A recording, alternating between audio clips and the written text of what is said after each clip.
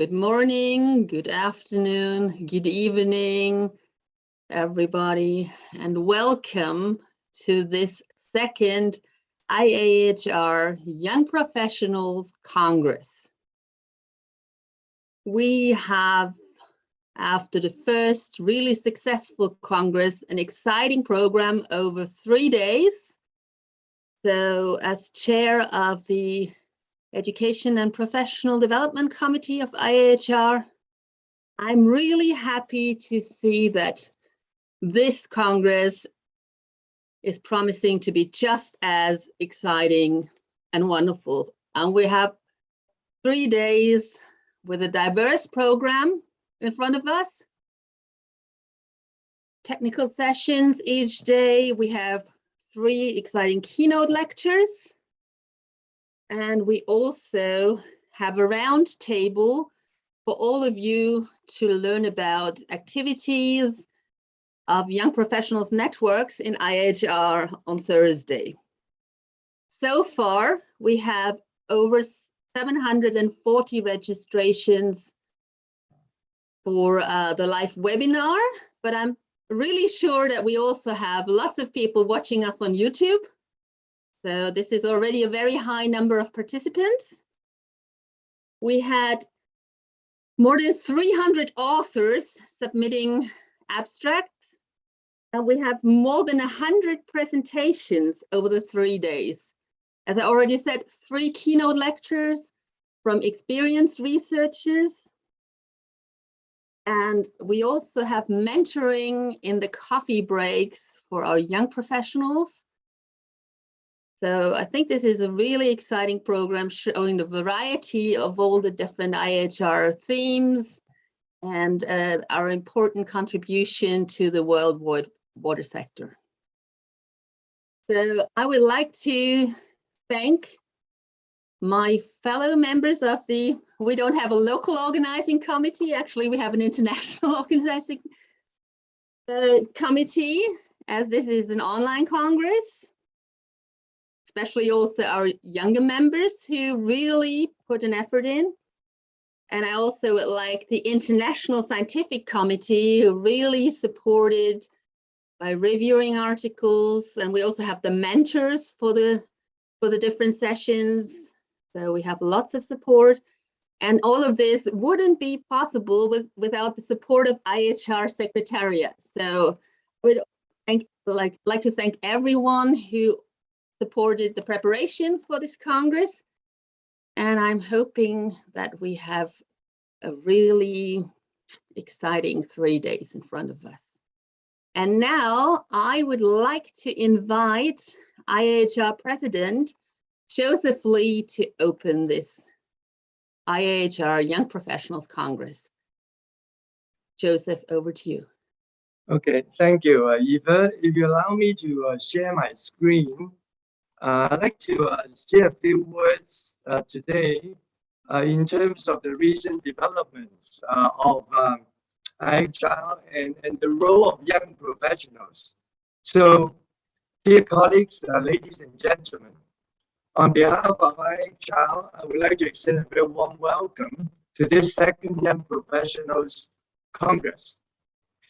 First of all, my congratulations to the organizing committee.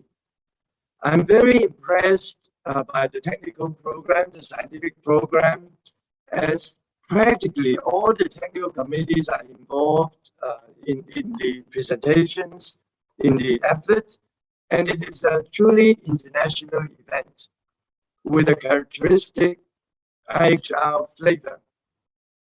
I'd like to thank the great work of the young professionals in organizing this, the support of the technical committees and the International Scientific Committee for their guidance.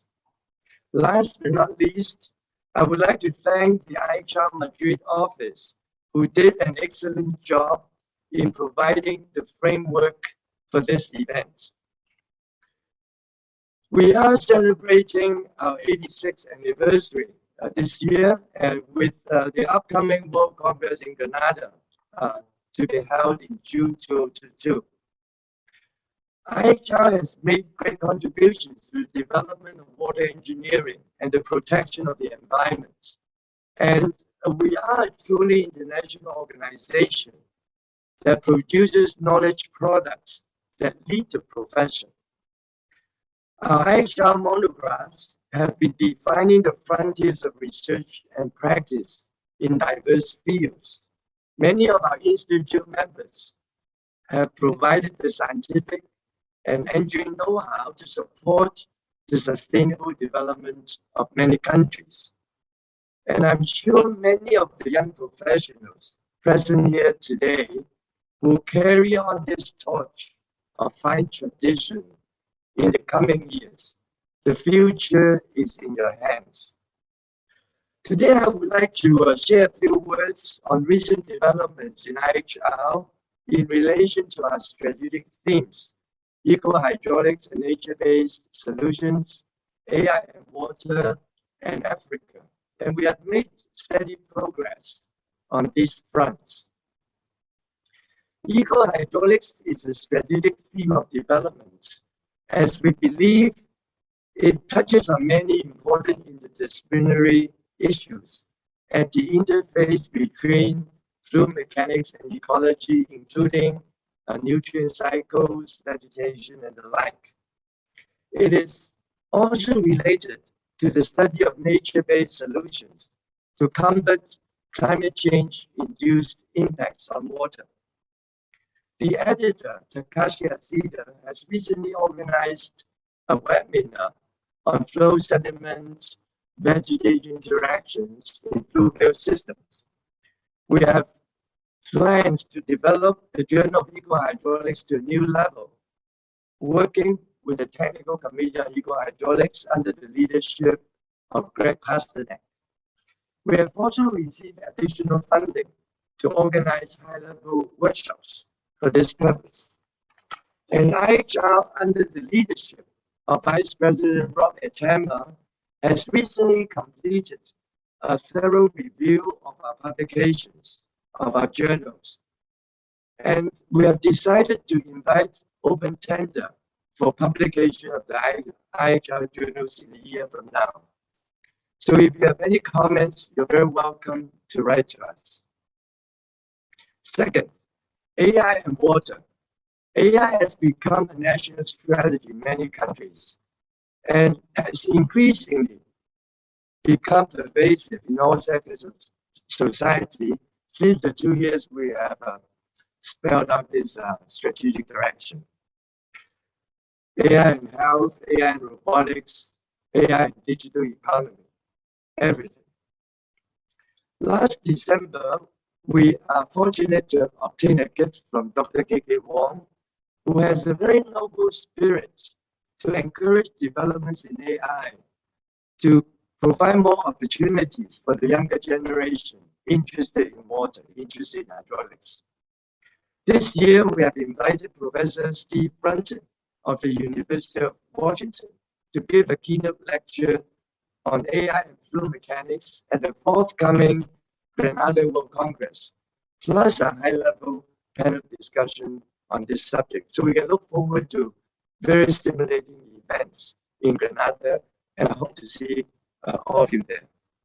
On Africa, we have organized very successful sessions on African water resources at the 85th Anniversary Summit last December, with participation of the Minister of Water from Ethiopia and Minister of Education from Tunisia.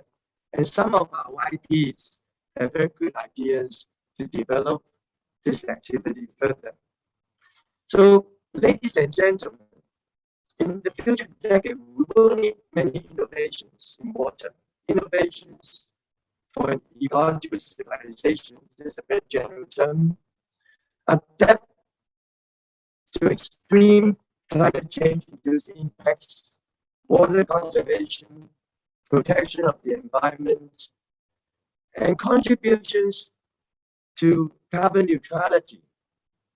Using nature-based solutions, many scientists believe we can mitigate water pollution, floods, and also contribute to carbon neutrality. These are big issues at the moment. In fact, just at the recent Glasgow COP26 summit, this has been raised. And I believe that many of these activities happen in the coastal zone and require IHR expertise to really make this work beyond just an idea. And there's increasing interface, exciting developments at the interface between science, social science, environment, and life science research paradigms. So, in conclusion, I believe IHR young professionals have a lot to contribute. And the food for thought today is IHR young professionals, and for that matter, all of us, the followers of the trailblazers, the architects and the builders, or the social workers and healers, to embrace the future challenges and opportunities. So thank you and greetings from Macau. Thank you, Chairman. So over back to you. Let me just stop the share. Thank you, Joseph, for opening this IHR Young Professionals Congress. I would like to hand over to Emanuele, who's going to introduce our first keynote. Hi, Eva, and thank you for giving me the floor. I am Emanuele Quaranta, President of the Italian Young Professional Network and researcher at the European Commission Joint Research Center.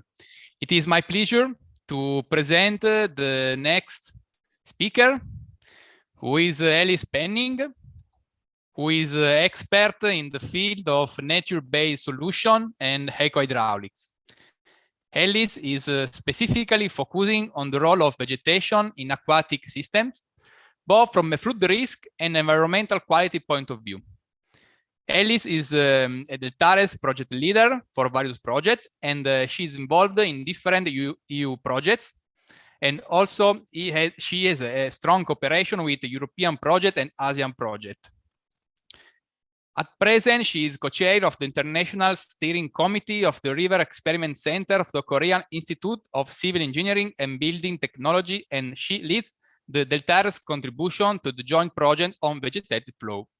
So it's my pleasure to give to her the floor and to start the presentation. Thank you very much, Emmanuel. Let me share my screen. One moment. And I hope you can see this now getting bigger. Yes? You see it in full presentation mode? Yeah, okay. Yeah. So welcome everybody. And it is a real pleasure to be here today. I've chosen a title that says, Tomorrow is Today. How can YPN members contribute to global water management challenges in a sustainable way? And I did this because of various reasons. One of them is also to help you think about what you can contribute, because I feel that the YPN is a very powerful network of young professionals, and you can really make a change. Now, this picture that I show you here is coming from a musical that is currently being shown in the Netherlands for over more than 10 years. The most successful storytelling of a student who, during difficult times, has to make a decision in what he does. And in there is this song that is entitled Tomorrow is Today. And he says there, you can dream of the future forever, but with dreams, that future doesn't really come closer a day. So basically, he has to decide, like all of his fellow students, what he is going to do in this Soldier of Orange musical. And this is based on a true story. And he decided to make an impact. And that made him famous. And this musical will also be shown in London after the COVID pandemic has probably freed up the theater that they're now using for the NHS efforts. So in this keynote, I think I want to think with you about how you can contribute to global water management challenges in a sustainable way. And I'll talk with you about the needs, the types of solutions that we think of, and specifically, I work in nature-based solutions, so I'll focus my talk on that. I'll talk with you about the importance of system understanding and working with uncertainties, and about interdisciplinary working and what you can contribute to this as well. And it doesn't matter where you are in the world, whether you're working with mangroves or salt marshes, coastal systems, riverine systems, or wetlands, because the needs are all the same. And they start with this question of what is sustainability? Now, there is a definition out there that's already been made quite a long time ago. And it's from the World Commission on Environment and Development. And it says that sustainability, it means meeting our own needs without compromising the ability of future generations to meet with their own needs. So, and this provides a joint view on both environmental, economical, and societal needs. So it goes much further than just talking about environmentalism. It also concerns things like social equity and economic development. And of course, the most famous of this all is the environmental sustainability goals. These were made in 2015, and on all of these 17 goals, annual reports are made. This is the report from 2021, from which I took a few results. And actually, the outlook is fairly grim. More than a quarter of the species assessed by the IUCN Red List are threatened with extinction. So we're talking about more than 37,000 individual species. The climate crisis is continuing, and we are woefully off track to stay or get below the 1.5 degrees Celsius as was called for in Agreed Paris. But also in our oceans, sustainability, we are under severe threat from various types of pollutions. So over 3 billion people, they rely on this, which makes it a real effort that we think about how can we improve the situation. At the same time, we are also keeping consuming. We have been increasing our material footprint between the year 2000 and 2017 by over 70%. And between 1970 and 2015, our natural wetlands have been shrunk by 35% in hectares. So that is 3 times the rate of forest loss. Now, of course, there have been a lot of debates very recently as well, and you might have heard this in the news. In the COP 26, we have talked about climate change and what can be done about that. Also, the United Nations has been declaring a decade on biodiversity before and now on ecosystem restoration to help overcome the current problems that we see in biodiversity decline. And within Europe, there's now a new strategy out that's called the Green Deal that strives to climate neutrality by 2050. It also aims at zero pollution, affordable energy, smarter transport, high quality food via the farm to fork practices, and thinking about environmental responsible projects. Now, if we talk about climate change, there is this rather famous quote by James Bruce. He's a Canadian hydrogeologist that says, if climate change is a shark, then water is its teeth. Because we do see that water is one of our main aspects where we feel the impact of climate change. And then if we're talking about that, we also talk about water security. Either we have too much of it, too little, or it is too dirty. And you see here in this picture from the UN Waters, some of the aspects that are related to that. Drinking water and human well-being, how ecosystems functions, what hazards that we are exposed to, and how can we develop our economic activities. And in that, peace and social political stability is very important next to good governance and transboundary cooperation and financing. But these are all aspects that are not necessarily technical, but much more on the government's aspect. And we see that these risks are being felt worldwide, as can be seen in this picture from the Aquaduct website. So if we're talking about solutions, there's this really nice future brief that came out in February 2021 from the EU commissioners. And there it said, nature-based solutions are our best ally in the fight against climate change. And they help to deliver the EU biodiversity strategy for 2030. And these solutions bring multiple benefits. They empower people and communities, they increase resilience, and they provide jobs and business opportunities.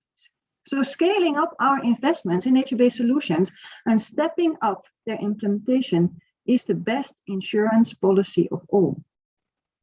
Now, this quote really sums it up quite well. And also the IUCN has been making a really nice definition on what nature-based solutions are. And they call them actions to protect, sustainably manage and restore natural or modified ecosystems to address societal challenges effectively and adaptively, simultaneously providing human well-being and biodiversity benefits. Now, this is really important that it does both of them.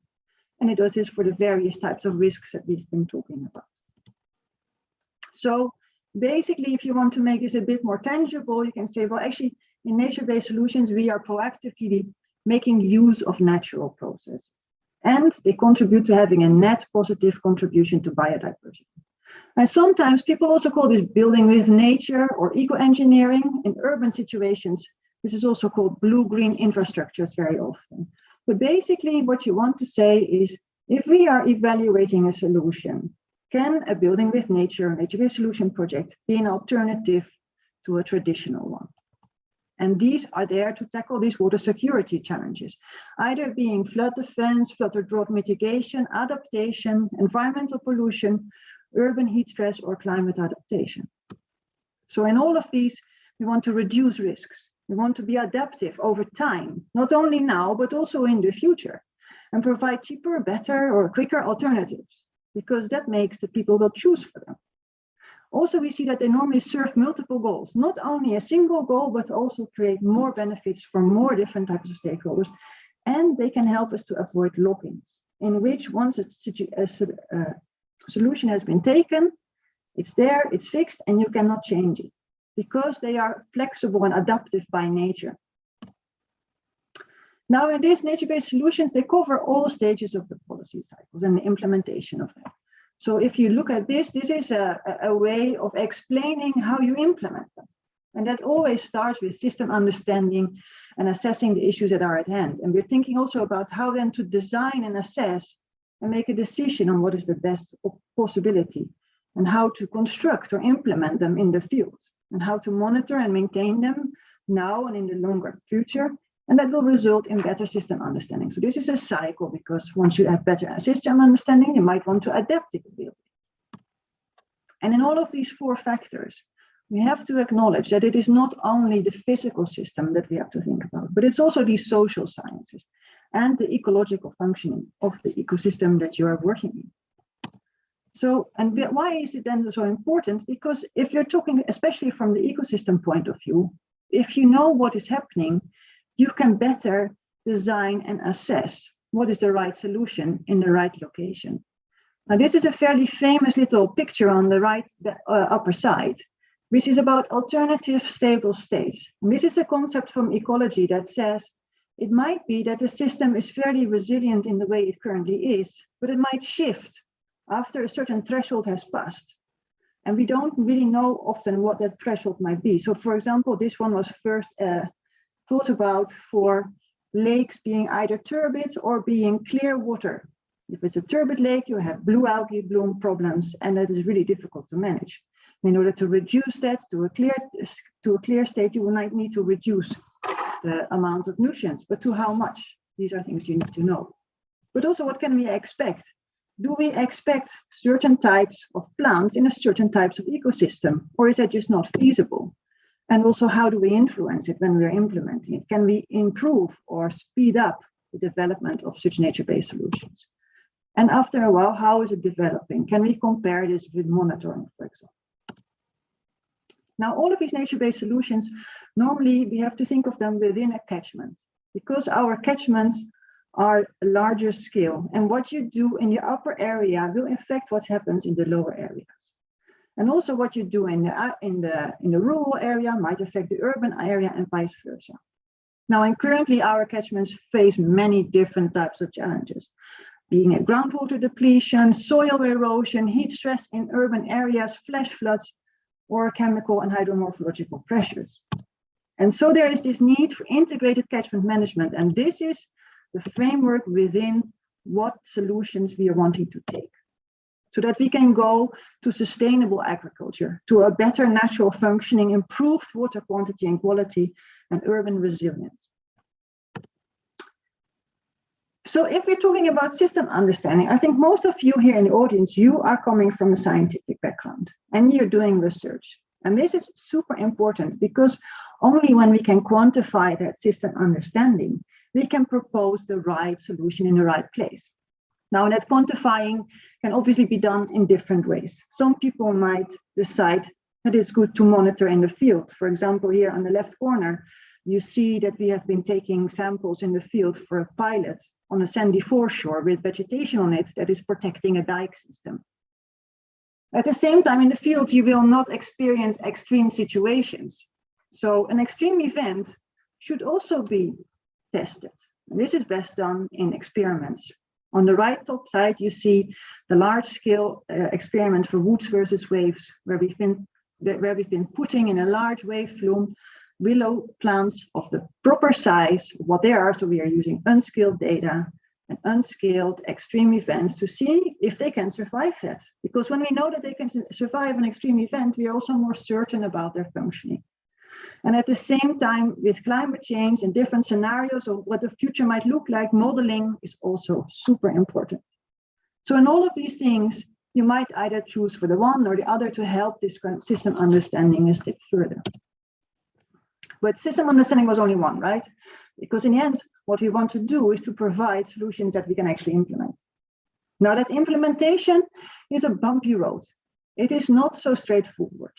You might come up with a technical design after stakeholders have been talking with you, but then there's all sorts of issues at hand that need to be discussed. If it is being financial or institutional settings, needs of stakeholders, is the design correct? And you see that in an optimization process, you will move between the three different layers of, say, disciplinary aspects in that implementation. And in that process, there's often a key question asked if it comes to nature-based solutions. And that is to deal with uncertainties. And we need to work with them. And that question is, what do I tell a traditional, so to say, engineer, decision maker, landowner, when they say that they are confident about, for example, calculating the safety of a levee, but that a building with nature solution is too uncertain to be quantified, and therefore it should not be selected as the right solution. Now, if we talk about how to answer that question, we have to keep in mind that there's all sorts of uncertainties. Now, on the 7th of December, we will talk a bit more in depth in a different type of webinar that is organized by the Pennsylvania University. And we made a white paper with that, with the EcoShape Consortium.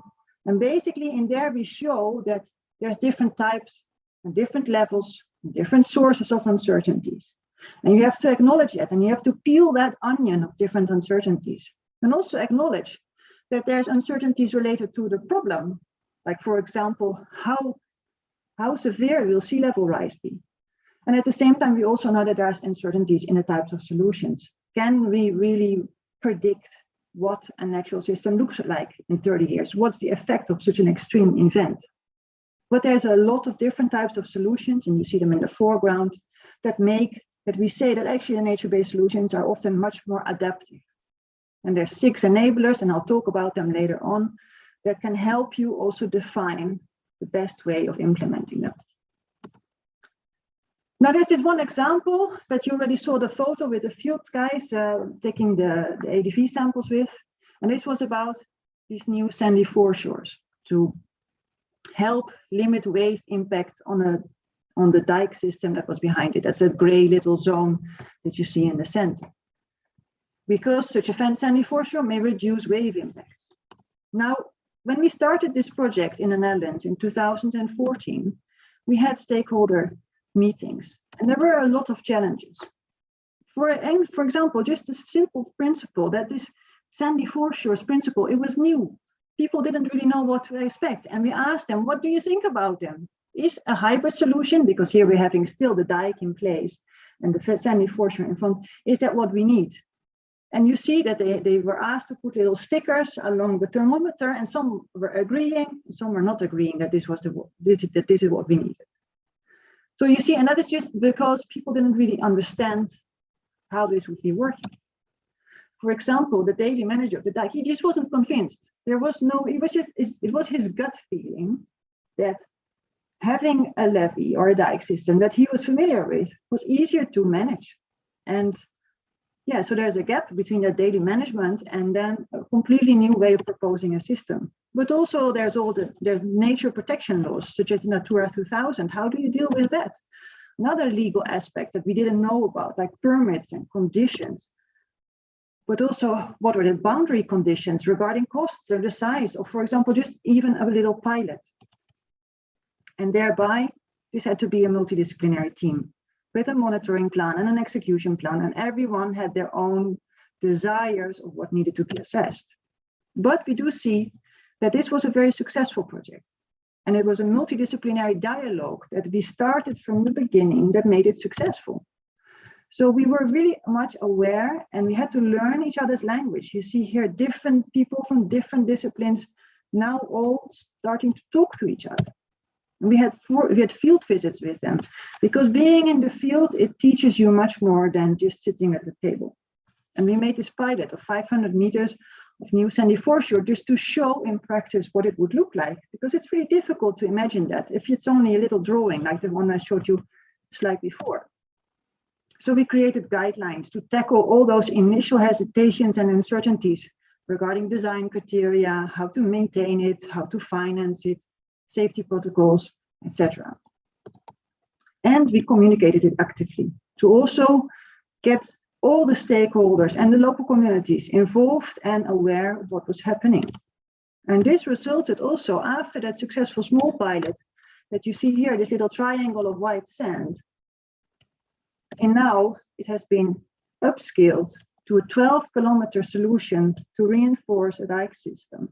And they even made it bigger. They also made what you see here, in this aerial photograph, a larger area that they improved for natural values to create a diverser habitat in the area. So we see that working with uncertainties, in a way, it was a natural strategy, because it can help us during planning. We do need to be more flexible, you need to be adaptive, and you have to acknowledge that there's different types of uncertainties, and we have to ensure the different financing and contracting mechanisms for the full life cycle, not only just implementing it. And also during the design, it helped, because we discussed monitoring and maintenance strategies. We choose a flexible and robust system and evaluated alternatives with that uncertainty in mind. And during implementation, we ensured the proper monitoring. And after implementation, we are still continuing this monitoring to keep on learning and keep on evaluating. So what I said already, multidisciplinary work is really needed. And there's these 6 enablers for nature-based solutions that were defined by the EcoShape Consortium. And I always really like to show them to people, because I find that they really give you a good understanding of all the different things that are needed to implement a sustainable solution. So there's this technology and system understanding, there's multi-stakeholder approaches, there's management, monitoring, maintenance, institutional embedding, a business case, and capacity building. So what you see here, that there are 6, and only 2 of them are technical, or at least relate to like the technical, say more academic engineering approach towards such a solution. The others are much more on the people, the money, and getting it acknowledged and accepted. So about system understanding, I already talked a bit about it. This is another project where there's a lot, you know, that in many places around the world, mangroves are being eroded. And this has to do with influences by the local activities. It can also have to do with sea level rise, changing environments, or it can also have to do with the fact that people want to create a hard structure in an area where it's just not so easy. So for example, we recognize that in muddy coasts, making a hard structure is very difficult, because there is a risk of collapsing, because waves can erode the muddy underground very easily.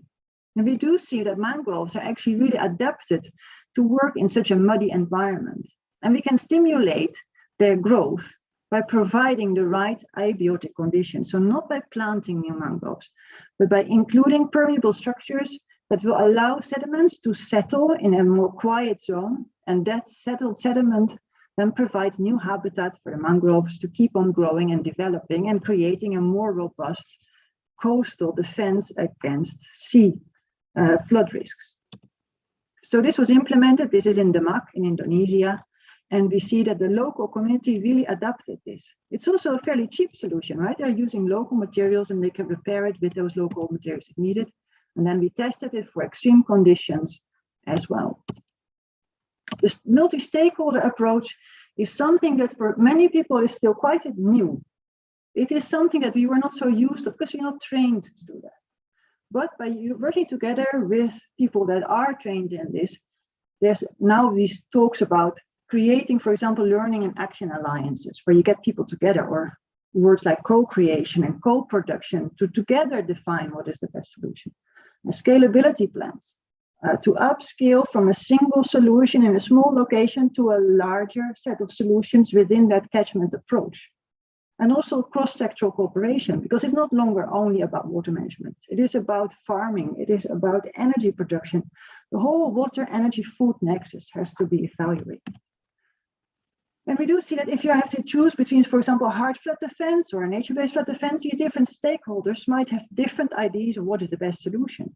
But if you sum them up, you see that you might get a different result than if you only take a single domain approach to it. Now, there's currently 2 new EU projects that really talk about this. One is the REXUS, which is really about implementing the nexus, the water, energy, food nexus on the climate change. And then there's the Merlin project, which really deals about upscaling restoration efforts in freshwater ecosystems. And both of them really focus on how do we do this together. So there is science, but there's a lot more to it as well. Same goes for something in the realm of management and monitoring. Now, the Room for the Rivers project is a very famous, long-running program that in the Netherlands has been implemented to alleviate flood risks. And this is one of the little measures within that overall master plan for the full catchment. It's in the most, say, downstream area, and they've opened up a large floodplain so that that can contain water during high floods.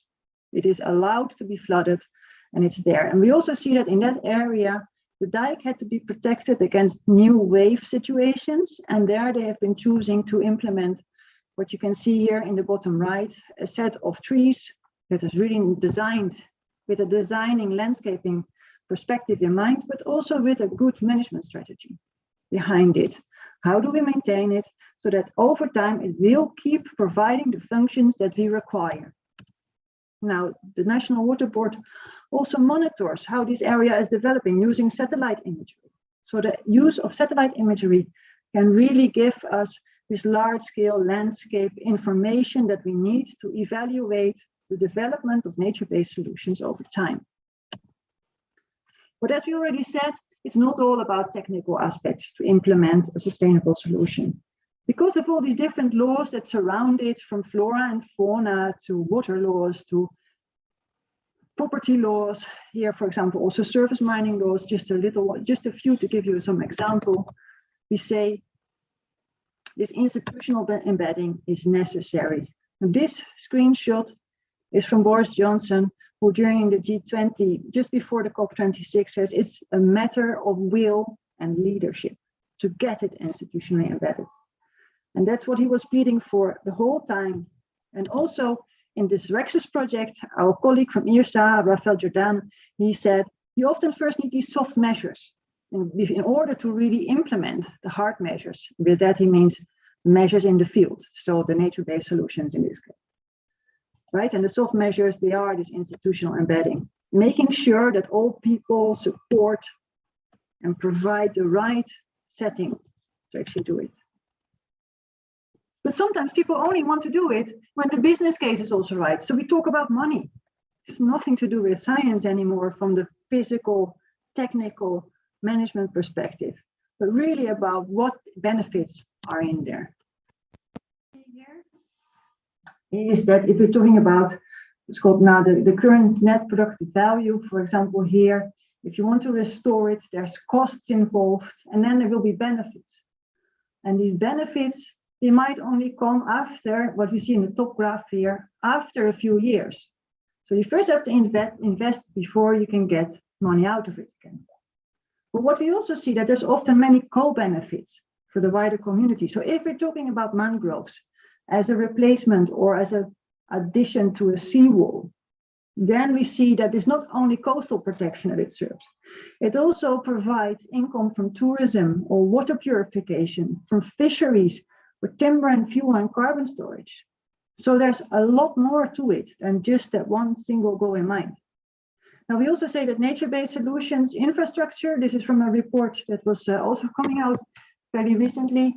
For example, we're talking about in nature-based infrastructure, they can be up to 50% cheaper than traditional gray infrastructure, and they still can provide the same services.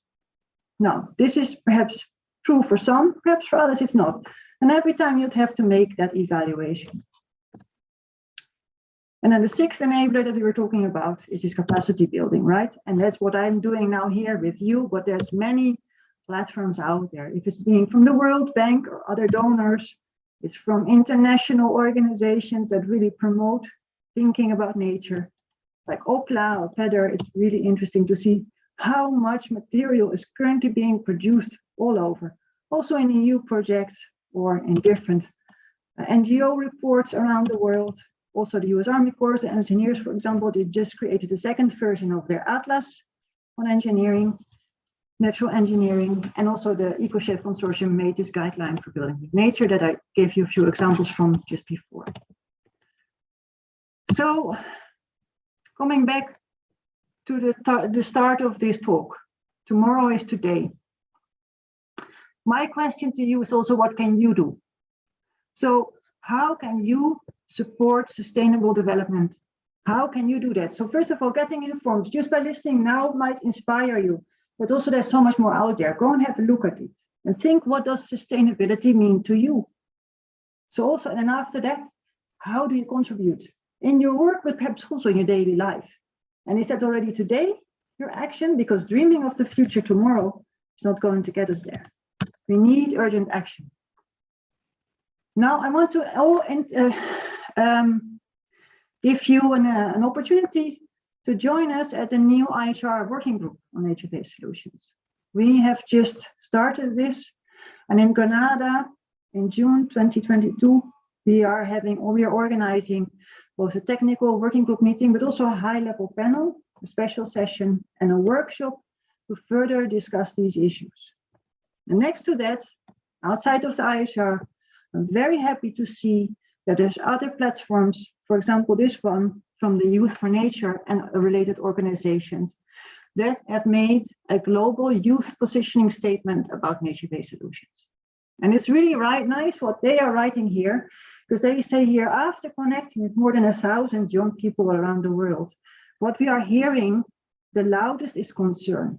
It is concern that we, the youth, are being excluded from the space where decisions are being made about our future. And we refuse to stand by as those discussions about us happen without us. So youth are leaders for climate and for nature, and we will be at the table. And I think that this is really what I encourage you to do as well. Come to the table and discuss with us. Thank you very much. Thank you, Ellis, for your presentation. It's very interesting, and I fully agree. Indeed, nature-based solutions are the option for the future, with several benefits from biodiversity and also climate change mitigation, with mitigation effect on, for example, the reduction of summer temperature, reduction of urban floods. So it's very interesting presentation. Sometimes, yes, also all the benefits that can be generated by nature-based solution overcome the cost of implementation. And so we have to consider all the different benefits, also the benefit that is difficult to quantify in economic terms, for example, the increase of biodiversity, no?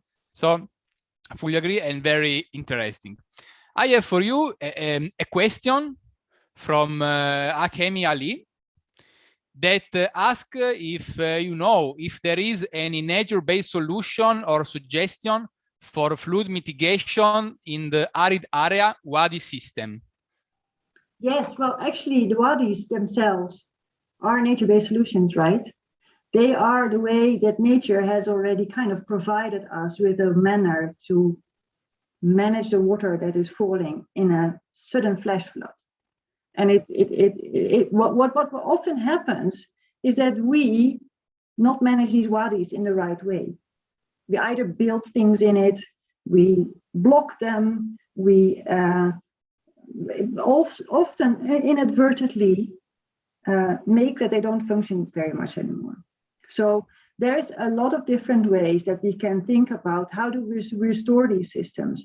How can we help them functioning so that we can benefit from the services, the ecosystem services that they provide? And that is with many ecosystems.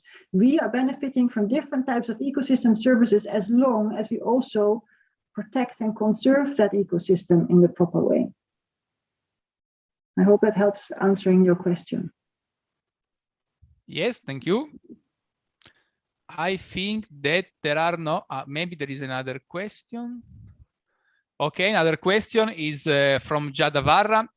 According to your experience, what is the biggest obstacle to overcome when it comes to choose between a nature-based solution and an hard infrastructure? Yeah, well, basically that's what I talked about with these uncertainties. And it is that decision makers often do not have sufficient knowledge yet to really evaluate in the right way what is a good solution. And it's so easy to take a solution based on what you've already learned before, because you know that it will function.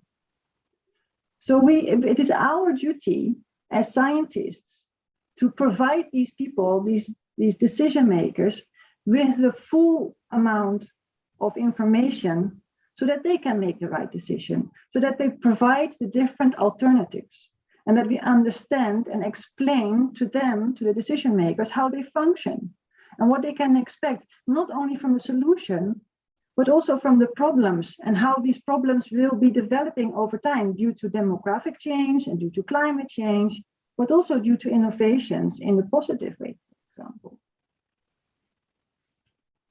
Okay, thank you. Yes, we have time also for this other question. When you speak about cost, do the designs you do or studies consider the total life cost of said proposals? A nature-based solution requires more monitoring and maintenance during the years and social policing. Yeah, definitely. I mean, this is well, sometimes people forget about it, especially if you're not an economist or you're not part of the financial realm in designing these solutions. So it is that we have to be aware of them. And I've been working now with some economists, both at Altaris and outside of it, to think about what are the right ways, not only to fund or finance these solutions, but also how to make that business case correct. How to say what are the socio-economic benefits, what are the costs of implementation, but also the cost of operation afterwards. And what I really noticed that was very difficult, it was that I didn't really talk the language of economists. I really had to make an effort to understand their way of thinking so that I could better provide information from the more technical domain to them that allowed them to make better evaluations again. So I really had to make that effort. And I think that there's something that we really all have to do and to understand that if we make that effort, then they can also better decide. Thank you.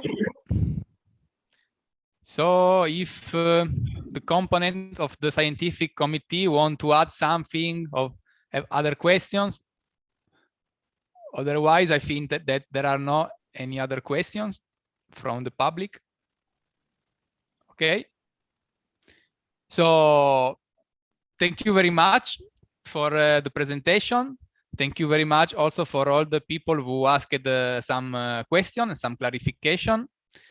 So I will invite all of you to continue to attend the Congress and the next session at 1 p.m. in Italy, but in your country maybe completely different hours. So in 10 minutes, this new session will start on climate change adaptation. So I would like to sustain this session and to propose you to follow it, to attend it, and to be very also interactive within this section with the question and clarification. So thank you very much. If you want to add something else. Yeah, I would like to ask one other thing, and that is more of a call for people that are now in this audience, that in Granada, during the workshop, we want to talk about cases, and we want to talk about how in that case, how those cases could be made or were made into a success, so that we can learn from them. Because I also know of cases that didn't make it. They didn't become a success, and it was, for example, due to the financial paragraph or the dialogue that evolved there, or it was because people were too uncertain about something. And so during that workshop, what we want to do is to get people together to really discuss on, like, okay, what was it, and how can we, from the scientific community, help in making it clearer also for decision makers. So how can you help that? And I would also challenge you all that when you're talking about your own scientific research, to say, can I translate it in such a way that it does contribute to these global challenges? How can I tell, for example, my neighbor or my family members on what I do in that perspective? Because that is really, I think, a very important thing. If you can tell that story correct, then you also see that you're making that impact. Yes, and if I can add something, I think also that since we deal with uncertainty, especially in quantify the benefit, what is important is also the collection of evidence and case studies to provide evidence also for assessment and for strategic planning of the implementation of nature-based solution and quantification of their cost, but also their limitation and benefits. So the sharing of the knowledge and of the case study is very important. Yeah, so that is one of those things that we want to do with the working group as well, to make access to those kind of evidence bases and to show that we can, that all of you within your own country and within your own aspects of work, you can think about, okay, what kind of information can I get from that evidence base to help the dialogue? Yeah. Thank you. Thank you very much, everybody, and enjoy the conference. I think you have a really nice lineup of program ahead of you. And regardless where you are in the world, good that you're here. Thank you very much. So for the other people, we will continue to attend the Congress. We will see you in the next session that will start in 5 minutes. In the chat, there are the indication on how to join the next session. You can read the chat, okay, and you can join the next meeting. So thank you.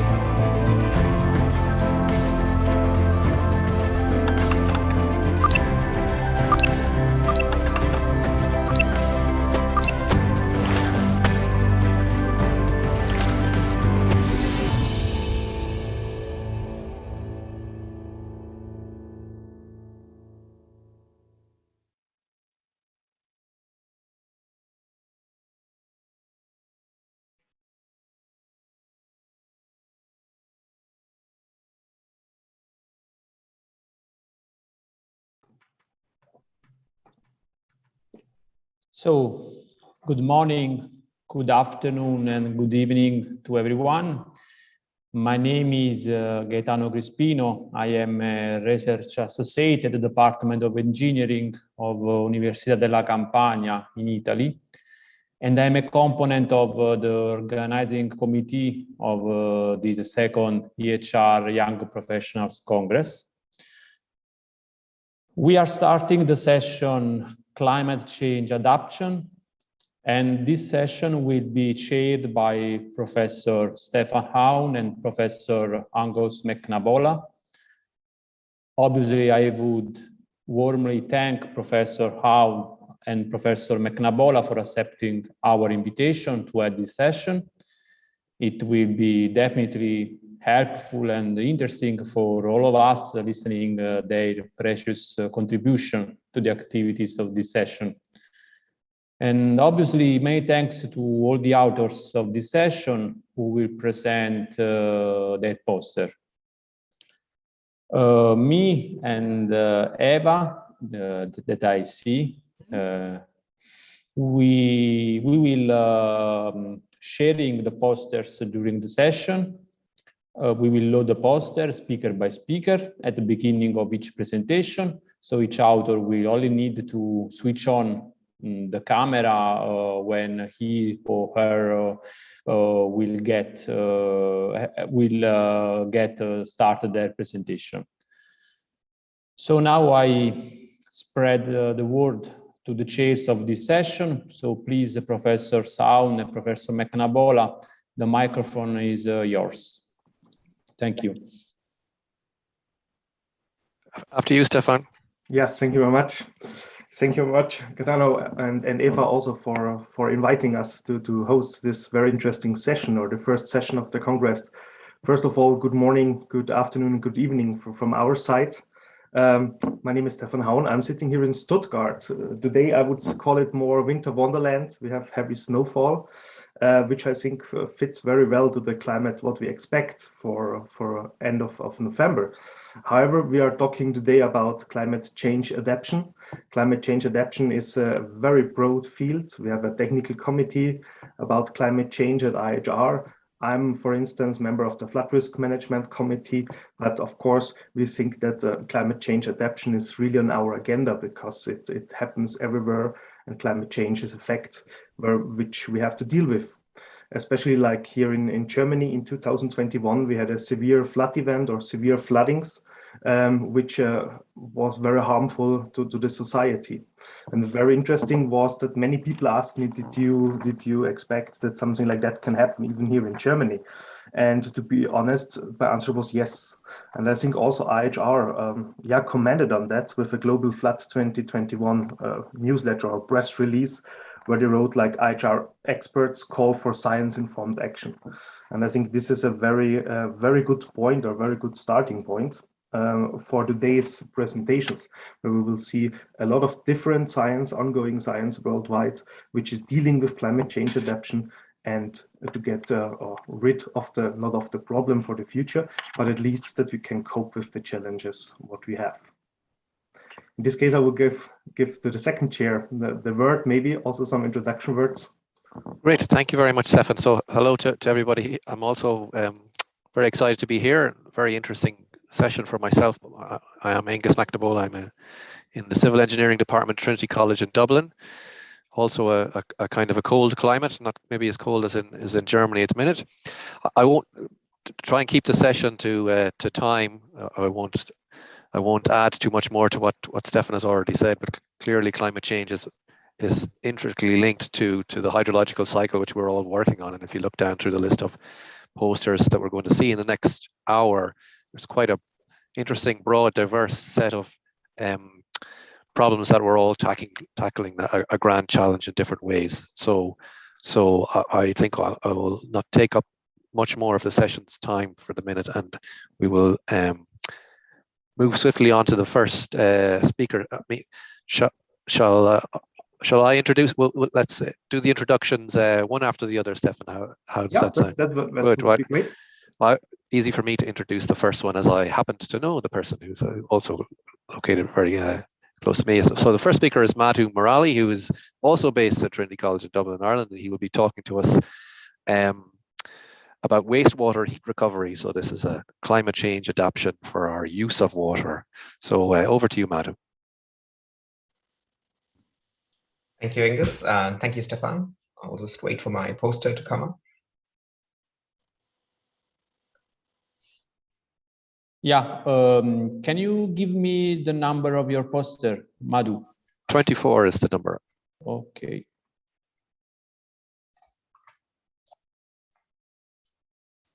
That's the one we don't have. Yeah. Shall I share the poster? Yes. Oh, yeah. Okay. Sorry about that, everyone.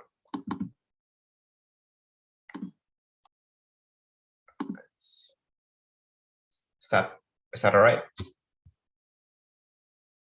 All right. Thanks, everyone. My name is Madhu. I'd like to thank Professor Stefan and Angus McNabola for introducing me. So today I'm here to talk to you about decentralized wastewater heat recovery and the opportunities here for the decentralization of this. So initially, I'll just talk quickly about wastewater heat recovery and why it's important. As we all know, we use a lot of hot water in our homes for showers, for washing dishes in the washing machine. Most of this heat remains embedded within the wastewater as it goes initially through the sewer network and it slowly loses the heat across the whole network. As you can see in figure 1, it gets slowly cooler. That's a traditional system, centralized wastewater system. Eventually, the hot wastewater cools down, it gets treated and discharged at relatively ambient temperatures. One of the issues, one of the advantages of wastewater heat recovery is it addresses something critical in terms of carbon emissions, which is about 40% of the energy used in the EU is for space and water heating, and only about 20 to 25% of this is actually a renewable source. Wastewater heat recovery has the advantage of having very low carbon emissions relative to other sources of heating. So this is a good opportunity for us to reduce some of the carbon emissions associated with heating. One of the issues with recovering too much heat from wastewater, especially in large sewer networks, is it brings a lot of uncertainty towards wastewater temperatures. This could have an impact on the treatment plant. If temperatures are too low, there's issues with removing nitrogen from wastewater, which is a serious pollutant in natural waters. So one of the ways to address and reduce this uncertainty is to combine treatment and heat recovery in a sort of terms of proximity, if not in the same facility. And this brings us towards decentralization. And so instead of having one large treatment plant, like in Figure 1, we have a lot of smaller treatment plants within the wastewater network to treat it instead. The advantage of this is that there's more opportunities to recycle the water locally in that scenario. So there's an additional source of water, non-potable, of course. And of course, it also builds some resilience within the network because we're not dependent on just one piece of large infrastructure that's spread out across the network. It might help with the resilience to changing climates and to growing populations. So a quick analysis of this reveals that there are some advantages to decentralizing both heat recovery and treatment. In Figure 2A, we can see that decentralize a smaller treatment plant. There's reduced uncertainty because the heat recovery, there's less transit through sewers, less opportunities for temperature change. So it's very easy for us to optimize temperature based on the requirements of the treatment plant. The other main advantage here is a decentralized treatment plant has the advantage of being closer to heating demand. So we know there's a heating demand from the places that are discharging the hot wastewater. So it makes sense to recover heat closer to those areas and provide an easy market for that heat, essentially. There's also opportunities to recycle the water locally in this decentralized scenario. For example, in Figure 2B, we have a different scenario where we have a traditional centralized network. We've decentralized just heat recovery, so we're recovering heat from a sewer network. So in this case, we'd still be close to heating demand, but we'd still be introducing uncertainty within the wastewater temperature. And because there's no treatment, there's not really any opportunities to reuse that water locally. Finally, if we continue to stick with the traditional system, if we moved heat recovery straight to a centralized treatment plant, we'd have no uncertainty around the temperature, but we'd likely be distant from large heating demands because there's probably not a giant population center near a big wastewater treatment plant. Finally, there's no opportunities to recycle the water locally, but there is probably opportunities for larger scale recycling, but that depends on the demand for water nearby again. So there is an advantage in decentralizing both treatment and heat recovery together. So the next steps in our work in this area will be, we're going to look at the scale of change in heat, so the amount of heat that's lost across the entire network, and see if that's important, if that incentivizes heat recovery further up the network to have more heat, essentially. And we also could build on this analysis to look at the impact of proximity to heating demand, so the importance of heat transfer and how much heat is lost in that scenario as well. If the scale of these differences is high, hopefully provides an additional incentive towards moving our water systems towards more resilient decentralized systems. Just like to acknowledge our funding body, Interreg Ireland Wales, and I'd like to thank you all for listening. Thank you very much, Madhu. So I think we're holding our discussion in general until this coffee break. So thanks very much, and I'll hand over to Stefan. Thank you very much. Yes, then let's go over to the next poster, 42. It's impacts of particulate matter on the Arabian Sea tropical cyclones.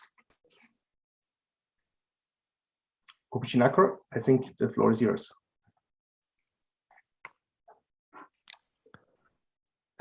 We may need to make that poster a little bigger.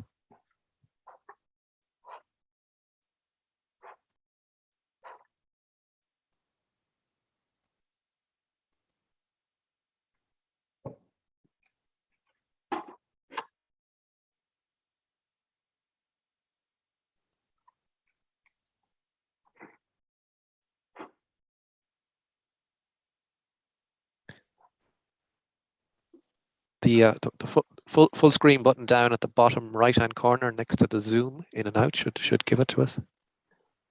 Bottom right.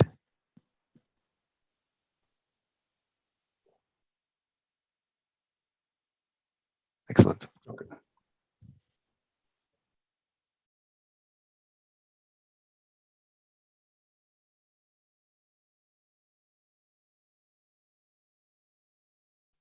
So is the speaker here? Have not got any reaction. Eva Gorteno, do you have any information on the speaker?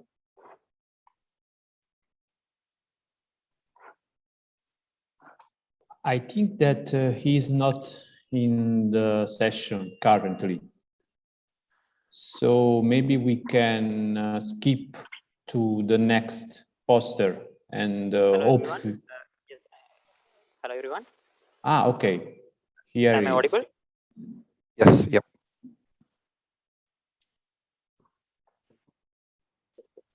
It's a technical issue, sorry. Can you share the screen? Just a second. Eva, could you share the poster once more? Sure. Perfect.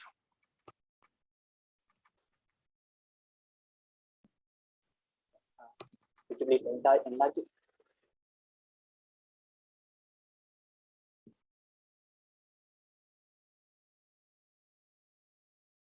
Yeah, thank you for the introduction, Professor. I'm Gobi Shankar from University of Sri Lanka.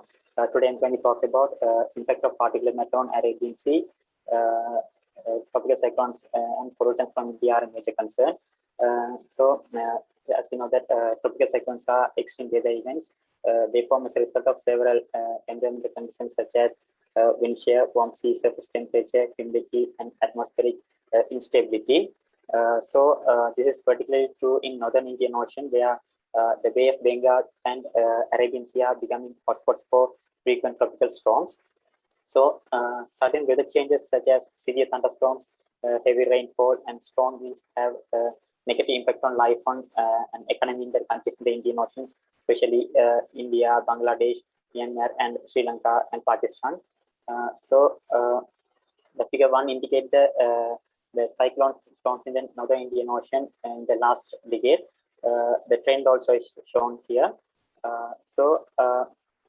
The global warming has intensified climate extreme event across the globe. So with the increasing sea surface temperature, the likelihood of tropical cyclone formation is increased. So more than that, formation and increase of tropical cyclones also impact by the anthropogenic emissions such as particulate matter, black carbon, and aerosols. The phenomenon is when the black carbon and particulate matter clouds block sun's radiation above the sea surface, leading to cooling in the upper ocean surface relative to the equatorial Indian Ocean. This environment enhances the formation of deep depression, which then intensified into more frequent violent tropical cyclones and two supercyclonic events. Ultimately, the strength of the cyclones and their direction are affected by particulate matter and aerosols. Considering major air pollutant particles, particulate matter from Indian subcontinent, their impact on tropical cyclones are studied here. So our objective is to predict the movement of the air parcels and identify their locality to study the impact on tropical cyclone formation and intensification. So we have used for that we have extracted data for the last 4 cyclones formed in the Arabian Sea, like Tukte, Gati, Nisarga, and Pavan, which occurred in the Arabian Sea, and data was collected from the Indian Meteorological Department. So then we have used 2 web-based models, whole atmospheric climate model and high-split model for NOAA-ready site. The vector model is to create a map of particulate matter composition in the Arabian Sea, and high-split model is to used to track the backward pollution movement in the Arabian Sea region at 100 meter, 500 meter, 1000 meter vertical heights from the sea surface. So the figure 2 indicate the middle one indicate vacuum output. The particulate matter was very high in the India related to other countries. During the cyclonic event, the particulate matter forms a thick layer and a high concentration in the outer periphery of the deep depression. Also, all the deep depression formed are intensified into tropical cyclones. Or the sea surface indicate there is a clear connection between the particulate matter pollution and cyclone formation and intensification. And figure 3, the right side shows the EFTH indicates the air parcel movement of the backward trajectories for 5 consecutive days from the moment of formation of deep depression for cyclones Tukte, Gati, Nisarga, and Pavan in order. So the high-speed outflow indicate that for the Tukte and Gati +2, for Tukte and Gati, air pollutions are originated from Indian states, and for the Nisarga and Pavan, later 2 figures indicate that pollutants were carried from the Arabian Sea itself. So our conclusion is to the trend shows that the occurrence of cyclones are favored by the regional climate shift caused by the emission of particulate matter and black carbon. So the pollutant particulate matter were emitted by several countries in the Indian Ocean, and India is a large contributor to it. So if the anthropogenic emissions significantly play an impact on cyclonic formation intensification, the main contributor to this man-made hazard is in India. So the present findings shows the findings and implications of the study remain. We need to more focus on how the sea surface water and sea surface chemistry affected by the particulate matter in the tropical regions. So that's my presentation about. Thank you. Thank you very much for the presentation. Great. Yes, thanks indeed. So now moving swiftly along, our next speaker is Stefano Marino. Stefano, I see is there. Hi. Is going to speak on the influence of extremely shallow conditions on rock slope stability. So look forward to hearing about that. Okay. Hi, everybody. Thank you for the presentation. I guess that you can hear me, right? Okay, perfect. So I'm Stefano Marino, and I'm pretty excited to be here today. And I'm a PhD student at the Polytechnic University of Bari, and I'm here to present my research about the influence of extremely shallow water conditions on the hydraulic stability of a rock slope. In order to do this, I worked in collaboration with the University of Salento in Italy on a 2-dimensional physical model in a wave flam at the European Environmental and Research Laboratory of the University of Salento.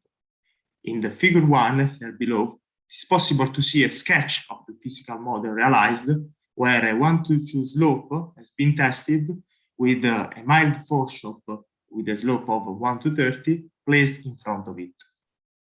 The waves are generated by a piston-type wave paddle, and the water surface elevation has been measured by means of 7 resistive wave gauges placed along the wave flam.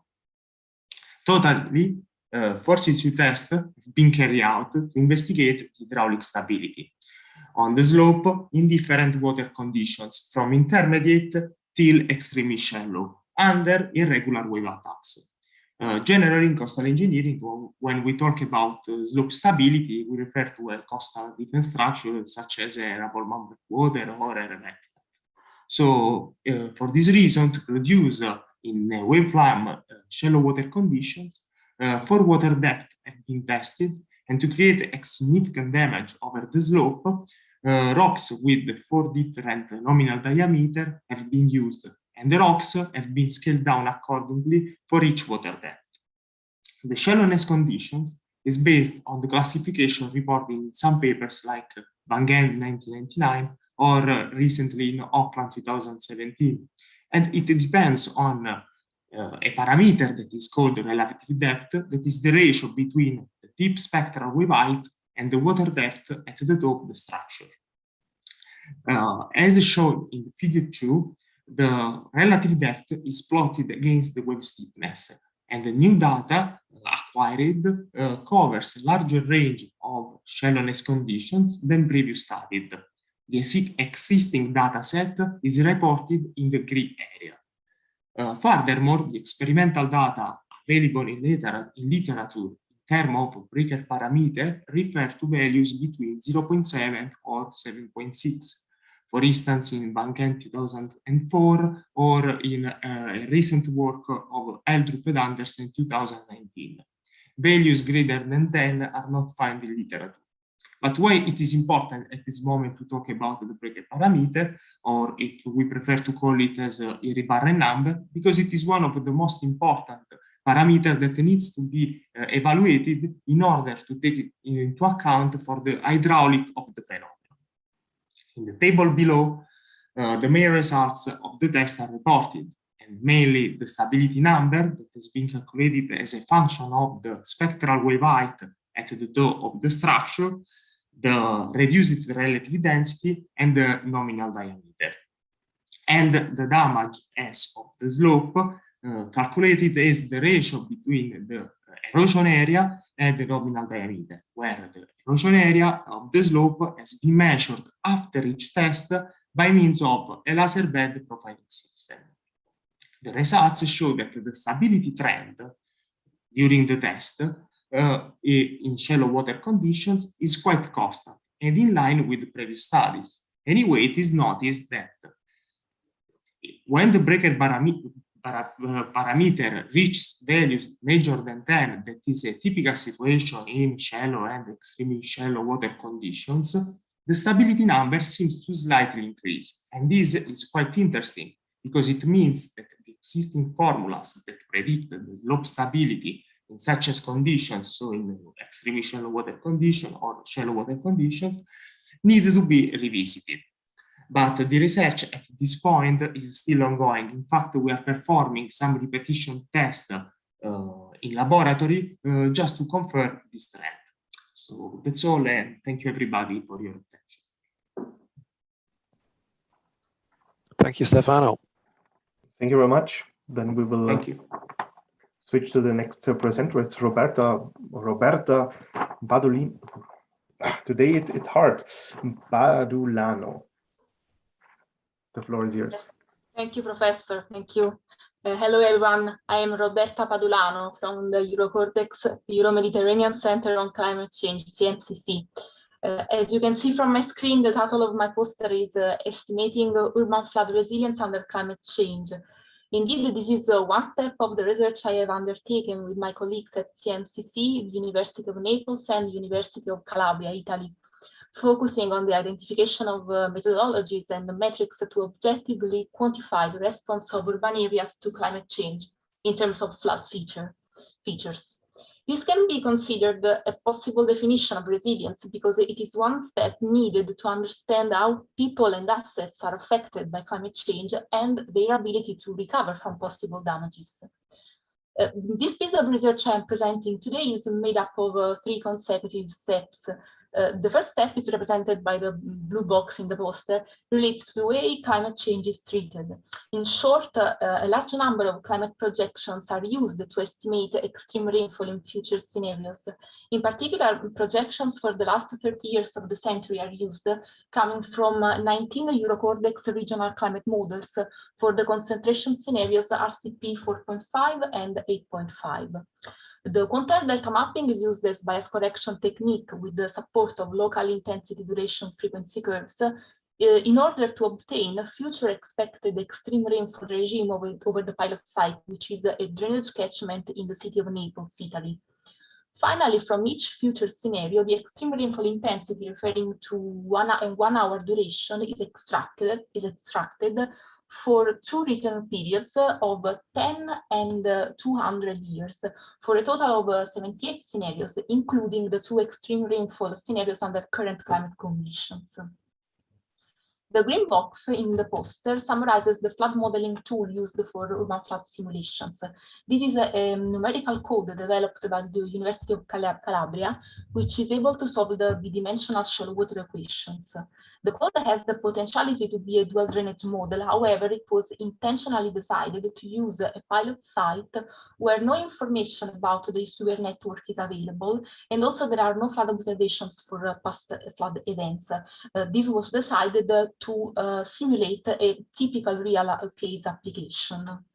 This drives towards a scenario analysis where different hypothetical rainfall scenarios are simulated to understand about possible differences, with no intention of simulating past flood events. You can have a look at the reference list for the assumptions about soil properties and the role, how the role of the sewer network was treated. The yellow box summarizes the metrics adopted to quantify flood impacts. In this presentation, it was decided to only show the indicators representing a total runoff volume over the domain and total flooded area expressed as a percentage of the flood-prone part of the domain. However, we are currently testing some more specific metrics derived, for example, from multi-purpose hazard classifications.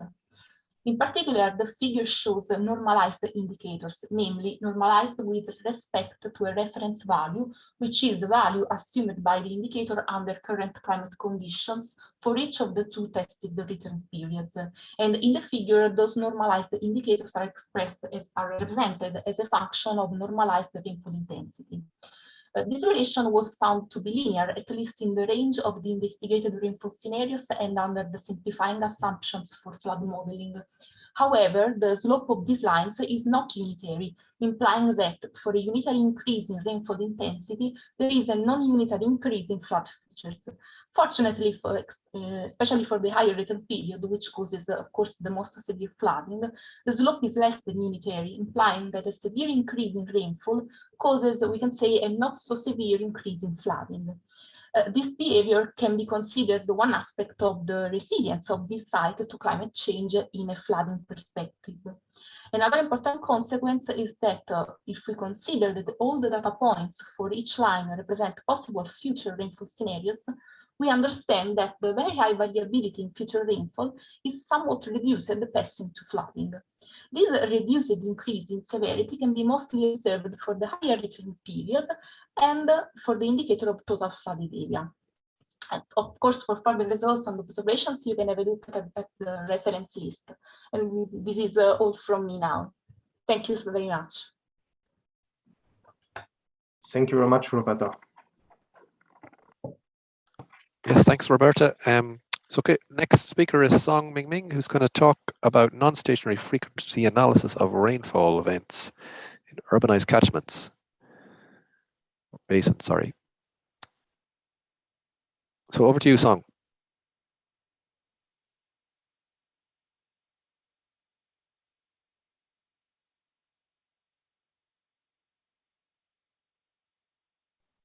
Hi, hello. Can you hear me? Yes, I hear you fine, Song. Just maximize your screen there. Can you see my screen now? Yes, perfect. Okay. Then I will begin my share. Good afternoon to the IAHR young scholars from different countries. I am a PhD student from Nanjing Hydraulic Research Institute, China. It's a great honor to have this opportunity to share my work. Nowadays, the impact of climate change on the water cycle is a hot topic. According to the IPCC AR6 report, temperature rise leads to intensification of extreme events, such as heavy precipitation and sea level rise.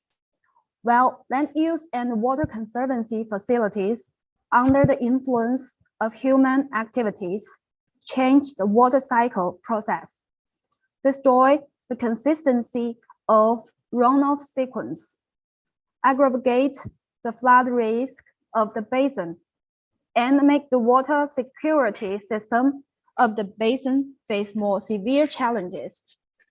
So a correct understanding of extreme rainfall changes in a watershed, especially in an urbanized watershed, had an important impact on the flood control of a watershed. However, most current studies are based on the assumption of consistency. To solve this problem, we examined the extreme rainfall non-stationary characteristics in urban area and investigated the relationships between urbanization and extreme rainfall frequency. We proposed a novel framework consisting of series stationary reconstruction and the generalized additive model for location, scale, and shape. For non-stationary frequency analysis, firstly, we generated extreme rainfall series from rainfall observations from 1978 to 2015 based on 5 extreme indexes. In Qinghai River Basin, it is a typical urbanized basin located in the Yangtze River Delta, China. And we conducted the trend and the change points test.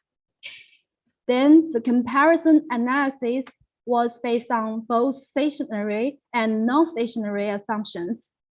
Frequency analysis under stationary assumption was calculated by the typical frequency method.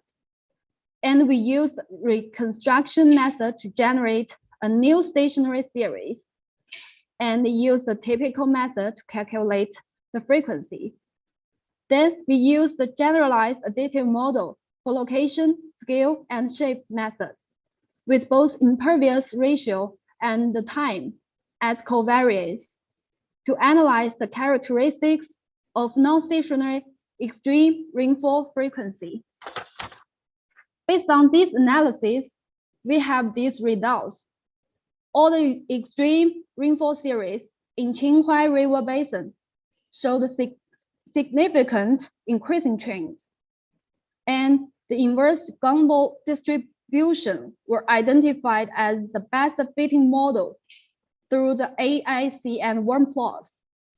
The Gumbel model of the non-stationary extreme rainfall series developed with impervious area ratio as covariate showed higher accuracy than that with time as covariate. It is indicated that urban impervious ratio has a significant correlation with rainfall extremes. And there exists obvious differences between the design values calculated based on stationary and non-stationary assumptions. And the results were shown in the table table 1. So the design value calculation method based on stationary hypotheses is no longer suitable for non-stationary conditions. Next, I will continue to study the calculation methods of return period and the risk indicators applicable to the non-stationary assumption. So that's all. That's my work. Thank you. Thank you very much, Song.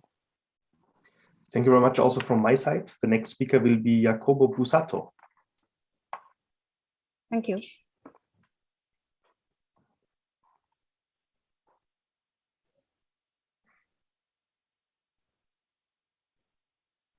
Perfect. The floor is yours. Thank you, Professor. Good evening, everybody. And I'm Jacopo Busato, and I'm a PhD student of the University of Roma Tre, and I collaborate as well with the Ismar Institute of the CNR. In our study, we focused on the air-sea interaction over the Agulhas region. Agulhas current is the western boundary current of the Indian Ocean that flows southward along the southeast coast of the Africa continent. When it reaches the subtropical front, it starts flowing eastward,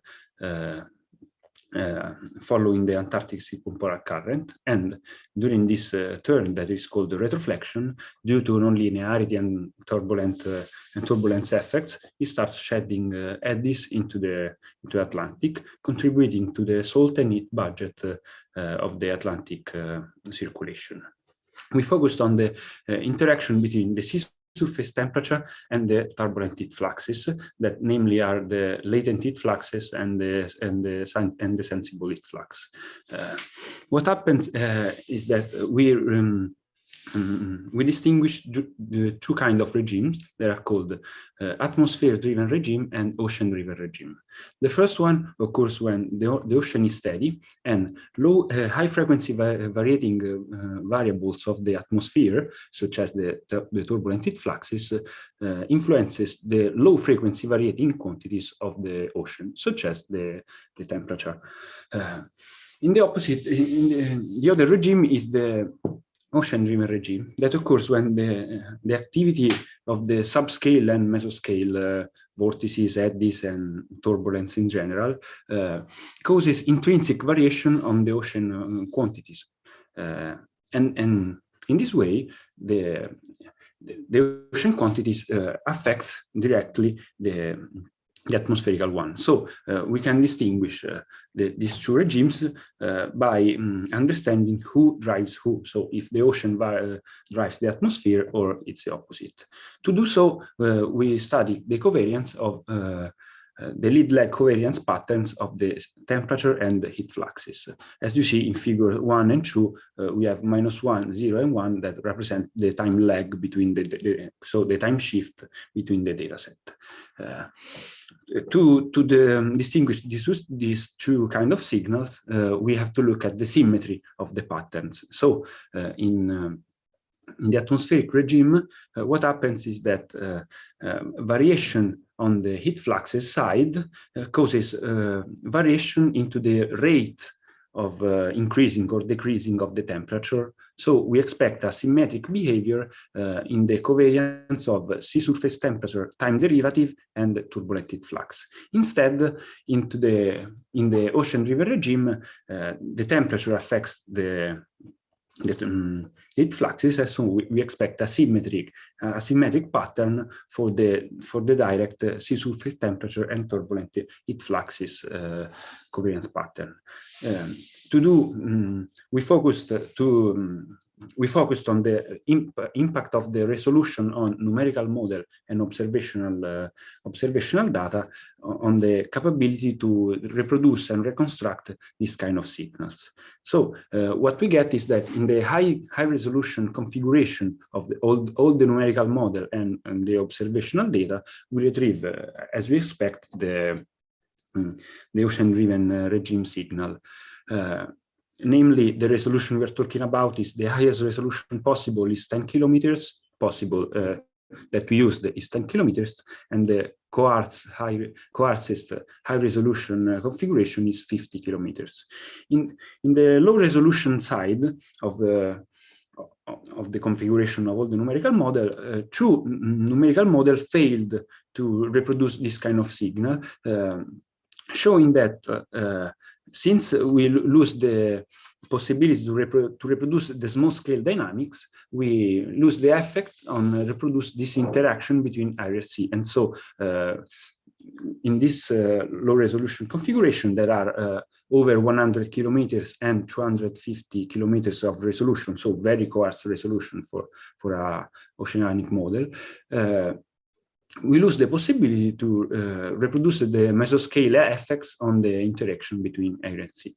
And that's what I want to talk about you about. Thank you for the attention. Thank you very much, Jacobo. Yes, great. Thank you very much, Jacobo. Very interesting. Okay, next up we have Dewey Nugan, who's going to talk to us about the influence of monsoon regime flooding events and headlands on a tidal inlet. So over to you. Yeah, on the audience and researchers, I'm Duy from Water Resources University in Vietnam. Today, I am here to present to you about the influence of monsoon regime, flooding events, and headlands on Tiên Châu tidal inlet. First, provide you an overview of this area. Tiên Châu estuary, located in Xuân Đài Pai, Huen Province, Vietnam, covers approximately 130 square kilometers. This region harbors more than 100,000 people and contribute a large part to Vietnamese economic system through agriculture, aquaculture, fishery activities, and transport resources. The Tinto tidal estuary reached the South China Sea at Sunday Bay South Zone through an inlet, which in this study is named Tinto tidal inlet. The problem with the inlet is that the sedimentation at the inlet mouth which prevents the fishing boat to enter the port inside the estuary. In Field 1, different important morphological features of the inlet were identified and analyzed using measure data in combination with satellite imagery. A wayview seismic launches from the upper sand barrier island can clearly observe. The north and southeast headland at Sunday Bay offer a nature barrier blocking most of the southeast and north coming ways. The human construction blocks the development of the downstream sand barrier island. The Tinto tidal inlet thereby can be considered as an asymmetry constricted tidal inlet. Based on the database of remote sensing images combined with the peak river discharge data from 1973 to 2020 on the Keynote River, the relationship between the largest river discharge from Keynote rivers with can cause the wide of Tinto tidal inlet to widen suddenly. Thus, the factor of flood flow from the largest river plays a very important role that directly affects the width of a river mouth. The Tinto tidal inlet is a tropical monsoon region with a distinct dry and wet season. Due to measured data, it can be clearly seen that the tidal range in these areas is quite small, approximately about 1.5 meters in figure 2b. And the swell rise from narrow fan of direction beside Tinto tidal inlet located inside a semi-enclosed bay, which makes the input sediment become almost negligible. According to Su and Evans 1989, the parabolic bicep equation can be applied to this area with a control point at the tip of the southern headland of the inlet, the orange area at figure 1. As mentioned before, the north and southeast way were blocked by the headland system. So the northeast and east direction are chosen to predict the static equilibrium coastline in figure 4. In figure 4b, we can see the predicted coastline is almost fit with the observed shoreline at the position of the incipient dune, but there are big difference at the sand speed near the tidal inlet area. To obtain more insight into the physical process of this system, field measurements were conducted at different stations across the system inlet. In addition, a schematized model of the inlet was constructed using Del 3D model. Figure 2a shows the grid used to simulate the Tinto tidal inlet system, and figure 2b illustrates the data collected at different stations at the inlet. And you can see figure 3b, figure 3b. So that when the ebb tide current meets the little dip current come from the southern headland towards the inlet, it can be seen that a water circulation appears at the position where the current interact with each other. This phenomenon continues until the littoral current no longer remains its intensities and the sediment tend to deposit there. Related to the first pictures, it can be seen that the place that the sedimentation occurs is at the same position with the ebb tidal delta. In conclusion, the result suggests that the short-term flooding event is the leading cause of the sudden openings of the inlet, and the headland system is main driving factor that maintains the position of the adjacent beach near the inlet. The interaction between the ebb tidal delta current and the littoral rip in the monsoon season is the main cause. that modifies the sand speed towards the south side of the inlet. So that's on what that is the end of my presentation. Wonderful. Thank you very much, Joey. Thank you. Perfect. Thank you very much. Now let's move to Malaysia. Next speaker is Mok Yi Wen.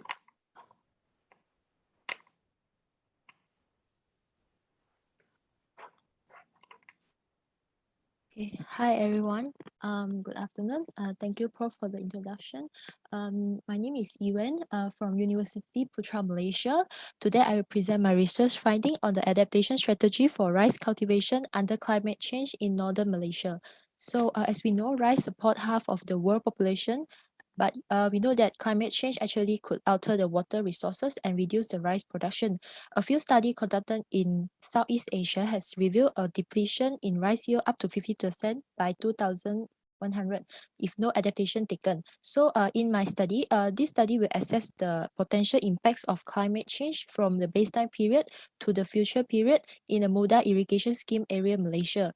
We use soil and water assessment tool, SWOT, to project stream flow and rice yield production in response to the MPI ESM Remo 15 RCP 8.5 future climate scenario. So the watershed area of the study site is about 4,515 kilometers square. We have selected only region 2, which is part of the rice cultivation area, to propose the adaptation strategy. The main water resource for the paddy cultivation depends on the direct rainfall, river flows, irrigation supply from Muda and Perdu Dam. So we can see based on the figure 1, there is a calibration of SWOT over the study area. So next we move to the modeling approach.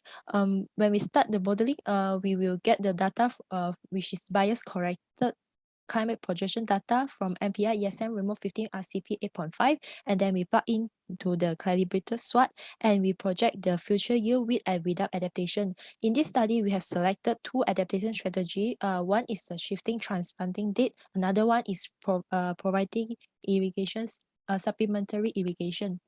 So based on the result, we found that actually we can refer to figure 4, the projected changes in minimum and maximum temperature. There is a similar trend in increase in both maximum and minimum temperature for all time window and all months, with potential implications in rice yield for both seasons. In addition, a higher increase in minimum temperature is observed for all 3 periods compared to the maximum temperature. The difference between the projected maximum temperature in the early century and mid-century are small, but when it comes to late century, it indicates an increase in the maximum temperature up to 4.18 to 5.12 degrees Celsius between February and April. So next we will go to the figure 5. It's about the projected changes in precipitation. Analysis for the projected monthly variation, we see that the precipitation indicates a negative change in most of the months for all scenarios and time periods, except for March in the mid-century, which report a substantial increase of precipitation. So the reduction in precipitation could actually significantly affect the crop water availability in the future time period. And the reduction in precipitation is larger in early century for season 1 and is greater for season 2 for mid and late century period. So when we come to figure 3, is about the projection simulation rice yield with no adaptation. In season 1, actually it suggests an increased yield for early century and mid-century. This could attribute to the elevated temperature and carbon dioxide concentration in the atmosphere and their positive effect on the growth.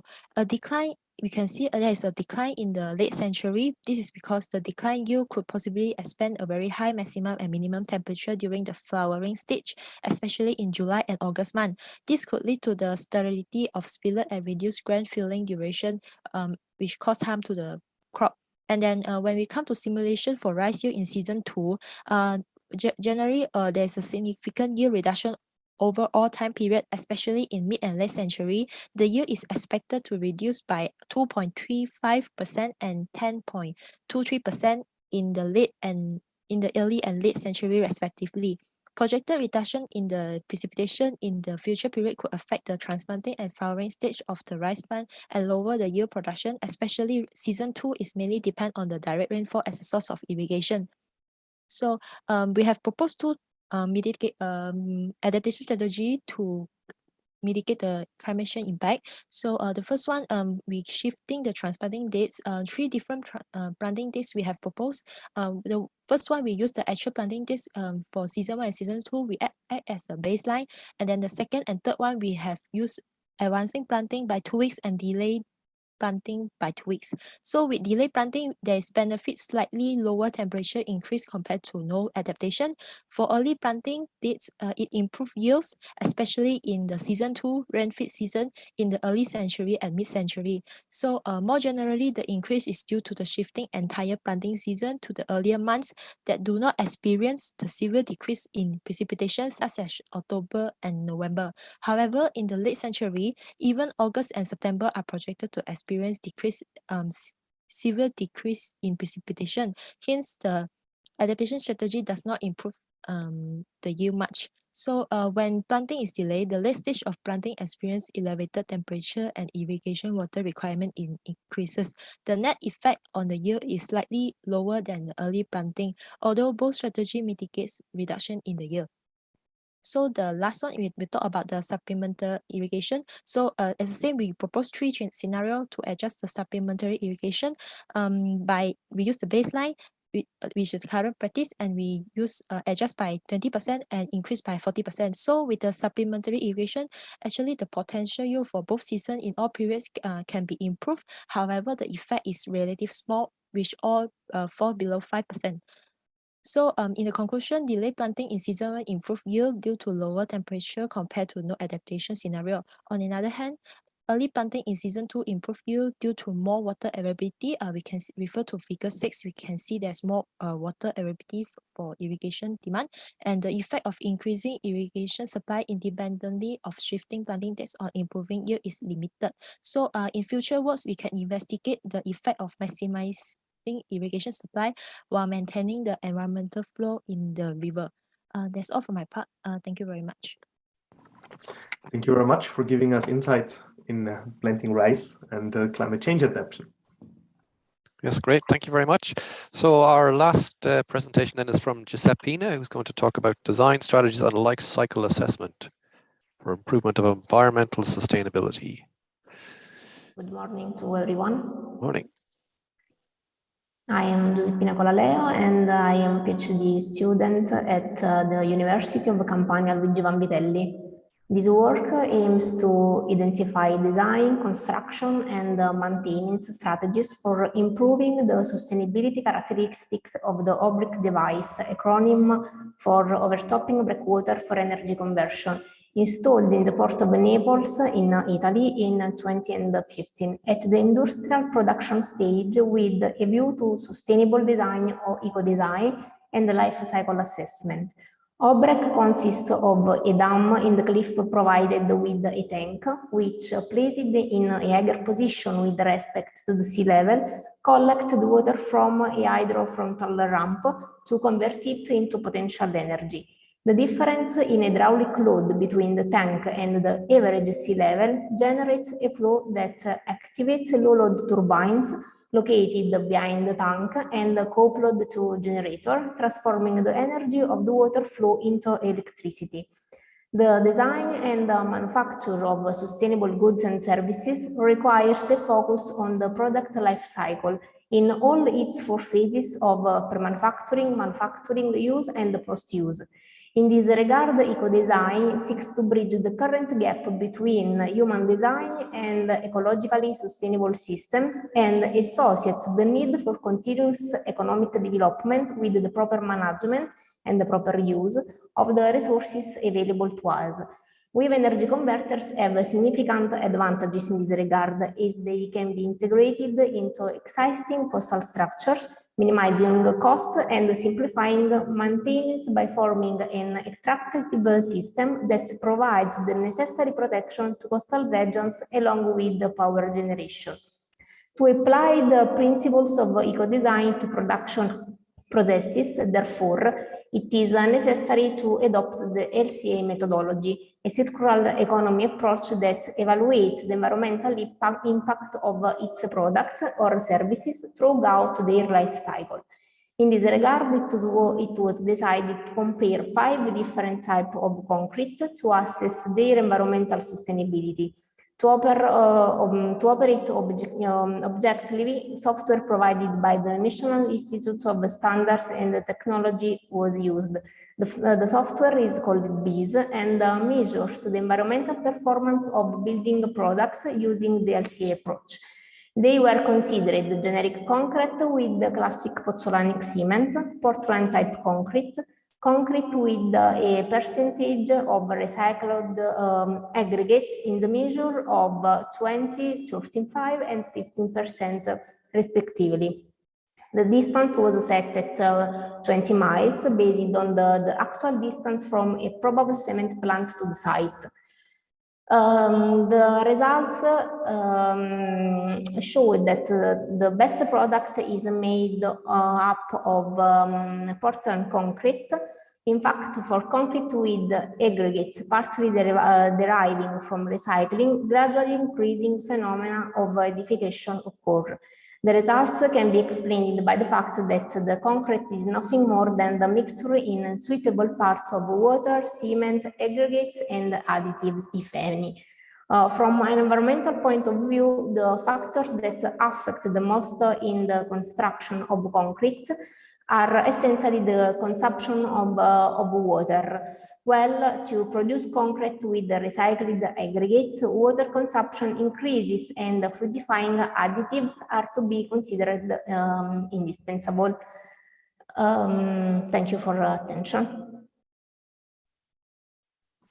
Great, thank you very much, Giuseppina. I think that brings us to the end of all the presentations, and so we have until 4:25 for coffee and discussion, questions and so on. So, Stefan, should we move directly to that now? Yes, I would do so. Yeah.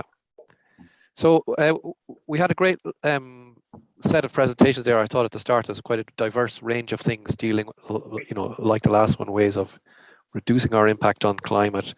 Those helping us to understand the science behind how climate impacts our hydrological cycle, and also those focused on adaptation.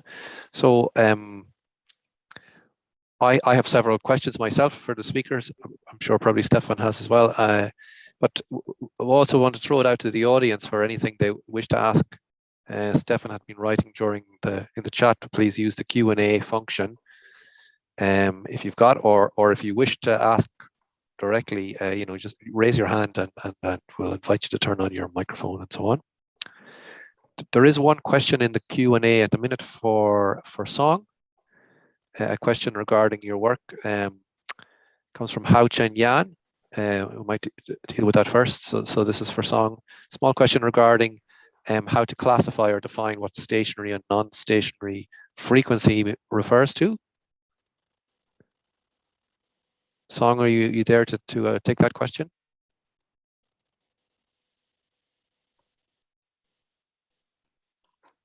I don't see her in the list of speakers anymore. Oh. Looks like she's gone. Okay, right. Well, shall we move? I'll throw out a question then. I mean, when I was listening to many of the presentations, and the standards of those were really good. So well done to everyone. Some of the things that struck me was I was interested to know how the findings of these specific works could help us to adapt to climate change. And a lot of them were about understanding the process and so on. So I'll just picking one at random. Let me go to Stefano, for example. Stefano, yes, I see you were there. So Stefano gave an interesting talk about the influence of extremely shallow conditions on rock slope. So I was interested as to how your findings would help us adapting to climate change, given that a certain amount of climate change is inevitable at this point. Yes, so I'm here. Thank you for the comment. And I guess that the extremely shallow water conditions are affected many countries around the world. I guess that is not a typical situation in Italy, for instance, where I came from, but I guess that there are a lot of situations in the north of Europe, I guess, in the Netherlands, in Belgium, even in the north of Germany or in other parts of the world. This is something that could be became, and the sea level rise maybe can induce, many areas to be affected by the water, by the shallow water condition, even an area that today are not close to the sea. And so for this reason, I guess that we have to focus our research to how to protect this area with the structure, maybe with the hard structure like someone that I proposed, because I was talking about rubble membrane water or enrichment, but even other solutions like the one that Ellis Penning was talking before about the network-based solutions. So this is why I think that my research could just give a support to climate adaptation. I don't know if I.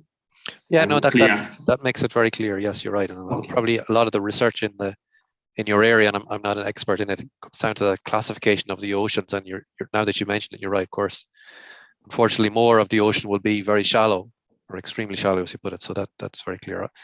I might give Stefan a turn if you wanted something to. Yes, thank you. Yeah, what I'm always thinking is when I write a new proposal, a research proposal, one of the main questions is always how to involve stakeholders in that. And what I was really thinking when I was listening to even Mock about the rice planting, that we should start later in the off season and we should start in time in the main season. So I was wondering, how did you consider like to give this like research this research findings? How would you like to transfer that to stakeholders? Sorry, so the question is for me. No, yes. It's not for you. It's okay. Team and Mock, just as a sample. Okay. Mock event. This is the correct name.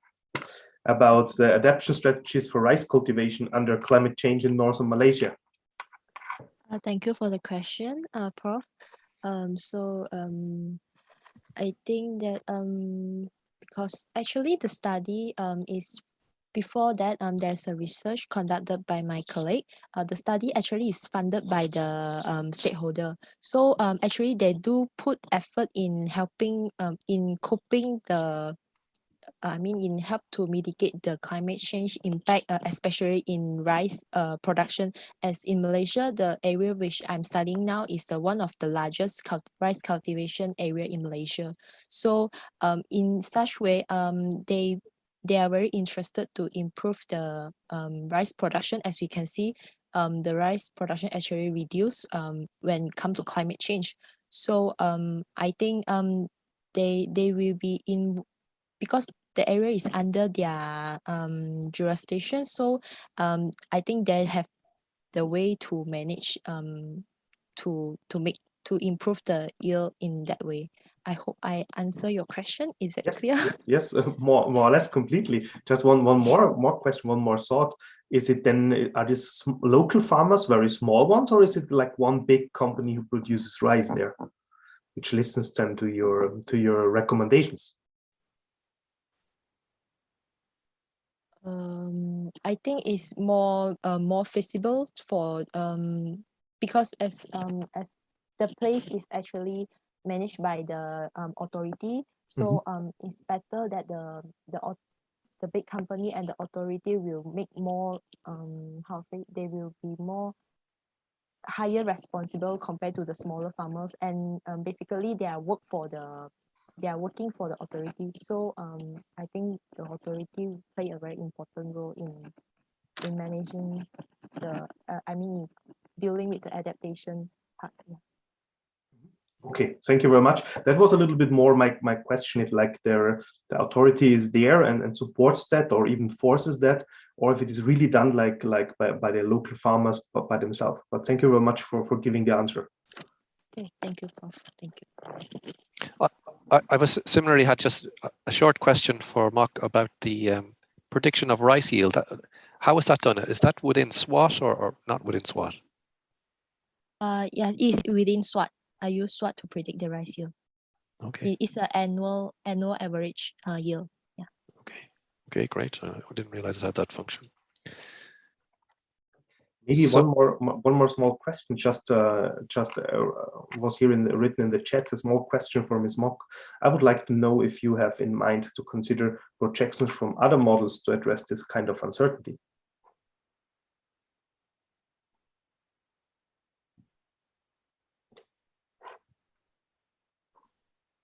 So maybe otherwise we can do it in a way that like you answer that in the chat, and then we can continue. Yep, that sounds like Thank you. Sensible idea. Just while we're focusing on the chat, Stefan, there were a few questions in there for Giuseppina about the what was the acronym? OBREC device. Yeah. So there were some questions about the details of that, which I was very interesting to hear about myself. I was just curious, Giuseppina, about what's the typical power of this system, and the head and flow rates that it uses, and is there a lot of variation from tide levels, or maybe that's not a big issue in Naples? If Giuseppina is there.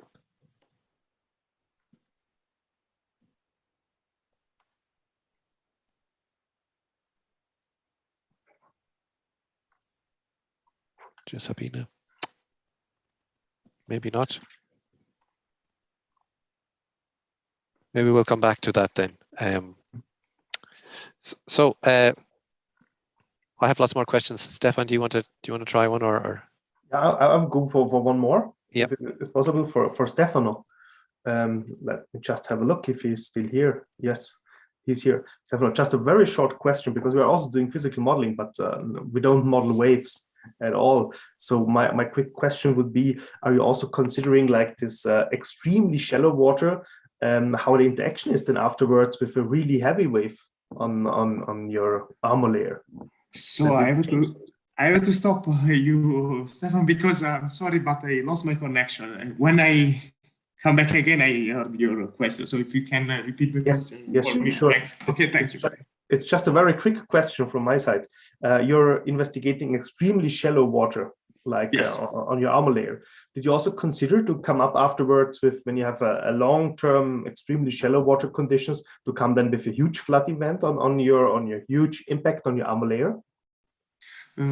So we just try to reproduce not only extremely shallow water conditions, but we start our test to produce intermediate water conditions, and just to see how to evolve the behavior of the structure, during the lowering the water depth, and just so at the end to produce the extremely shallow water conditions. So I don't know if the question was that or... That was perfect. Thank you very much. Okay. Just another question to you. There was a question written in the chat about your instrumentation. May I ask you to answer that question in the chat, because that would also be very interesting? Yes, I can ask in the chat. Perfect. Okay. Thank you. So I will ask. Okay, so I had a question for Madhu, for a speaker who's talking about wastewater heat recovery. Madhu works with me. Complete disclosure there.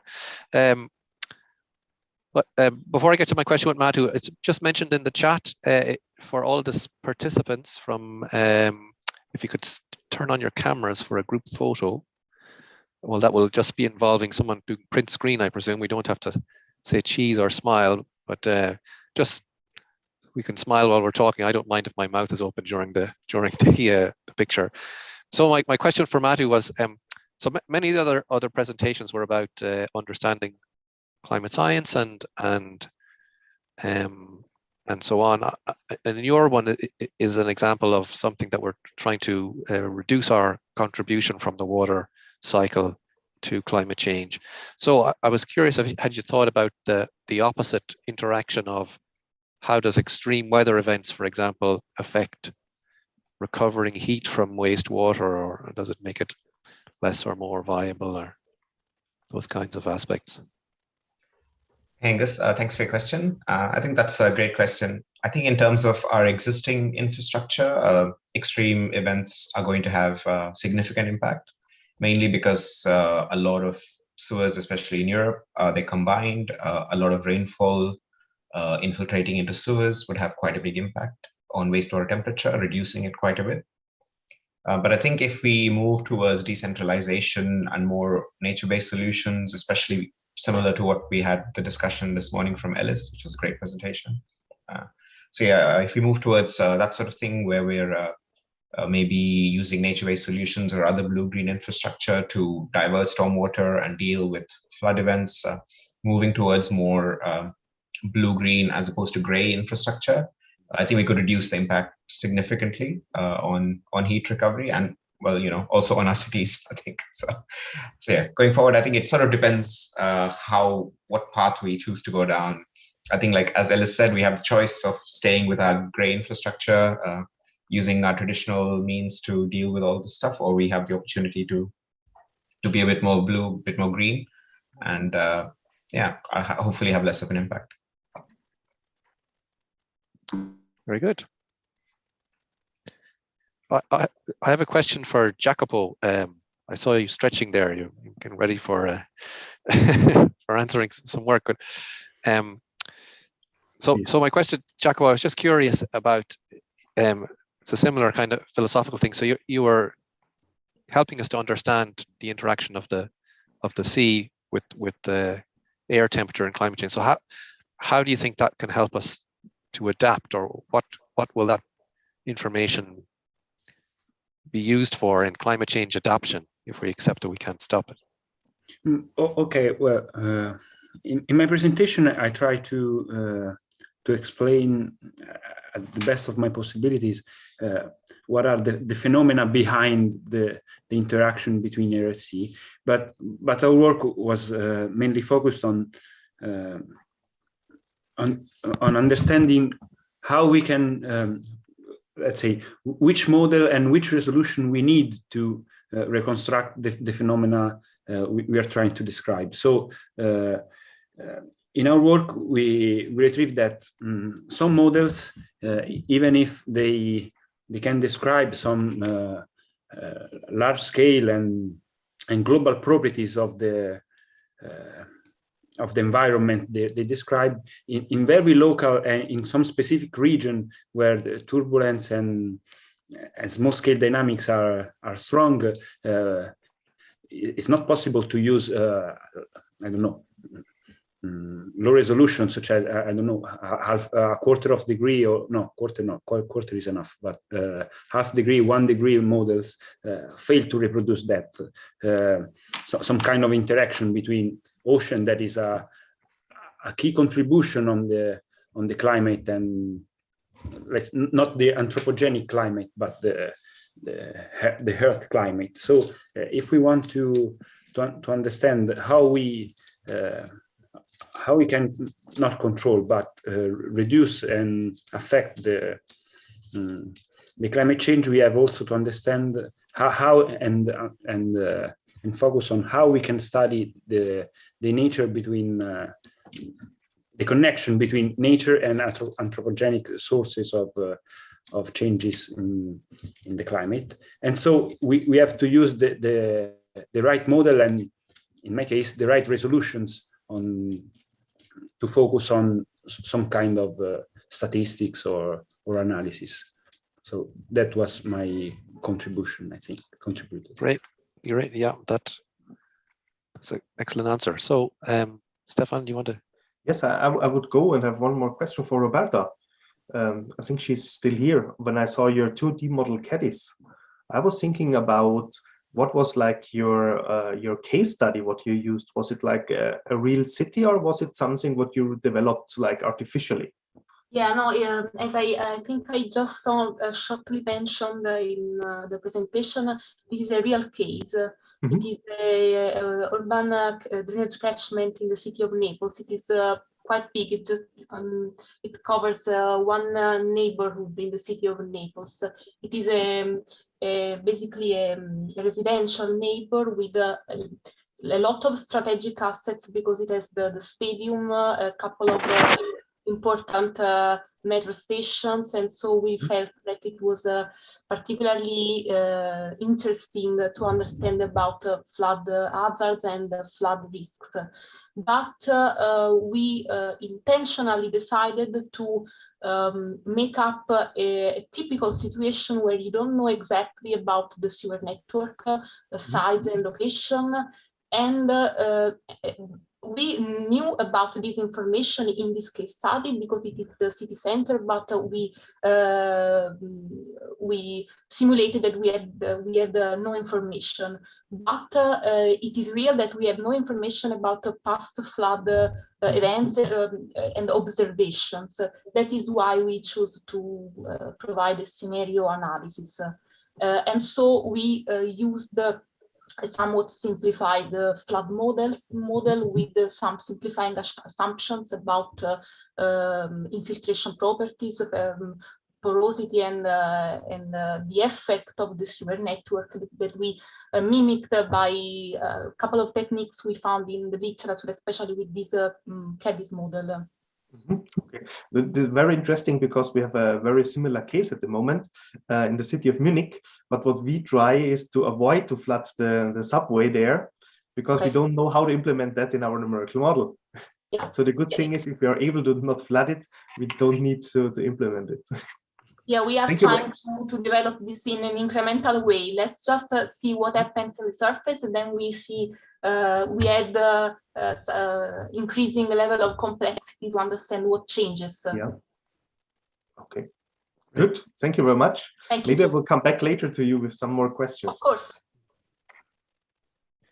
I see in the chat that Giuseppina mentioned she was having problems with sound on her PC restarting. I wonder, can you hear us now, Giuseppina? With some questions about the outbreak.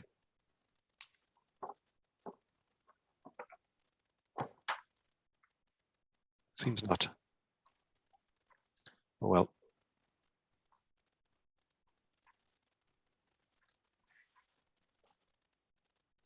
Okay. So, Stefan, have you got any more that you wish to ask? Yeah, I will just check out, but I think Gopi Shankar is not here anymore. No, I'm here. Yes. Ah, here he is. I'm sorry, I didn't see you. This is one last question. Maybe what I have is also like also regarding like the stakeholder, because what you have shown is that we expect to have more and severe damages, that we will like increase the number of events. How is like the government of India reacting on that, or is this really like a very local part or local communities which have to react on that and have to think about what will happen in the future?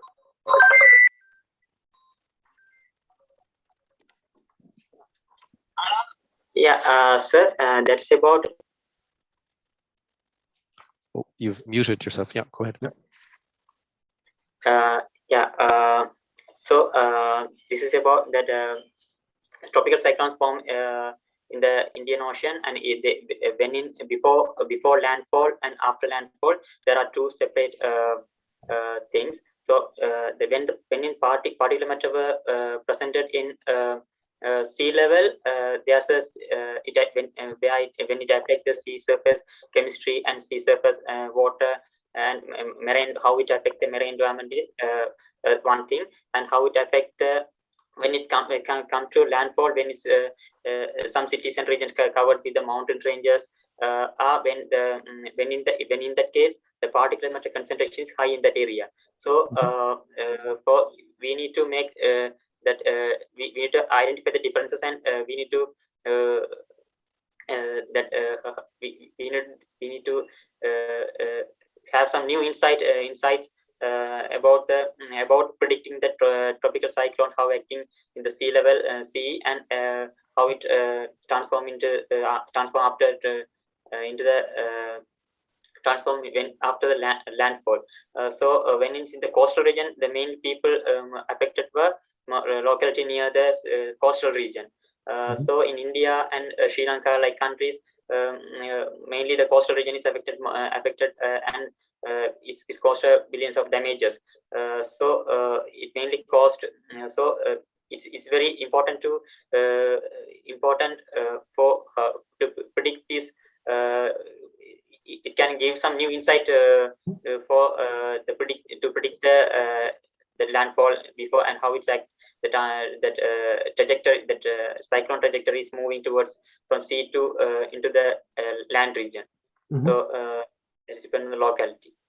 Okay, perfect. Thank you very much. But the last thing is then I think also like people need to be prepared or to informed that it will like increase or how did you say that it will be more severe in the future? Just from the so we need some for this. We need to have mitigation adaptation measures we need to develop.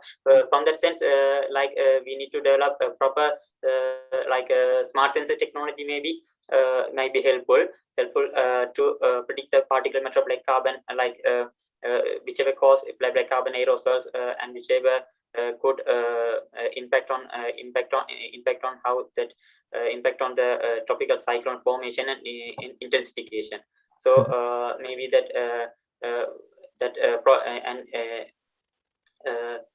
uploading we need to install smart sensors or low cost or high cost instruments along the coast is a necessary one, I think.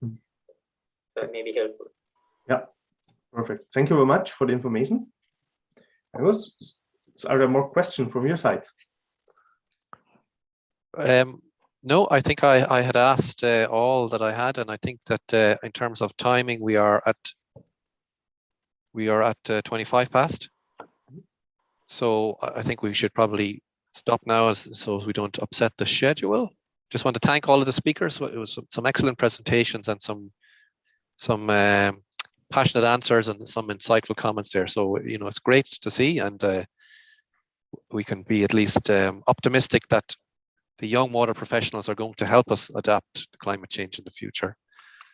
So well done to everybody. Perfect. I have nothing to add. I think it was very nice words in the end.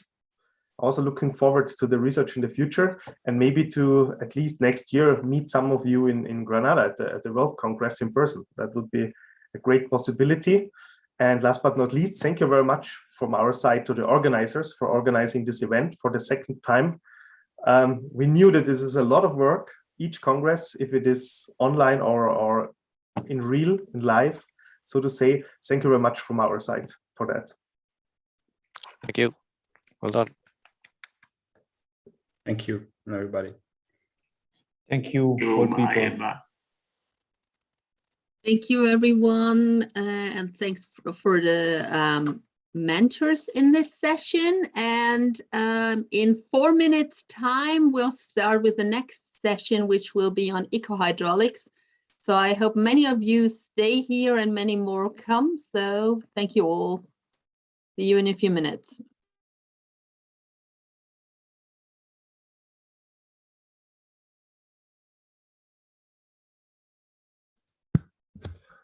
Avon, should I, you share the screen?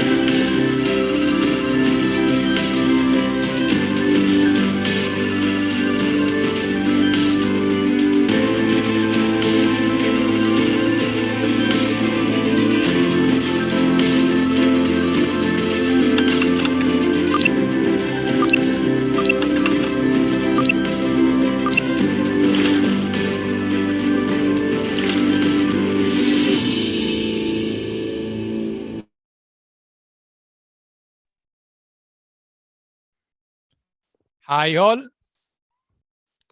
Can you hear me? You are very welcome to this session on Ecohydraulics that is starting now. We have a lot of very interesting presentation that will show us how to implement hydraulic measures, but also protecting the environment with focus on river, fish, and urban environment. The chair of chairman of this session will be Michael Trittart and Roser Casas-Mulet. So very welcome to you, and the floor is yours. Thank you, Emanuele. So if you don't mind, I'll just quickly share the screen with just a brief introduction to Ecohydraulics from a perspective of the technical committee. Just a second, I need to find the screen. Yeah, found it. Just a second. My goodness, that's proving more difficult than expected. Yeah.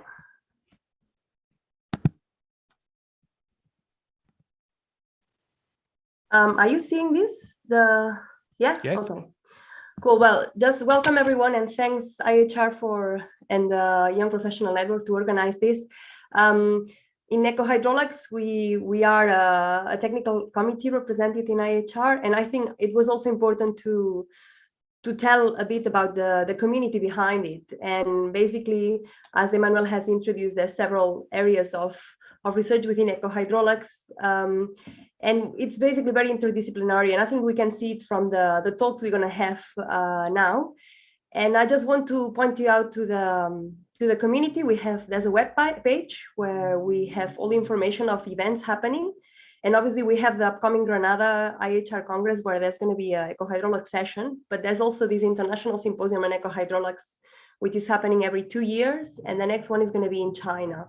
That's probably going to be a strong online platform. So if not possible to travel, that's going to be possible to still exchange ideas and information. It's in October next year.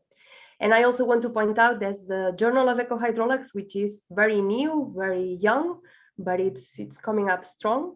And probably most relevant for this audience, there's also the Early Careers on Ecohydraulics Network, which has also been very much developing alongside the main community, and I would definitely recommend you to check them out.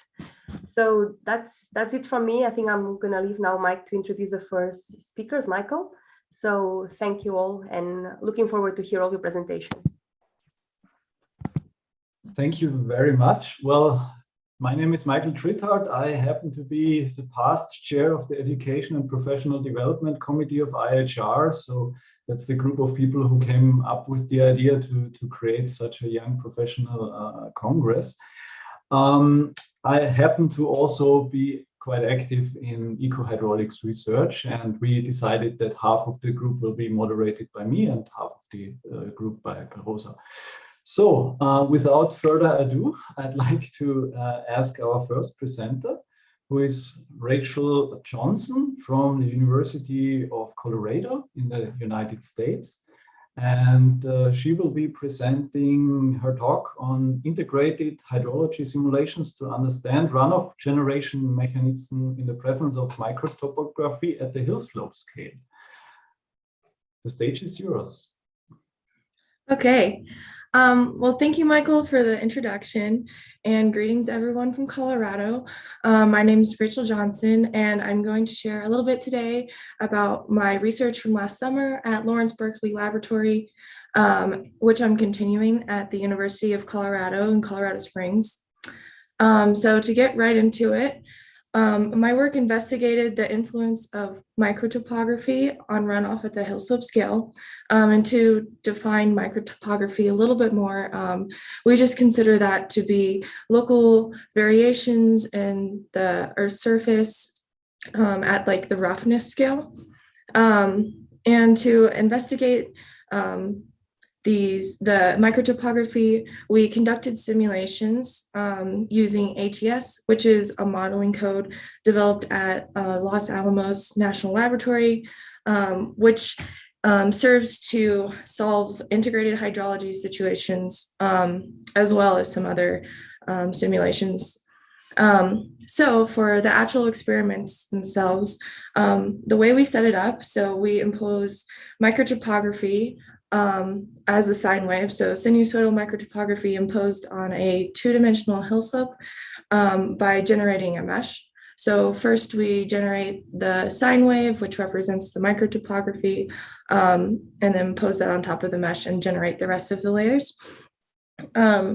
So to investigate microtopography, it's a little bit more complicated than just controlling one variable because, as all you know, it is the result of a complex interplay between soil type, slope, rainfall, and many other variables.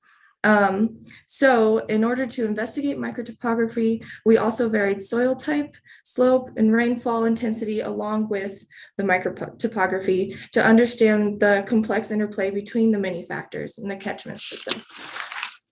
Okay, so to get into the results of the simulations, the first thing that's important to understand is how we interpreted the runoff.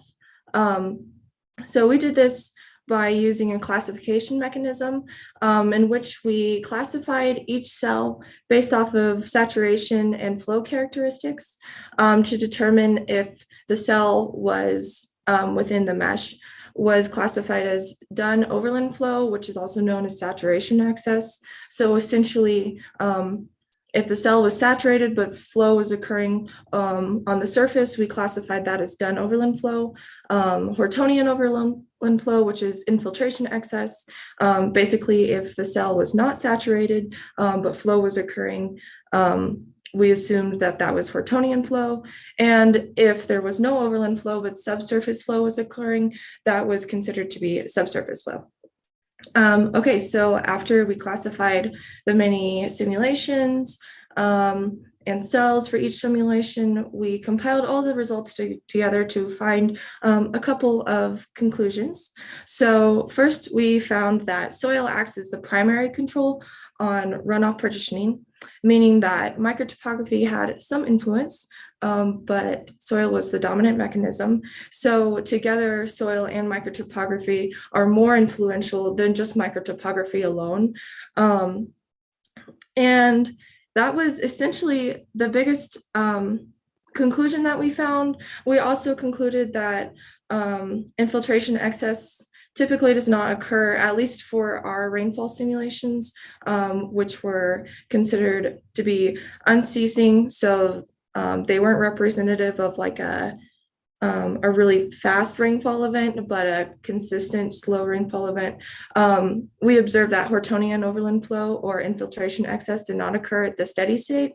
So in that final time step of each simulation, Hortonian overland flow was not observed.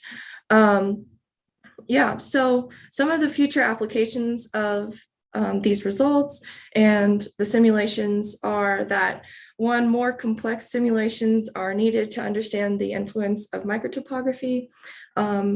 As many of you have probably thought, microtopography in the real world does not manifest itself as a sine wave. So we would definitely need to include sinusoidal microtopography imposed with, different models to create a more realistic type of topography. Also, we need to scale down the simulations and investigate one variable at a time, which is kind of what I'm doing now. I'm just manipulating the microtopography and nothing else, which has presented some interesting conclusions, but I'm not done with that yet. The future application of microtopography is mostly conceptual for civil engineering applications. But it would be interesting to use the simulation results as a potential application using microtopography that has been artificially created to control runoff, as opposed to like large barriers and that kind of thing. So that's pretty much it from me. If anybody has any questions, I will try my best to answer them. Thanks a lot, Rachel, for your nice presentation. Actually, questions and discussion is supposed to be in the end of that session. So okay. In a little less than an hour, actually, then we will discuss all the presentations together, and there will certainly be questions for you. Well, now I'd like to give the floor to our next presenter. I see Emanuele to share this presentation. Is Mariam Shahabi also present?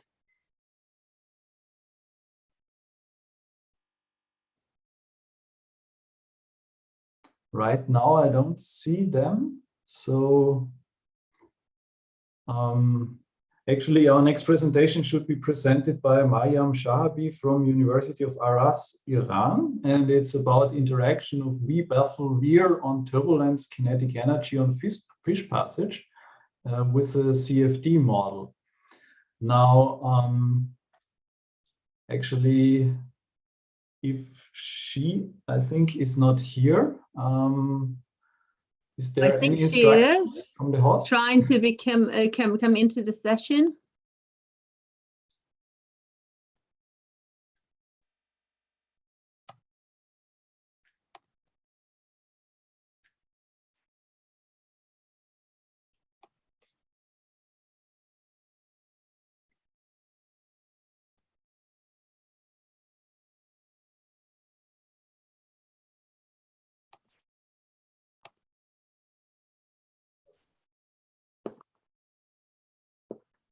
Maya, you're on.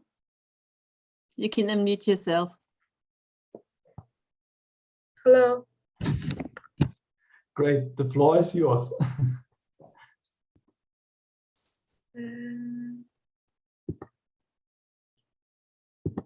Share.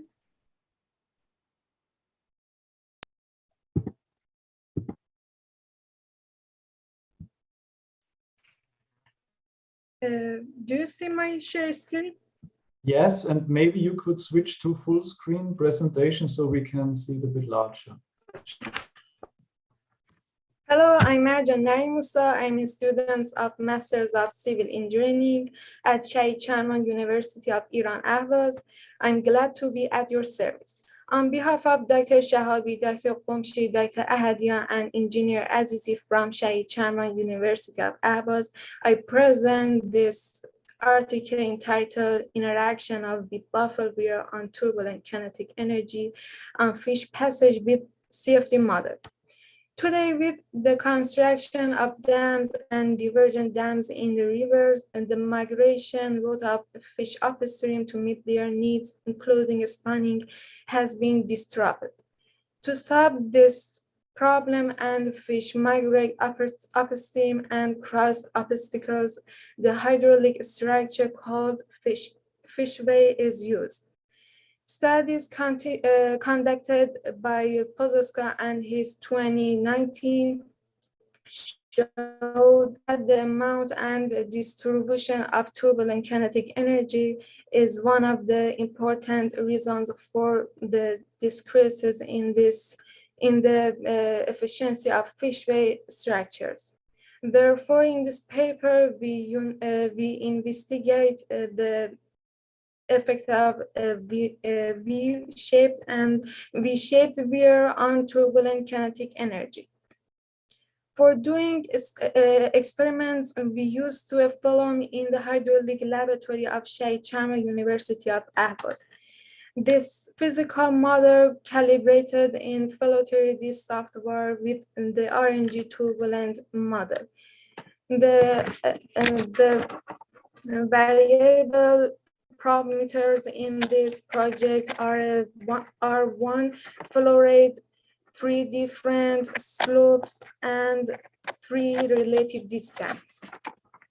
After the experiments, the results of the experiments were extracted in the form of graphs. The results in figure 2 show that with increases slope and distance, the volume of TKI increases. Considering the cost savings and benchmark of Shahabi 2021, that TKI value more than 0.05 square meters per second square increases fish stress, the best adjustment for migrating fish upstream and relative distance of 4 on slope of 4%, and the relative distance is 2.6 on slope of 10%. Thanks for everything. Thank you very much, especially for also keeping the time. So also for you, we will discuss your paper a little later, so please stay with us, and we'll discuss all the presentations together in the end.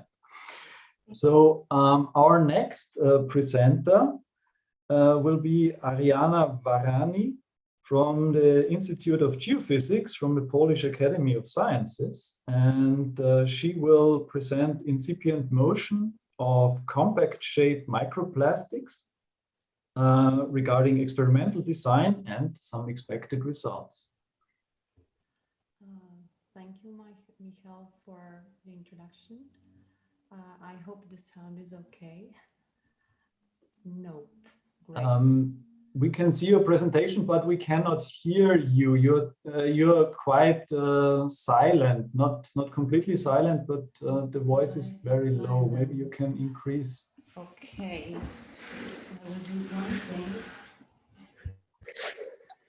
Is it better now? Yes, much better. Okay, for me worse, but I don't mind. Okay, thanks for the nice introduction. So we still in ecohydraulics, but totally different. We all know that the presence of plastics is being reported in most environmental compartments, and I'm a member of IAHR, so I'm dealing with water, freshwater systems, and we know that in freshwater systems, plastics are present as floating debris, as suspended, let's say suspended matter, and they also may be present as bed load, or at least at the bed of streams and rivers. And this is our focus, this was our focus. So we wanted to study the incipient motion and erosional behavior of compact-shaped microplastics. And to do so, we carried out experiments at the Hydrodynamic Models Laboratory at the Institute of Geophysics, Polish Academy of Sciences here in Warsaw. And these experiments looked like we had a bed of plastics, particles. The particular type of plastics was PA6. So it has a density 10% higher than that of water. So they tend to stay on the bed. And we wanted to map the bed changes and also the near bed flow field. And to do so, we were lucky enough to be supported by Huberton UVP Innovation Springboard and have a small portable UVP available. And as you see in figure 3, this is more or less how the flow field looks like. It's not very symmetric, but we were not interested in having a perfectly symmetric flow. And we tested 3 different discharges for which we observed small movements, and the range of mean velocities span from 12 up to almost 14 centimeters per second.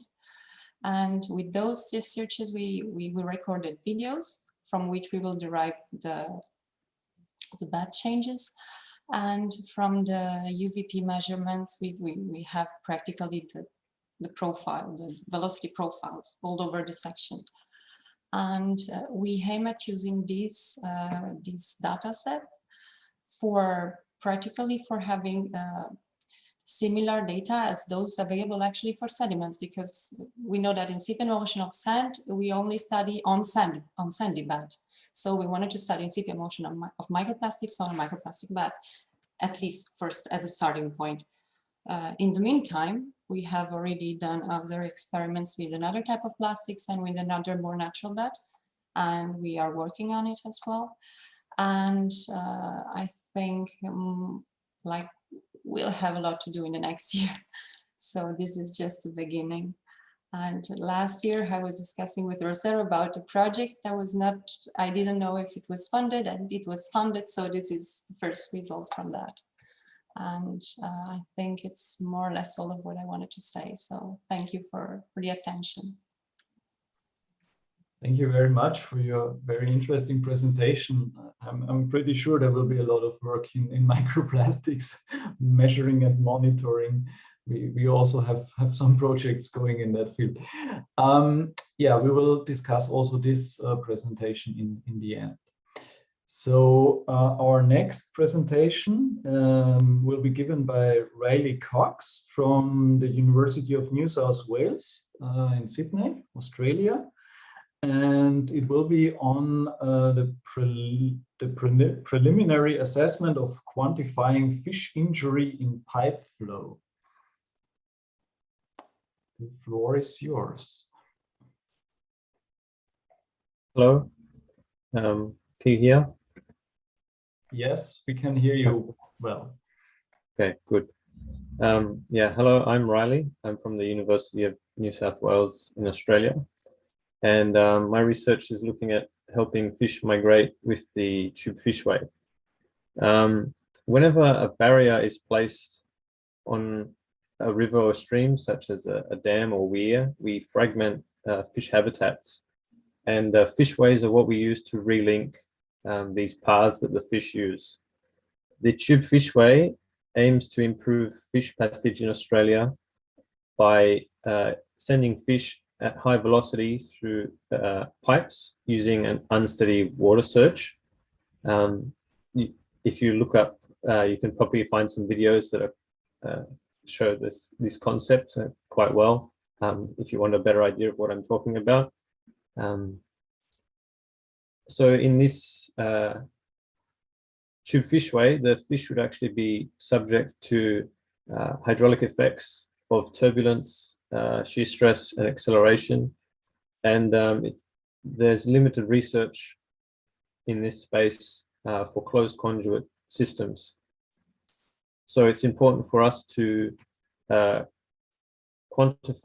the thresholds for fish injury in closed conduit systems such as these, so we can understand how to safely transport fish.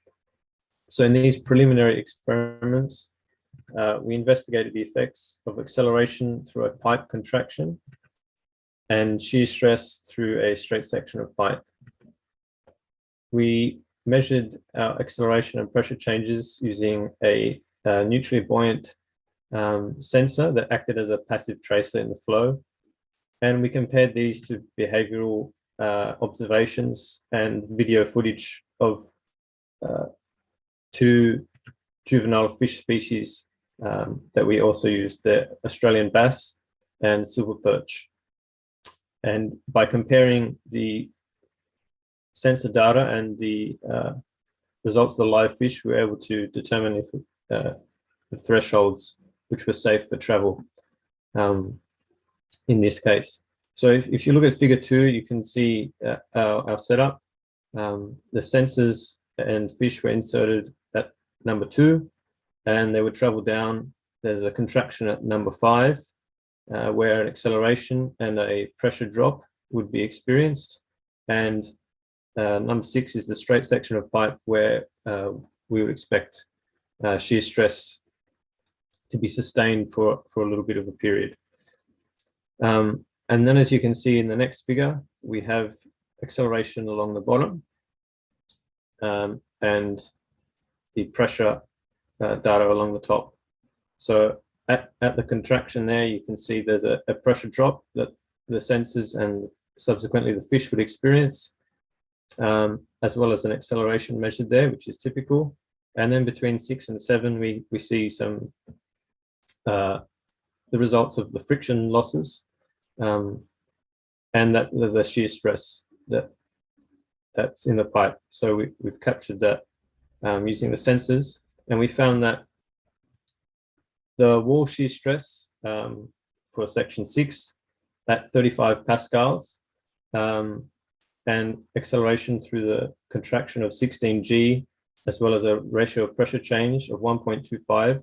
The fish that were tested, the juvenile silver perch and Australian bass, showed only minor bruising and no mortality or no other injuries were found for the 2-week observation period post-experiment. And so this is very promising that these tube fishways show a plausible solution to current fishway limitations in Australia. And further research verifying these steady state experiments in unsteady surges will be required, but this is a wonderful start that we can see that fish will actually travel through pipes quite safely. Thank you. Thanks a lot for explaining to us this very interesting technique. And I think we afterwards should take some time discussing your experiment. I'm very interested in that. Yeah, I think it's quite late at your time zone. I hope you still stay with us for the next half an hour or so to discuss your presentation. Yeah, the next presentation will be given by Vadud Naderi from McGill University in Montreal, Canada, with the title Optimized Deoxygenation Protocol for the Study the Aeration of Hydraulic Turbines to Increase Downstream Dissolved Oxygen. Hello? Hello, we can hear you. Oh, okay. Thanks, Michael, for introduction. And you only hear or you see as well? Of course, we see you as well, and also your presentation. Just double check. Yeah, thanks for introduction. My name is Vadud Naderi. I'm from McGill University, Montreal, Canada. And I'm going to present a set of preliminary test results that we got from our experiments in the lab. And yeah, so as you see from the title, we're working in oxygenation the turbines. And so I'm going to give a little explanation about why we do that.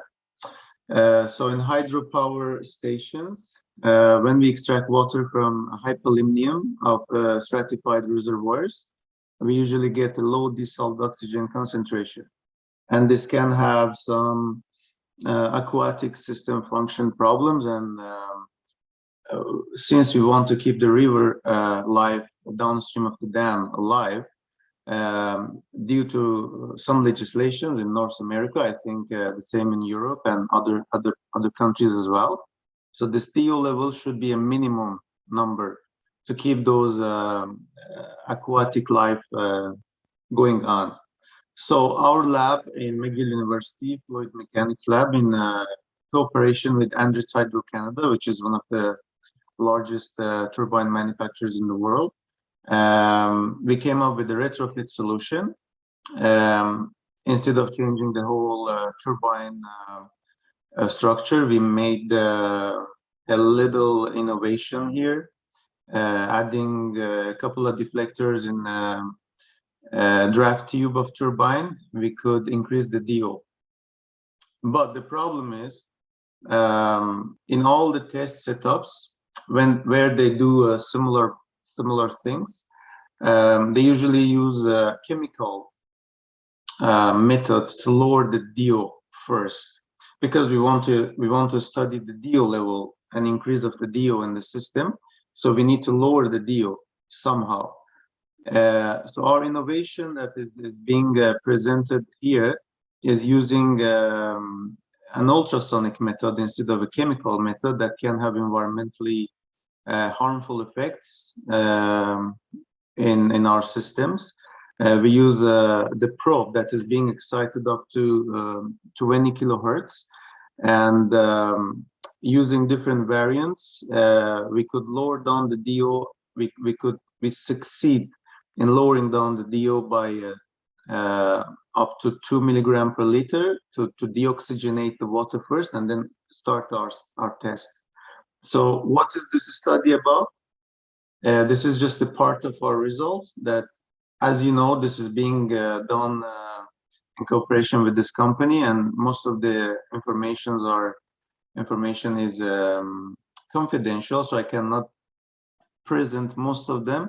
But up to this extent, we did lower the DO level using this innovative method of ultrasonic probe instead of chemical methods, and this worked very well.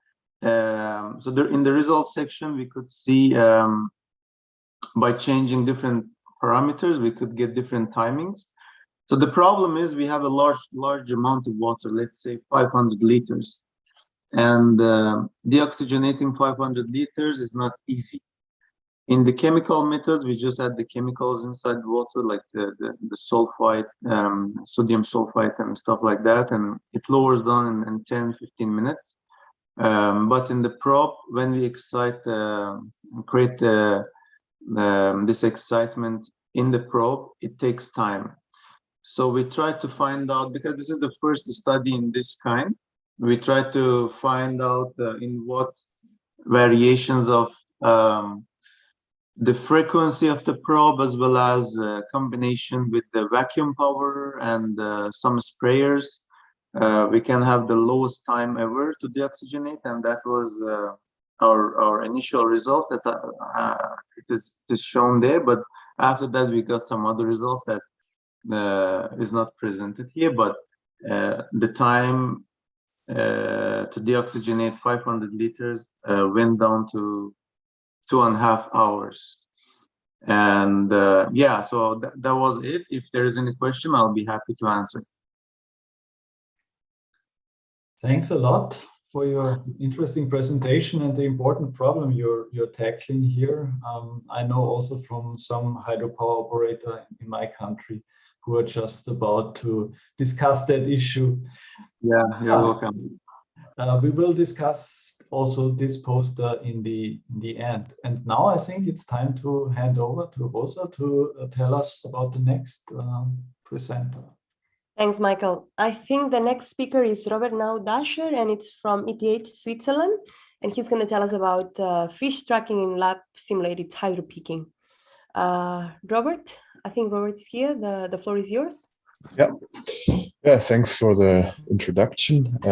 Yeah, I'm Rob. I'm based in Zurich, and yeah, I would like to tell you a bit about a novel setup that I've been developed over the past years. So one question that many alpine countries currently try to answer are related to the effects of hydropower operation, especially the impacts of thermal and flow alterations downstream of hydropower plants. So one challenge that we saw is that in many experimental setups, the actual behavior, I mean, it's kind of starting, but in many experiments, fine-scale movement behavior of fish is actually not collected, which we thought is a pity because they're very interesting experiments, and yeah, something could be done about it. So in this lab setup that I'm using, I have essentially an epoxy glass floor that I illuminate with infrared light from the bottom, and then the fish or any other aquatic animal creates a shadow that is then captured by cameras from the top. So this is a core principle, and yeah, I've run a lot of hydropeaking experiments, but essentially the setup proved to show reasonable results both for very low flow velocities as well as for high flow velocities, where you actually have quite some surface waves that perturb the image. So what's actually fine-scale movement behavior? Well, so the nice thing is that when you record your treatment with a constant frame rate, then you get nicely the shape of the object, which is in my case the fish, and also the direction that the fish is kind of looking at. And you can evaluate a lot of statistical quantities like tailbeat frequency, also the main orientation of the fish with regards to the main flow direction. And yeah, one conclusion that we already see is that you can measure things as like the direct reaction to an increase or decrease in flow rate. So you see here, for instance, on the right plot, how the fish is kind of relocating to the shore areas and then going back to the deeper side of the channel. Yeah, so that's actually all I wanted to present. I'm looking forward to hear some questions. Thanks very much, Robert. I'm pretty sure we're going to have some questions at the end. I think we better keep going. So I'm going to introduce the next speaker, which is Lorenzo Innocenti. And Lorenzo is going to tell us about microplastic monitoring in urban water systems, especially in the city of Florence. Please, Lorenzo, whenever yes. Can you see my screen? Sorry? Can you see my screen? Yeah, we will see. Okay. Okay, I'm Lorenzo. I'm from the University of Florence in Italy. And with this short presentation, I would like to introduce you and to share with you one of the latest research that we carried out in this year. This research is about the macroplastic monitoring, in particular for the urban water systems of the city of Florence here in Italy. So we started almost 1 year ago to thinking about how important is the role of the city of Florence for the budget of macroplastics for the river Arno, that is the main river in the region that across some small medium cities, for example, such as, for example, Florence and Pisa, and then goes to the Mediterranean Sea. And so, starting to think about that, we started with a field activity that was mainly based on the observation of macroplastics. So here we are talking about plastics elements with a greater than 0.5 centimeter that are in particular deposited on the river banks of the river.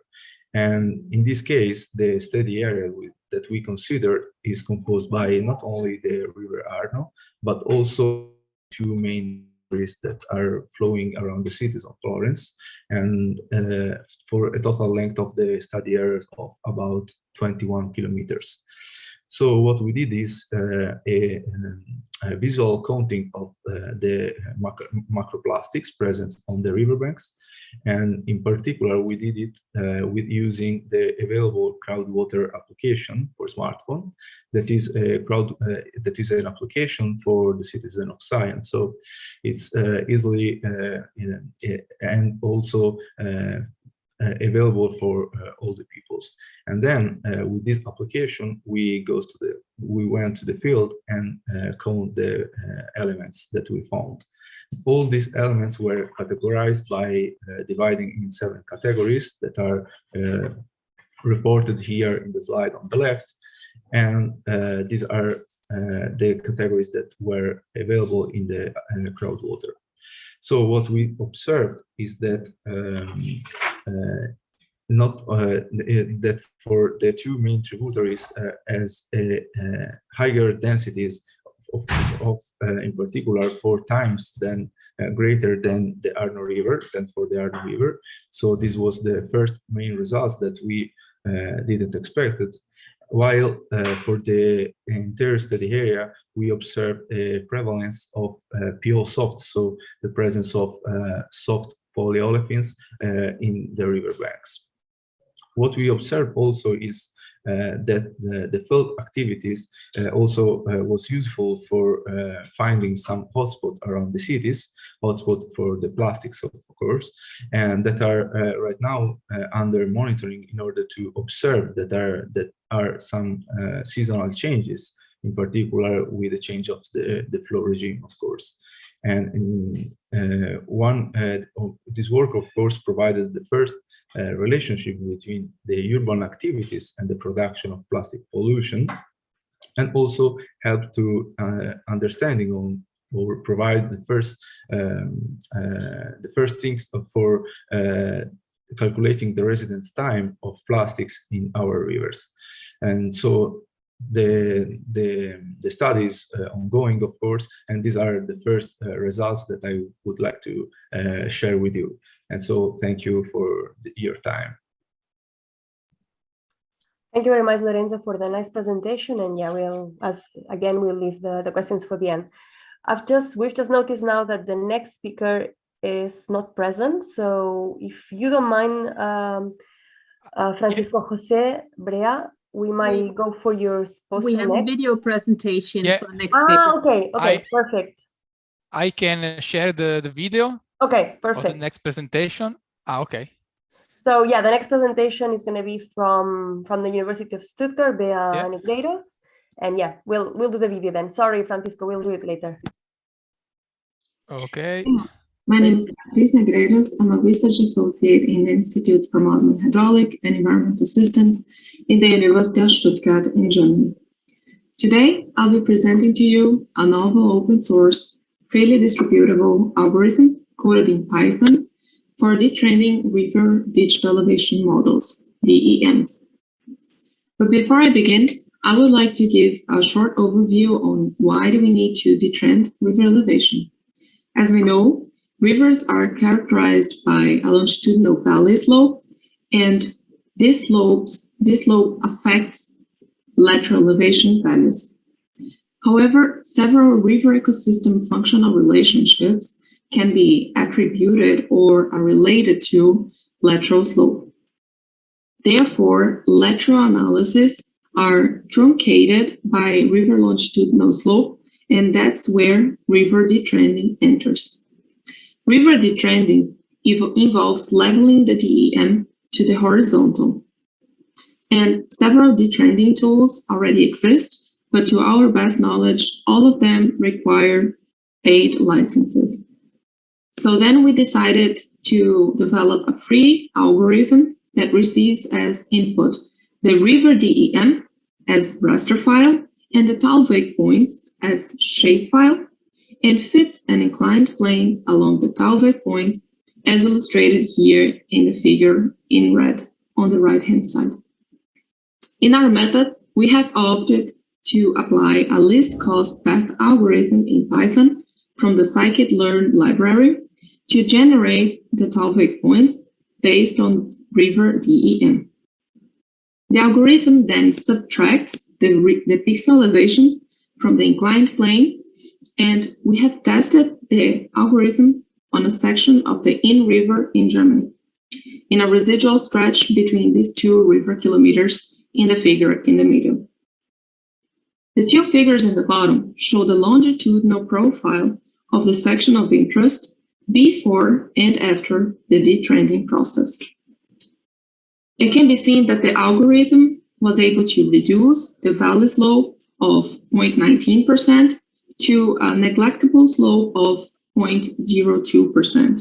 And thus, we conclude that the algorithm is suitable to perform the detrending process. But new features are planned to expand the capabilities of the code. As for instance, one limitation in the moment is that the algorithm requires the user to clip the river DEM, the integral river DEM, into smaller parts, into smaller mini rasters, in order to perform a piecewise detrending of the entire river stretch. And another tool that is planned to be implemented in the future is to be able to derive the Talvik points from the digital elevation model of the river, and do that in such a way that is integrated into the code. Whereas right now we have applied one solution, which is the least cost path algorithm, but we intend to create a more robust and more reliable tool in the future to derive those stall-based points and then perform the detrending process. Thank you very much for your attention and enjoy the Congress.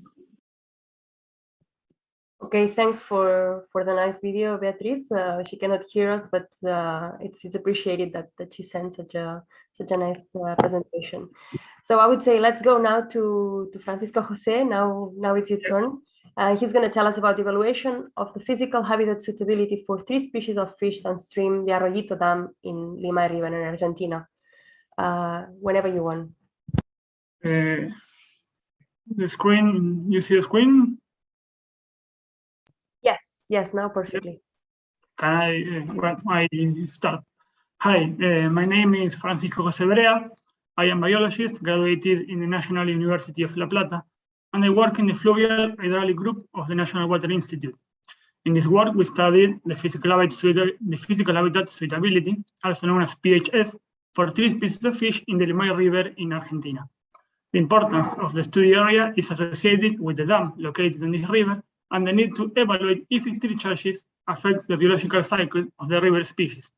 This study serves as a preliminary step to a future determination of an ecological flow for that area of the river.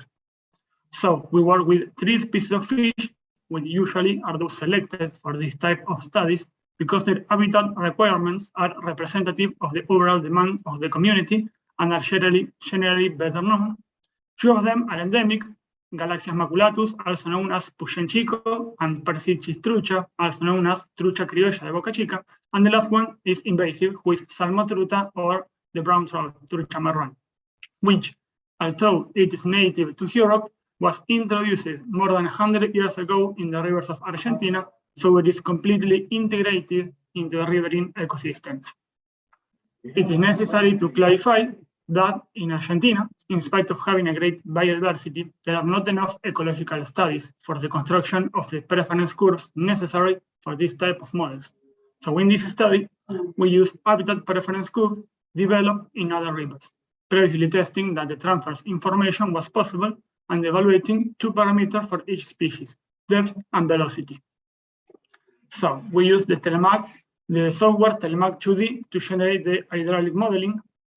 Its main field of action are hydromorphological and water quality process, lacking an ecological approach. So this is why we develop in this work a tool in which, using the Telemac 2D modeling results and from the information of the biological knowledge of the species, it is possible to obtain the results of the habitat preference conditions. Once the model was calibrated and the information from the species preference curve was inserted, 3 discharges were evaluated. First, an average river flow, then a turbine flow from the dam, and finally an incoming flow from the dam.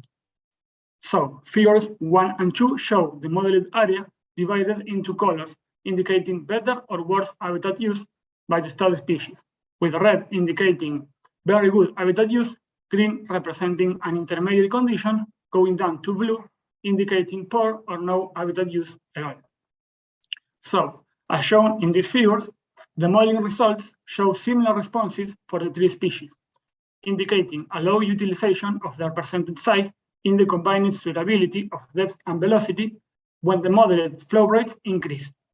In the case of Salmotruta, only in the case of Salmotruta, however, only suitability in relation to velocity decreases with increasing represented flow rates, while depth shows opposite results. As you can see in Figure 1 shows the results of combining these 2 parameters, depth and velocity, in which the overall result is a decrease in the habitat use for Salmotruta. Sorry. As conclusions, we can say on the one hand that we know that the Limay River presents a great diversity in terms of habitat types and tributary rivers in which fish can find refuge, reproduction, and breeding areas. So one hypothesis could be that the species study will prefer these secondary courses in relation to the aforementioned activities. On the other hand, and finally, we would like to highlight that in our country, little is known about the habitat preference for the ichthyc fauna, as well as the impact caused by the construction of dams and reservoirs in the life cycles and reproductive patterns. Therefore, it is crucial to reach a correct understanding of the dynamics of our rivers in order to achieve a better regulation of water resource by the population, protecting the different species of the river under normal life cycles. So I would like to apologize for my English and thank you very much. Thank you, Francisco Jose. Your English is perfect, no worries. And I think we reach now the end of the session with all presentations. I'm not sure what's best to do. Should we open questions from the public in the Q&A and we can read, or we can also go and make a start with questions? Michael and I would like to make sure that all of you get some feedback. So we would like to make sure, but we also opening to the public. If they want to ask any questions, please send it and we will voice it. I don't know. I can start with a question. Let's start with first Rachel. I think you were the first to present. Are you still here, Rachel? Yep, I'm still here. Okay. Oh, and I forgot something just before we go into the questions. The Estíbaliz have asked me if we could all turn on our cameras, so she's going to take a screenshot of the session. So I think it's nice to show the diversity and the number of people who has contributed here. And obviously we cannot see the diversity, but I have to say there's a lot of countries and we've been very successful to represent different parts of the world. So well done, IAHR, and well done, IPNs. So yes, I think here you are, Estíbaliz. If you're happy with this, I think that's okay for a screenshot. Okay. So Rachel, sorry to keep you hanging. Thank you very much for your presentation. Very, very nice. I was curious on, obviously it's very hard to do these simulations because you have to change parameters, and I guess it's tricky to understand which one you have to test every time. So the first question is, what's the most challenging in the simulation? Which parameters changes are the most challenging? But the second is, what's the next step for this? Would you consider preparing a physical model of somehow? Is it what you're hoping that this simulation is going to help you with? So to answer the first question, definitely the most challenging parameter is soil. We wanted to run the simulations in a sandstone environment, and the code could not solve the simulation in that environment. So there was a few missing parameters, and so that was hard to make up the gaps in the data and to draw some meaningful conclusions. So that's definitely an area of needed study and improvement. And then as far as the next step, I definitely have considered making a physical model. And the hill slopes that we create with the meshes are 100 meters long. So that would be obviously quite physically demanding and would require some resources, but it's technically possible. So that would be really interesting to compare the simulation results to a real example of the results. So that's definitely something that needs to happen, but sounds very complicated as far as carrying it out. And additionally, another step that I've discovered that we need to work on is reducing the simulations to focus on, the specific variables one at a time, to make it easier to compare and understand what is controlling the runoff partitioning. So yeah, that is. Rachel, is it your PhD or is it your master? What is this? Is part of your... I'm still finishing my undergraduate. Wow. And hopefully will be getting my master's in hydrology at the Colorado School of Mines, but we will see. That's great, but that's very good. You're already there, so that's perfect. Thank Good you. luck with everything. Okay, I think now I also had some question for Mariam. Mariam, are you still here?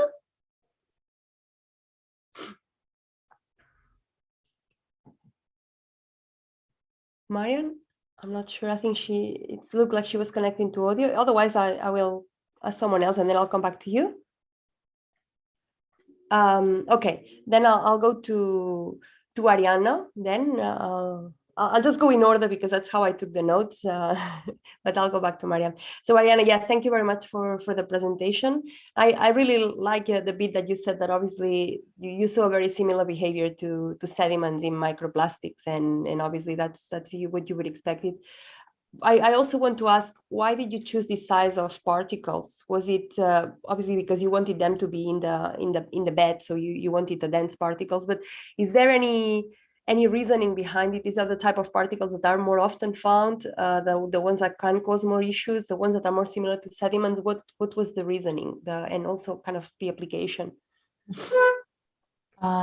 First reason is that they are available in market, and they're like, we were just able to find those. Okay. That's not a scientific reason, it's a practical reason. It's a practical reason, and very, yeah, so very like valid. this is like a very valid. boundary. Very valid. Yes. And then the size, I wanted to have a size that was like comparable to gravel, because like another practical reason, it's easy to see. And I see it from a camera. I don't have like very expensive one. I'm using a GoPro. So, I mean, it's expensive, but not. So I needed to see them. And this is the reason for the size.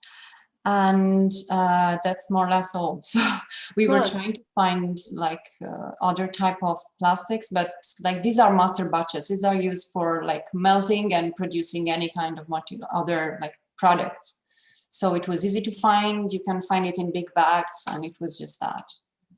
And it's very important when you do an experiment, the logistics and the practicalities are equally important to decide how your experiment is going to go. So it's a perfectly valid answer to this. I also want to say, Michael, anytime that you want to jump in, if you have any questions, feel free, okay? I think, Marianne, are you there? Can you hear me? I see her connected, but perhaps she's not. I cannot hear her. Okay, I'll move on to the next one, to Riley. I think there was a question for you in the chat.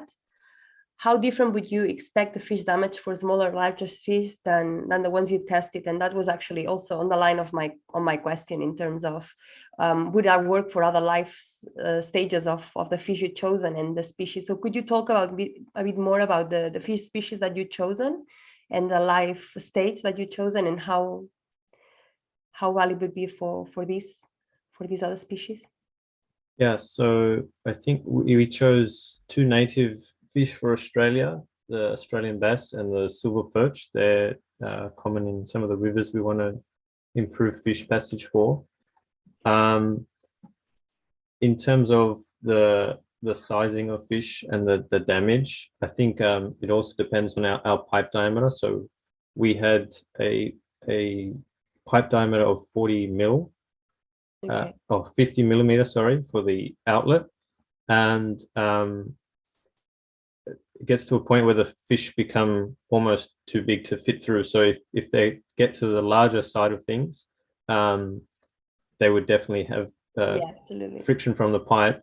But we're aiming to use these smaller scale experiments. These use less flow and are easier to do in a lab. And then the field prototypes, we're hoping to actually increase the pipe diameters to accommodate larger fish. The larger fish seem to be more resistant to shear effects, but as I said, they have a greater chance of getting stuck in a smaller pipe and being injured that way. Yeah.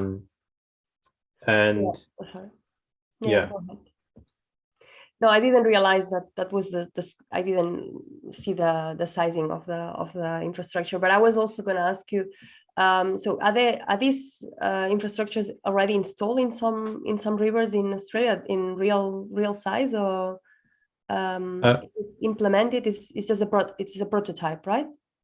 Yes. So currently there's only lab prototypes. They're looking at getting another PhD student into doing field prototypes, and we're looking at expanding the shear experiments into some larger scale to increase the shear, and also using different pipe sizes, so a 90 mil diameter pipe as well, and seeing how that plays into the effects on the fish. So what would be the real size if you were to implement this prototype at what scale is your prototype? Like what would be the real size in the field, the diameter of the pipe? I think we're looking at probably 150 millimeters to even larger, half a meter in some cases. Okay. Okay. I just wondered, I mean, you got 16G acceleration of 16 times gravity. That's quite a lot. Do you know about any literature that tells us how much can fish actually sustain, especially when they are a bit more grown up? Yeah, so for very small ones like larvae, maybe that needn't be an issue, but for larger ones, I'm not so sure. That's what some of the research looking at shear flumes, where they actually just inject fish into a submerged jet, suggests that you can have up to 45 G. It's quite a lot of fish, sometimes more robust than you think. And some of the older literature from like the 70s and 80s, when ethics was not so tight, they actually dropped fish out of helicopters into water and measured how many survived. So there's quite a good indication that they can have a significant G experience and still survive. Okay, thanks. Thank you, Riley. Okay, I think I'm gonna go now for Vadu. What I noticed on your presentation is that, Vadu, can you hear me? Yeah. Yeah. So what I noticed from your presentation is that your project seemed to be a collaboration between the university and a hydropower company. Yeah. And basically, I want to understand whether you're planning to apply the any of your outcomes into real, because I think it seems quite far from application from what you've explained, like the stages that you have to go before actually testing the oxygenation and deoxygenation. But I want to understand how far are you from application? I think that's probably the question that I have. So there is the company that I mentioned is called Andritz Hydro. They have plenty of offices in Europe and North America, and they have a lot of projects going on at the same time. Due to legislation, they have to apply some sort of modifications in the turbine structure to increase the DO level. So our study is like a core study. We give our results to another group that is based inside this company, and they use this data, they apply it in CFX and some other numerical simulations that they have, and they utilize it for their next turbine designs or to modify whatever that they have currently. So what we do is like we design the tests for them to understand the phenomena better, and then they apply this information for their projects. And it's not far from. It's not far as long as I know. Thank you, Vadu. Very interesting. So from what I understand, it doesn't seem to be an issue that you get some sort of cavitation or something on that lines on the turbine, or is that the reason why I think you wrote somewhere there's a limit of how much concentration you can inject? I guess that might be related to other issues like cavitation. Is that right? Yeah, so this is a sensible item, the topic. The art of our experimental test rig that we have in McGill University is currently there. We break down the bubbles into the smallest size possible using the technology that we have. So this cavitation doesn't happen on the way. Okay, yeah. I mean, in principle, there's always two locations where you can try to solve the DO issue. I mean, one is the turbine itself, and the other one is you can, for example, put some aeration device into your reservoir. This is what is being done in many other places. Yeah. So in this kind of thing that we have in the retrofit, it is being put in the draft tube right after the propellers, and so the oxygen is being injected into the chamber, is coming from atmospheric pressure air, and not being pumped into the system. So to do so, we need to create a low pressure zone in that area using a deflector. And this deflector shouldn't waste a lot of pressure in the turbine itself. So it's like a multidisciplinary thing. We need to at the same time take care of the pressure, differential pressure, let's say, have an eye on the cavity issue that you have mentioned, at the same time to try to increase the DO level. So it's like a jigsaw puzzle that we try to fit different pieces together, if that makes sense. But up to now, the test rig that we have designed meets all these conditions, and we're super happy about it. And me, as the researcher, as the postdoc, I would be more happy to be able to present everything, but I'm not. Yeah, of course. I know also that the company you're working with, it is headquartered in Austria, and yeah, from Austria. So and of course, it's fully understandable that they are not sharing their secret. Yeah, even like this deoxygenation method, that it was the topic of today's paper presentation. We spent around 30-something K just on the ultrasonic probe for that. And we try to follow all the guidelines for environmentally friendly projects. There is a big will in our research team to follow and to do something that is a little bit different and spectacular in comparison to whatever that has been done in the turbine field. Most of the technologies and designs are related to, I would say, let's talk about the Francis turbine that is like for 100 years ago. And it makes it difficult because there is not a lot of developments and new fundings in this area. So we try to do something that can be a little bit different than what has been done before. And to follow up our project, we have another paper published, not published, but accepted from the World Congress that you have. I don't know it's going to be where, but it's online as well. And it is 39th World Congress, if I'm not wrong. That is coming soon and is going to be in IAHR as well. Yeah, thanks very much. And I'm really looking forward that this technology is then ready for the market one day. Yeah, great. Thank you very much. Technologies are being developed, but they're being presented like 50 years later. Yeah, this is always the case. Okay, so I think I should now take over from Rosa. Is that right?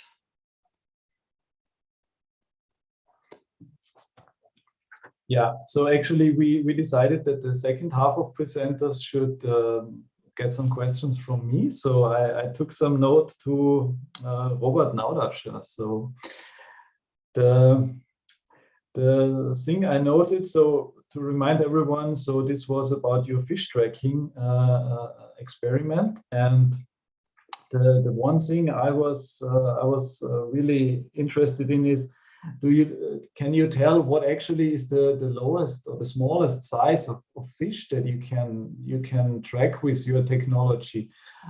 Just to tell you a little bit on the background, a couple of years ago we had an experiment in our lab, and we were actually hand tracking fish larvae. They were obviously very small, and this was quite challenging. And I was wondering how such a technique that you developed could be applicable to such a case, or maybe not. Yeah, sure. That's a good question. So in my setup that I have presented, I would say you can go down to 2 centimeters in length. But it of course depends on what kind of cameras you deploy above and what's your pixel resolution with regards to centimeter per pixel that you resolve. But so I think the special thing that maybe didn't come across about the setup that I presented was that it is really only convenient in shallow water settings. So we really make use of the fact that when you have only shallow water, the refraction that you have when you film through the water is very low. Okay, so you cannot use this approach when you have a half a meter or 1 meter of water depth and maybe a 2 meter wide channel, because then your refraction inaccuracy when you film through the top is gonna make everything very shifted. Yeah, but I mean, again, it's all a matter of creating a good contrast between background and the organism that you track, and obviously that the background is not moving in time, so you can always subtract it and not remain with anything. Yeah, that absolutely makes sense. So I understood that it's quite for shallow water only. When we did that hand photography and hand filming, what we did was actually putting squares on the flume button and then identifying this then from the video in which squares they were, and then digitizing this information later on, and then from that then deriving a numerical model. And this was then also published later. But with 2 centimeters, I'm actually quite happy already what you're telling me, and I think it's quite novel that the technology you showed us. Thanks. Yeah, thanks a lot. And I still would encourage everyone to please also come up with further questions in the chat. We still have, according to the program, 10 minutes. But of course, I also have a couple of questions for the others still to come. And Rosa, if you want to step in and ask questions, please feel free to do that at any time. Yeah, so the next one on my list, I was also taking notes consecutively for Lorenzo. I think we already have a question in the chat. So to remind everyone, this was the question on the macroplastic monitoring in the city of Florence. Yeah. And, did you read the question, and maybe you have an answer?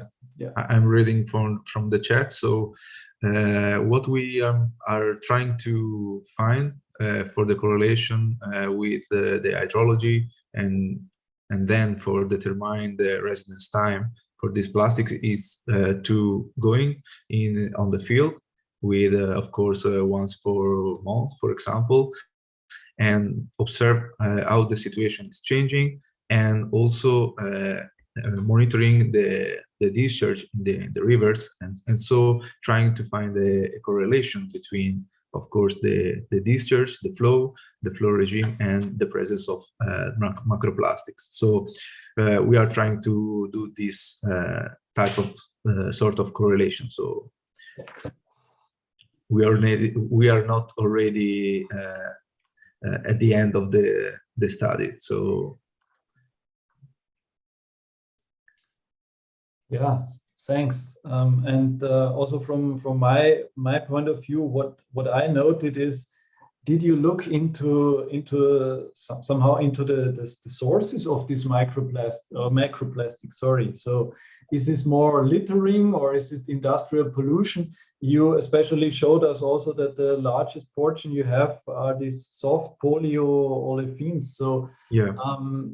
I was wondering, where does this material actually come from? Yes, in this study area there are not a lot of industrial areas because are mainly areas from our citizen of Florence or tourist areas, and so the litters comes directly from people that are leaving the cities.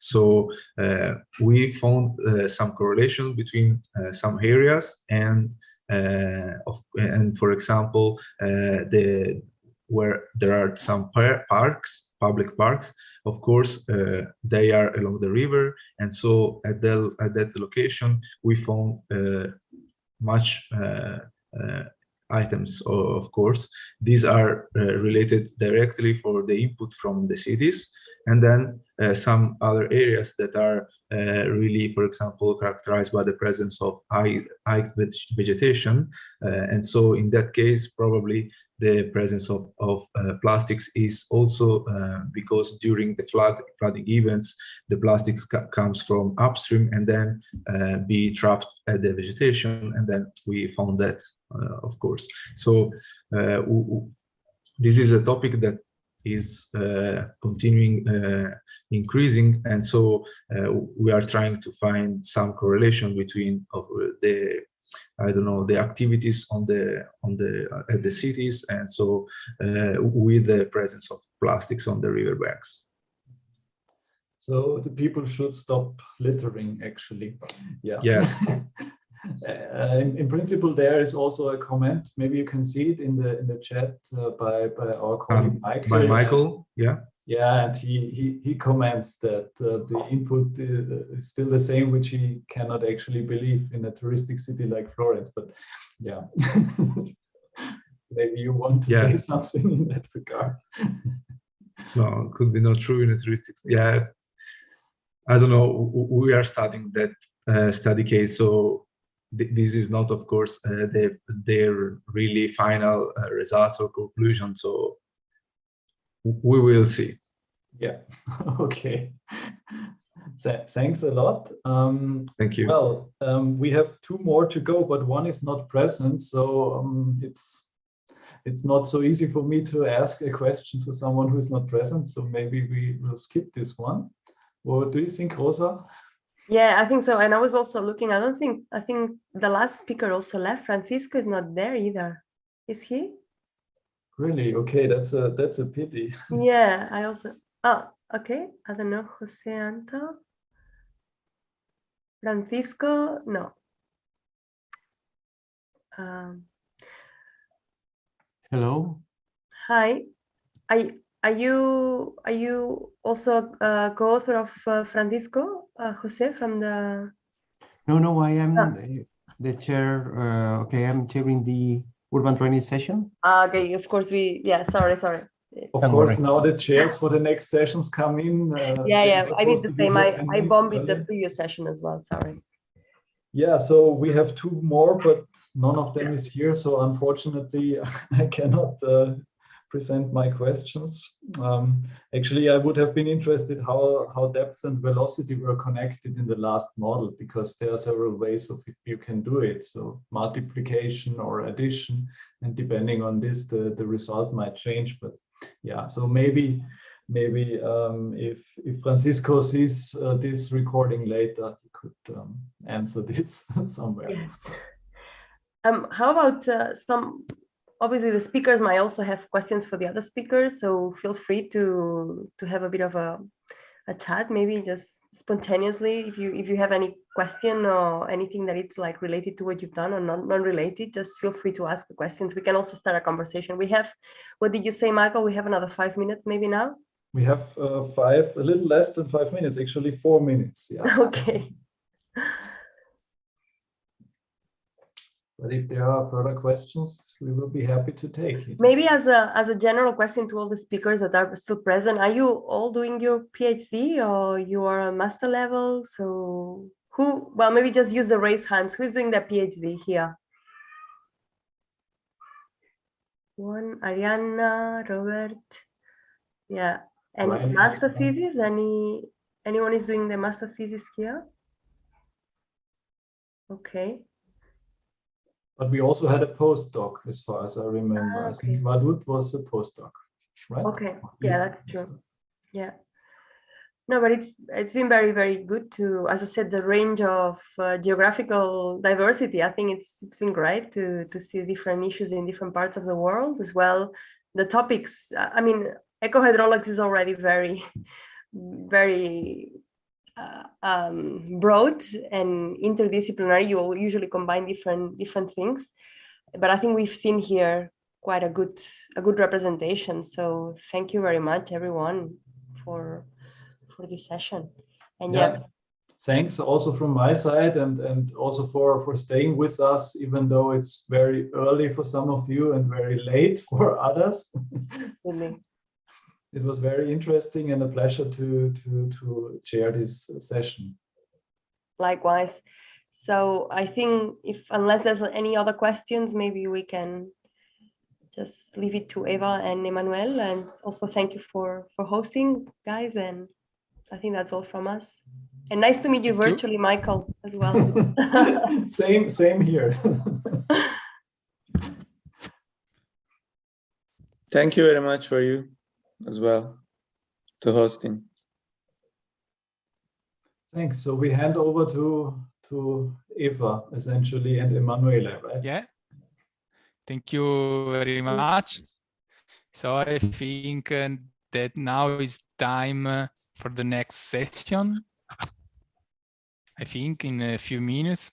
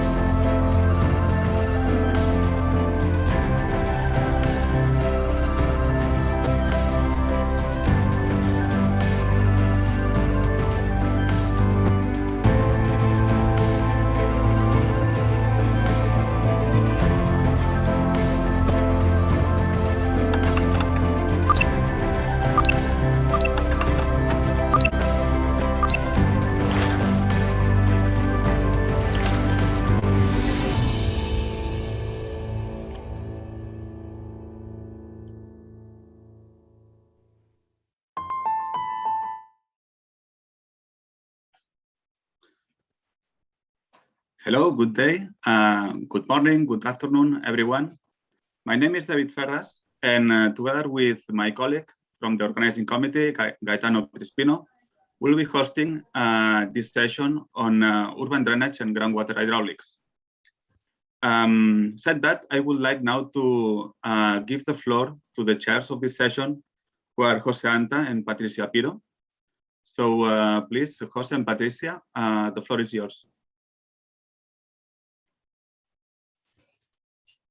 Thanks, David. I don't know if Patricia is in the room or not. Anyway. I don't see her yet. No, she's not anymore in the room. Okay, thanks, because I was looking, okay, so maybe, anyway, we can start with this session on urban drainage and groundwater hydraulics. I am Jose Anta from the University of A Coruña, and I am working mainly in urban drainage. And we can start, I guess, with the different posters of this session. So we can start with the first presentation, assessment of groundwater contamination by pesticides using the PRCM-TW model in Júcar River Basin in Spain. So I think the panelist is Ricardo Pérez.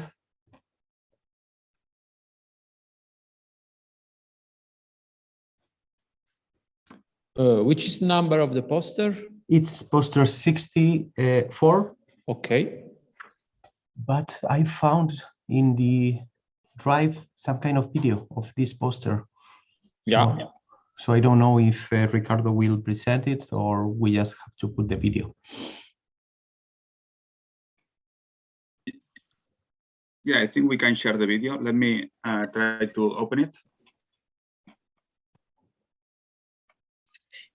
I'm going to tell you about the assessment of groundwater contamination by chlorpyrifos using the PwC model in Valencia region in Spain. Groundwater in Spain is located under an intense agricultural exploitation area in which the use of pesticides is very frequent. Chlorpyrifos is commonly used as a pesticide to control weeds and prevent non-desirable growth of algae, fungi, and bacteria in many agricultural applications. This data serve as input to run our mathematical model. Predicting the fate of pesticides released into the natural environment is necessary to anticipate and minimize adverse effects both at close and long distances from the contamination source. I will explain the model. This work shows results obtained by the Pesticide Water Calculator, or PWC model, to simulate the behavior of chlorpyrifos. This model accounts for key hydrological and agricultural processes, such as crop growth, pesticide application patterns, transformation processes, and field management practices. This research shows 3 different analyses to simulate pesticides in groundwater. When applying a single dose, the concentrations show the effect of increasing chlorpyrifos application from 1 to 5 kilograms per hectare. Besides, the model provides results that are just proportional to the single dose value, so the peak value of the concentration curve is proportional to this dose. Annual application. For the same chlorpyrifos dose, the breakthrough curve shapes are similar in every annual application, as they all show a maximum value and symmetric distribution. Maximum concentration observed long after the beginning of the app. Simulation for different soil types. The initial time for which the effect of chlorpyrifos is first detected in the groundwater is highly variable, covering a range from 300 days, sandy clay, to 900 days, loamy sand. The maximum concentration value is highly dependent on the soil types. Conclusions. Results of the PWC model obtained in this study represent a crucial first step towards the development of a pesticide risk assessment in Valencia region.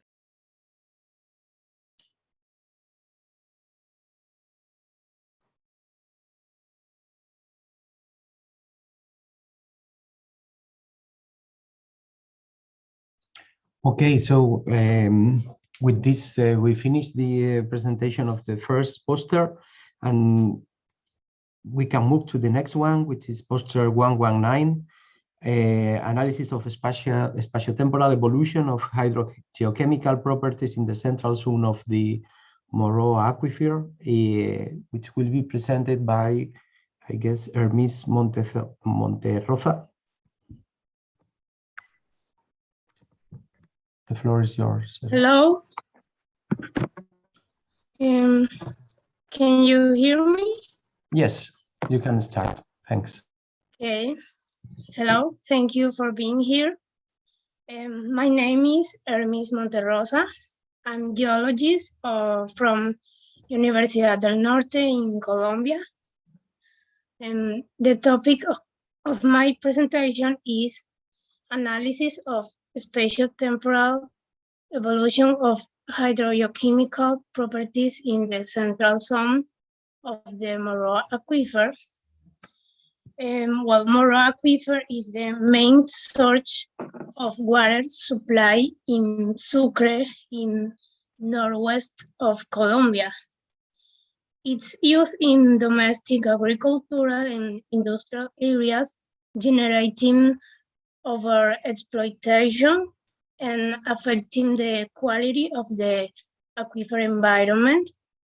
The objective of this study is to analyze hydrogeochemical variables and their behavior in spatiotemporal domain in the Morro aquifer for 2007 to 2019. So the methods we have in the research collected data were obtained from the files corresponding to the deep well groundwater concessions that belong to the Regional Autonomous Corporation of Sucre in Colombia. We use major ions such as sodium, calcium, magnesium, potassium, chlorides, sulfates, bicarbonate, and carbonates, and physicochemical parameters, including potential of hydrogen, electrical conductivity, and total dissolved solids. The charge balance error was calculated. We choose values less than 15% charge balance error. Therefore, the investigation was conducted using 107 groundwater samples from 40 wells that complete with the filter.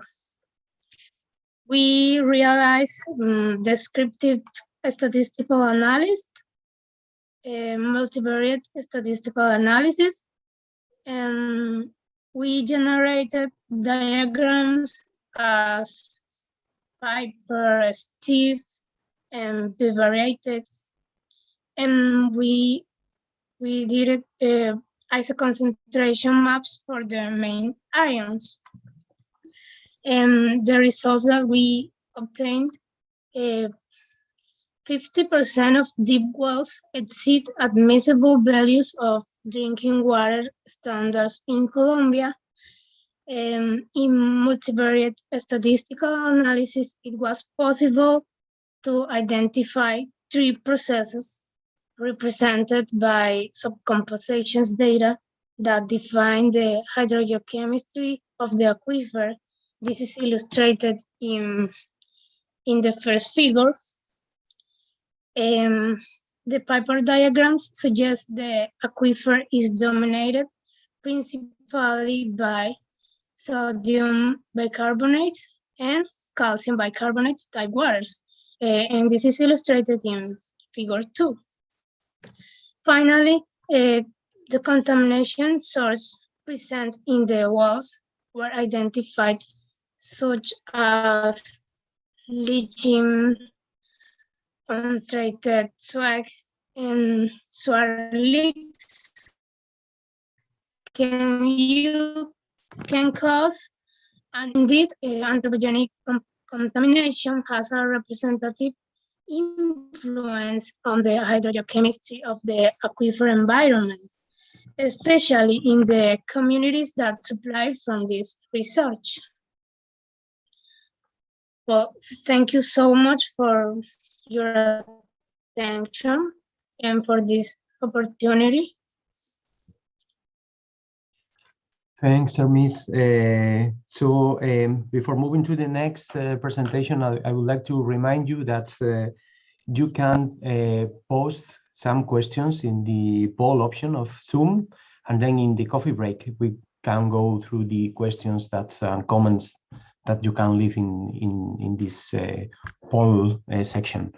So now we can move to the next presentation. It's poster number 5 and will be presented by Edu Garcia, and it's addition of drinking water treatment sludge into permeable pavements for phosphorus control in infiltrated runoff water.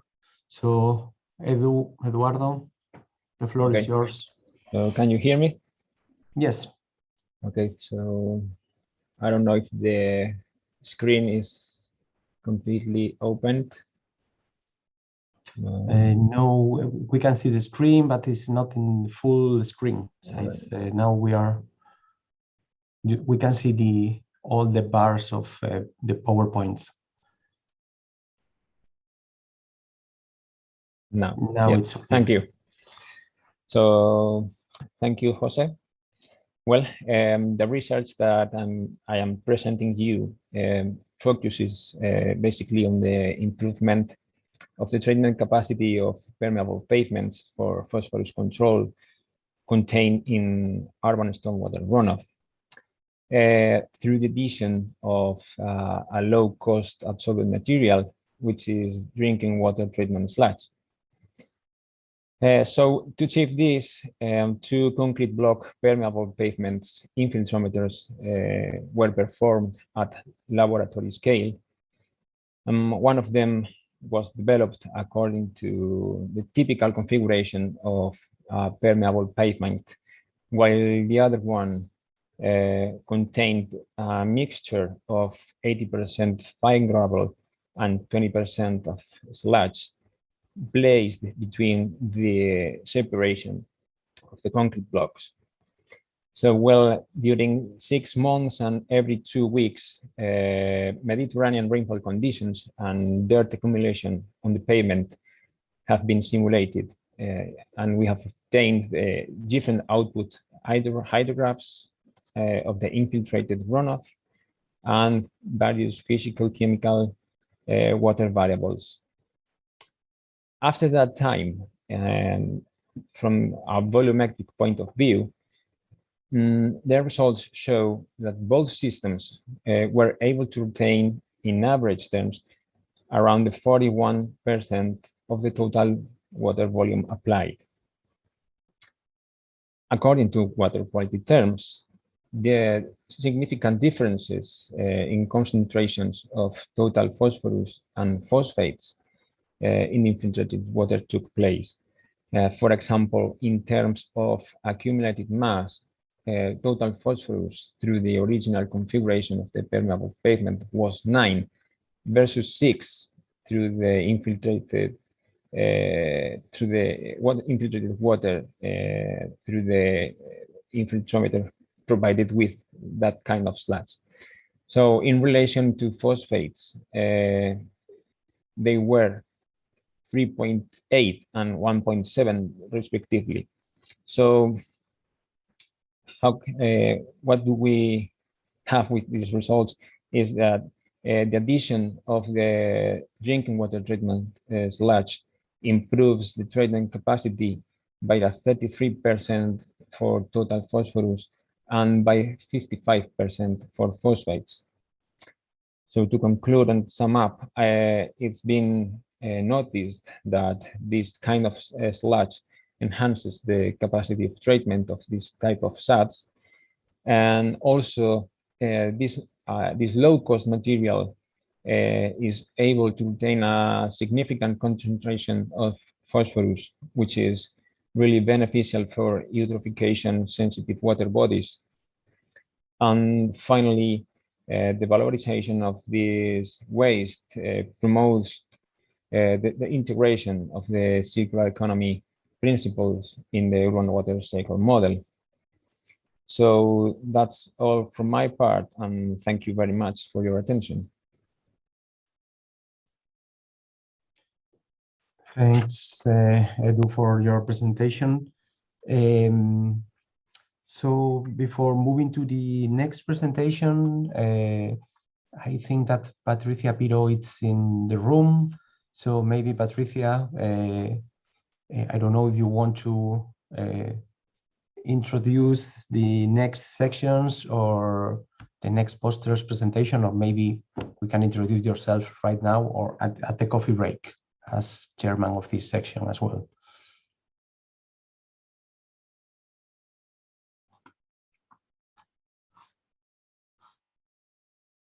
I think that maybe we can organize this in the coffee break session.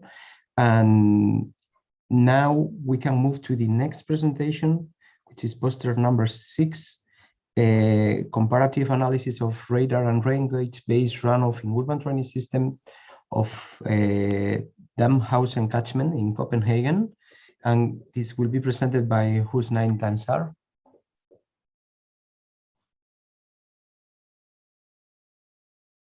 So, hello. Yes, can you hear? Yes, hello. We can hear you. Okay, thank you.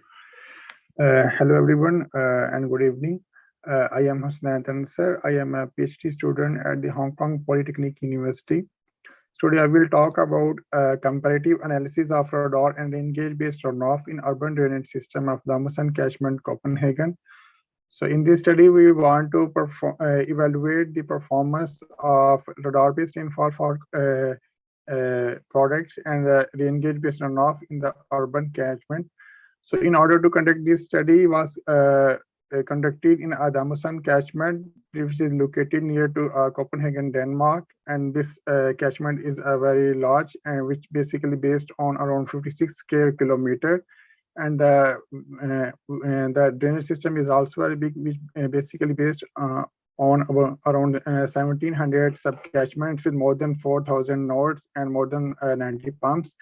So moving to the rainfall, in order to represent the rain gauge-based rainfall, we used rainfall from 12 rain gauges, and the data from the measurements we have like 4 locations along the main drainage pipelines. basically located at the center of the catchments from upstream to downstream, and which is represented here from D1 to D4. In terms of radar products, we use C-band Doppler radar with a total coverage range of 360 kilometers, and the total radar grids that was used around 864 to cover the whole catchment area. So we use a standard radar radar-based intensity to rainfall method, and that basically the Marshall empirical power law equation that converts the reflectivity into the rainfall with the default constants A and B. So to convert the raw radar-based rainfall into the to remove the uncertainties in the data, we bias corrected the radar-based rainfall by using the simplest mean field bias correction method, in which we basically calculated the factor by taking the accumulated average of radar-based rain gauge-based rainfall to radar-based gauge rainfall. So that this average, if we see from the results, so the average factor that we found is that is around 0.84. So that represents that most of the radar-based rainfall was overestimated compared to the rainfall. So in order to compare the rainfall and the radar-based rainfall, we use correlation coefficient.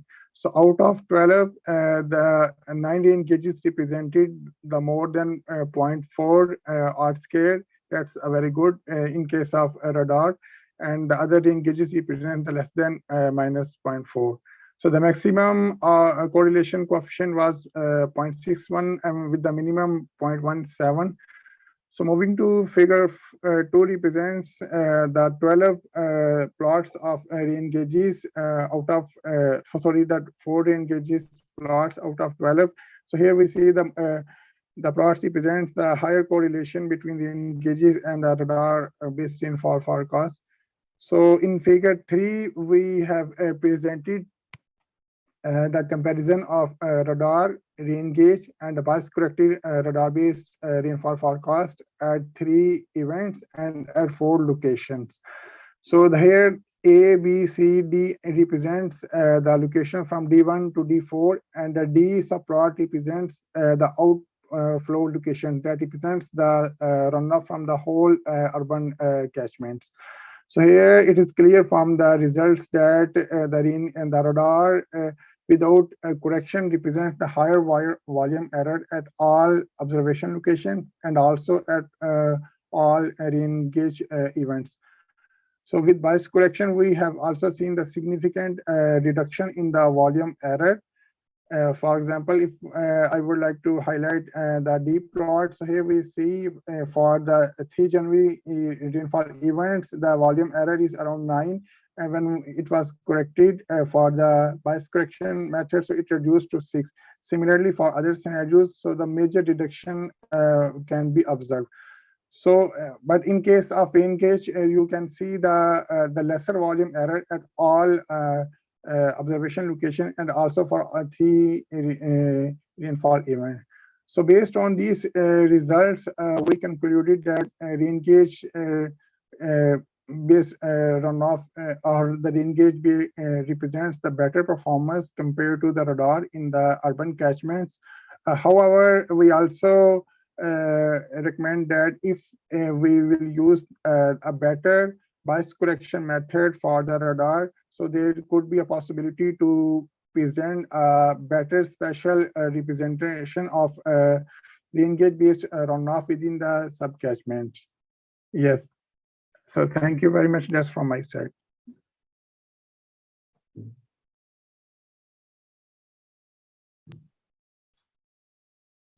Thanks for your presentation, Hussein.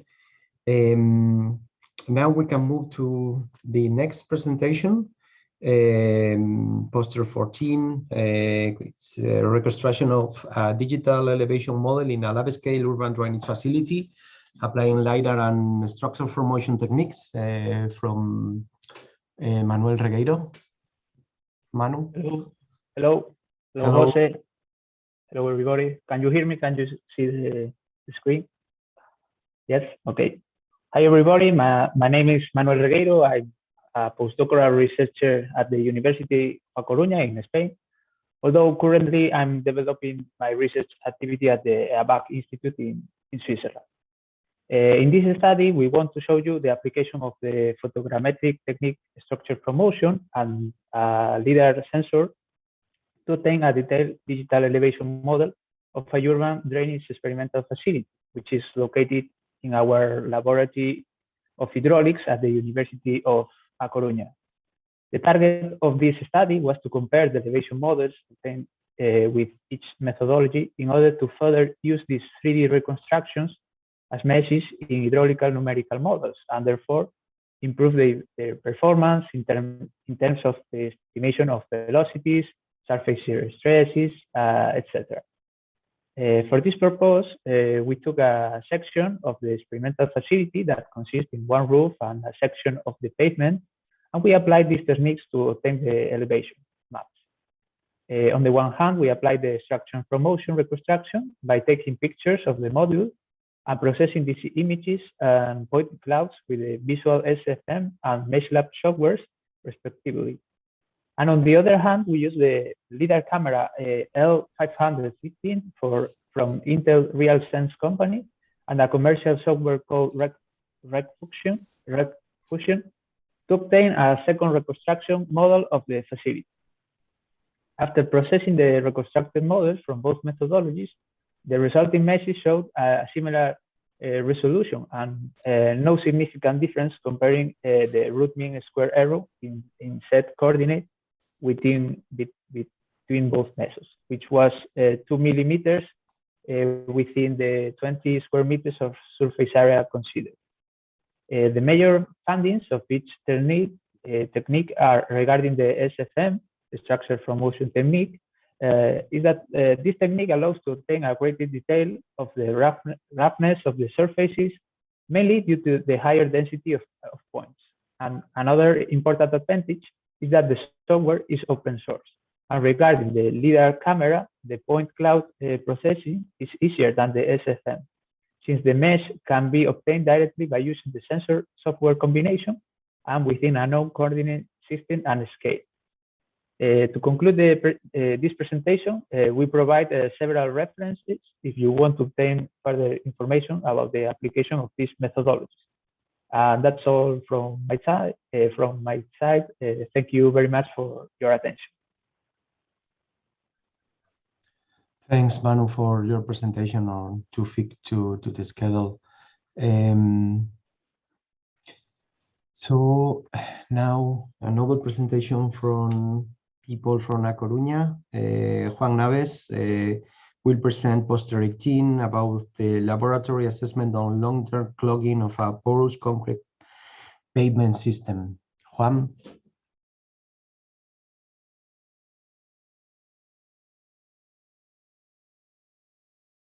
The floor is yours.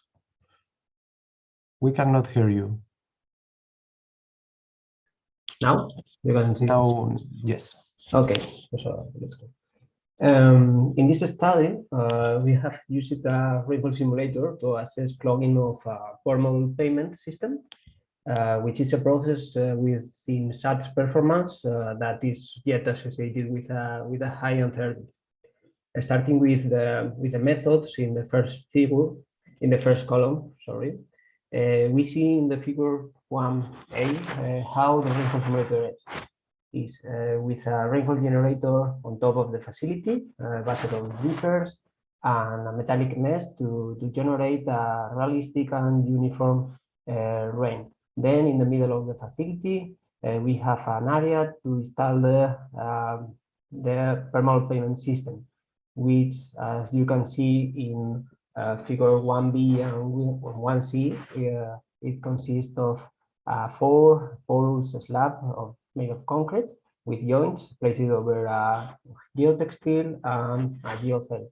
The rain can go through the system, through the porous slab, through the geotextile and with the geothermals, and impervious surface drains the water laterally to a tank when we can measure the filter flow.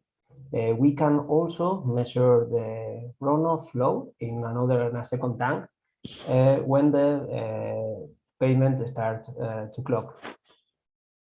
In addition, we have the standardized permeameter that you can see in the figure 1B to measure punctual measurements on different points of the slabs.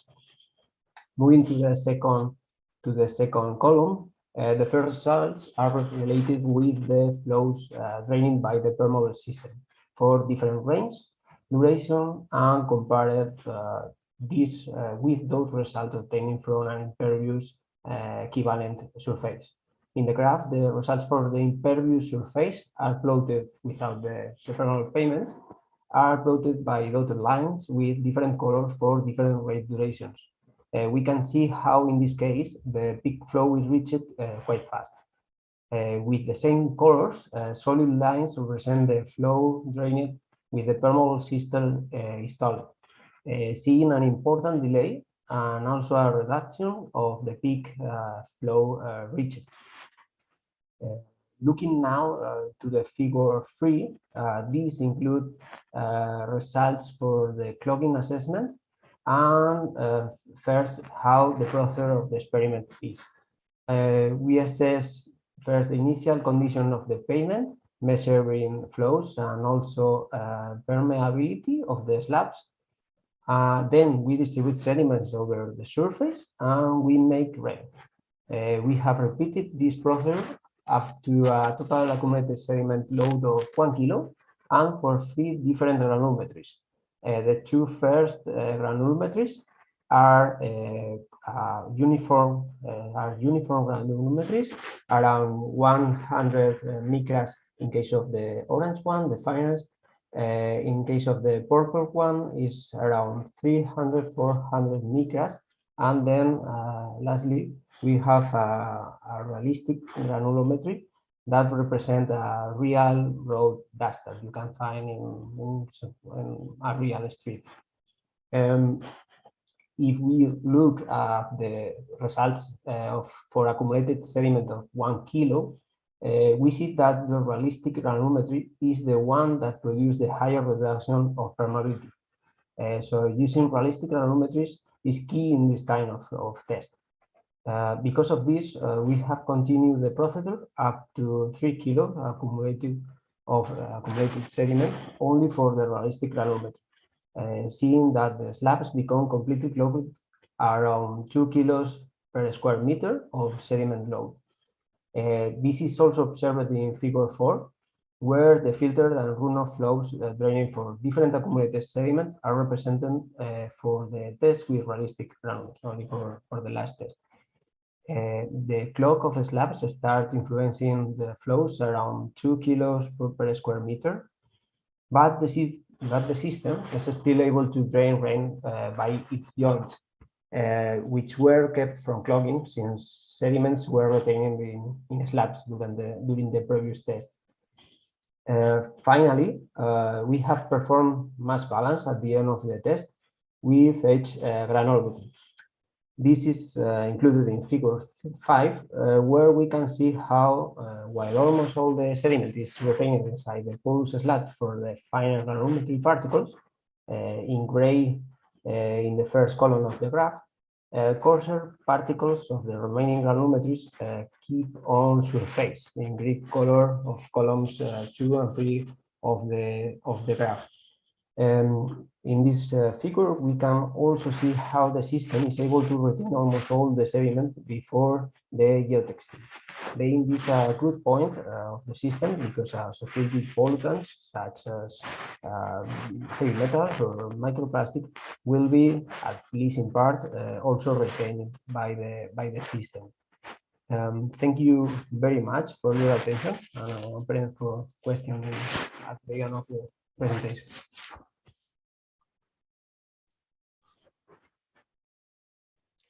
Okay, thank you, Juan.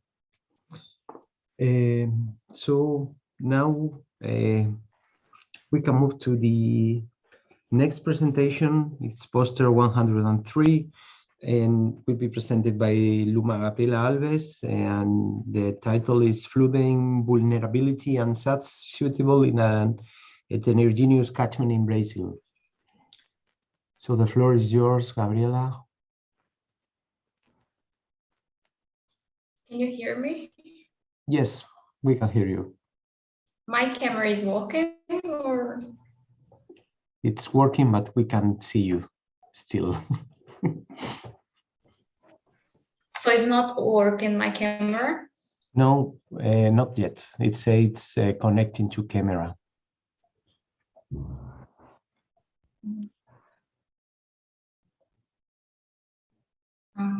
Now it's working.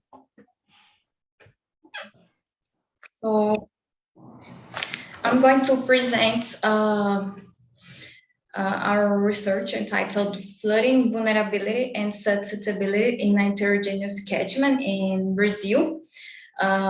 So we're from Federal University of Campina Grande. So as we already know, the rapid urbanization of developing countries produces areas characterized by heterogeneous urban configurations. And these urban configurations, they present different urban patterns, and this can determine the implementation of sustainable urban drainage systems. So we investigated the influence of these different urban patterns and configurations in a small catchment in Brazil. So first, we simulated the catchment during a heavy rainfall event on swing model in order to understand the distribution of flooding hotspots. Then we allocate different search techniques such as permeable pavements, bioretention systems, infiltration trenches, and rainwater harvesting. And we notice that the allocation of these systems, they depend of the character of the singular characteristics of each urban configuration, such as the presence or absence of paved and unpaved roads, the presence or absence of permeable open spaces, or the configurations of the block density. Then we find out that the majority of flooding hotspots are located in urban configurations with high density, already expected, right? And we also noticed that permeable pavements, they are more suitable to be allocated in urban configurations that present unpaved streets, because the potential to pave the roads with permeable pavements instead of the unpermeable ones, mainly in this catchment that is being urbanized. Infiltration trenches, they are more suitable to urban configurations that present low slopes. Bioretention systems are more suitable to urban configurations that present large permeable spaces, and rainwater harvest systems are mainly suitable for urban configurations that present a huge density of houses and blocks, because with high density blocks, with a lot of households in these configurations, we can increase the potential of households interested in implement the rainwater harvest systems on its residences. So we conclude, right, that it's important to implement drainage projects considering these different urban configurations, since they determine not only the generation of runoff and the presence of flooding hotspots, and also influence they determine if we can or not implement some sustainable urban drainage systems techniques on these configurations. And also, despite the complexity of designing such in this heterogeneous catchment, it is possible to incorporate appropriate such techniques if we consider these heterogeneity as a main subject to this. So that's it. Thank you.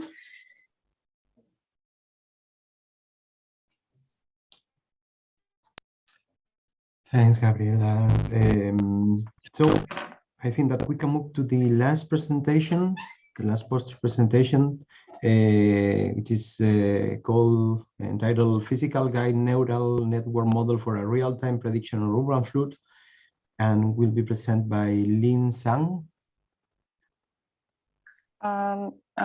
Okay. We can hear you, so you can start wherever you want. So can you see my screen?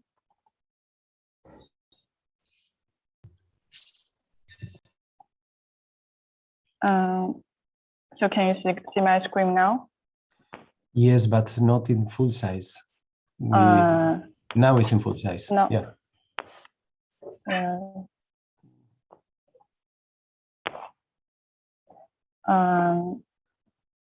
So good afternoon. Sorry about that. I can use the virtual background. My name is Lin Zhang. I am a graduate student from Peking University, China. And I would like to introduce my study about physically guided neural network model for real-time prediction of urban flood. First, I want to talk about the background of my study. We all know that urban flood disasters occur frequently and are destructive, especially in developed regions. And urban flood forecast can reduce the loss of property and life, and plays an essential role in urban emergency management. At present, there are many models and commercial softwares that can realize flood prediction, and most of them are hydrologic and hydrodynamic models with slow calculation speed, which cannot meet the requirement of real-time prediction. While the data-driven model can do it quickly, it does not need the pipe network data or turbine data, and it can quickly learn the relationship between the input and output data, which means that when we input the rainfall data, it can predict the flood information in time. So, but the data-driven model lacks physical interpretability. So in order to better realize the prediction of urban flood and solve the problems just mentioned, we proposed improved hybrid model. You can see in the flowchart here, the hybrid model consists of 3 sections, including input section, core algorithm section, and optimization section. In the input section, we constructed several physical input factors and physical parameters related to urban hydrologic pros and effects. And the weight of each input factor was assigned by the attention mechanism, which can selectively learn the input factors and determine their weight. In the core section, we use the long short-term memory network, which has the memory cell unit that can remember the historical process, and it is suitable for time series forecast. And it can learn the rainfall flood response and make prediction. And in the optimization section, we constructed additional indicators. They are shown here, and they can evaluate the overall trend, fluctuation degree, peak error, and time error to peak.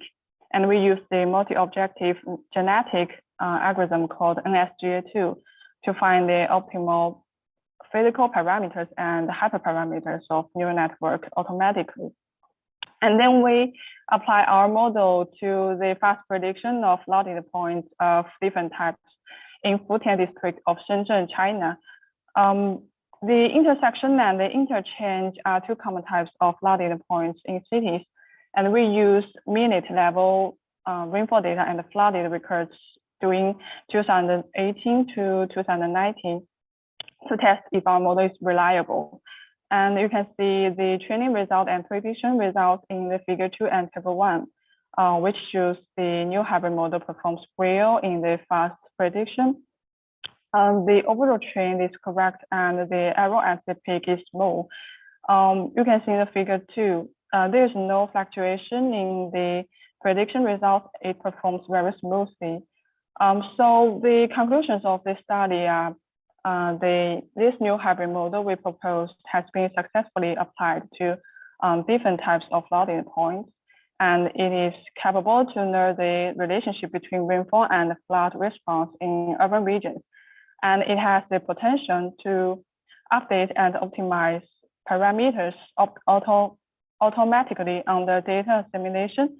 And finally, it is expected to be further interpreted according to the physical parameters after optimization. So that's the aim. Thank you.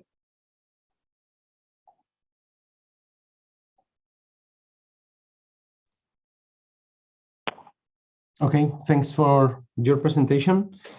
So now we have time for the coffee break and to pose some question and answer. And I guess that Patricia now it's on the room. Maybe Patricia, you can present yourself and we can start with this coffee break session. Yes. Yes, of course. Next, after coffee break, I would like to ask some questions, everyone. Yeah, exactly. Actually, I think that this coffee break is for the questions. So it's if you have a copy, we can join the coffee, but otherwise it's just questions and answers to the presenter. So maybe you can start with these questions. Okay, I am sorry because the coffee break is only virtual. It's not really. Yeah, exactly. Next time, I hope. I would like to thank you for your presentation. They are all very interesting and original. Thanks to Jose for to have introduced the session and the speakers. Thanks. I would like to ask some questions. First of all, for the paper 5, Eduardo Garcia Haba, Carmen Crespo, and Miguel Martin and Ignacio Andres Domenech. Okay, I would like to ask this question. Why did the authors decide to consider rainwater as the ionize the water, not considering high pollution? Can you say that again in another way?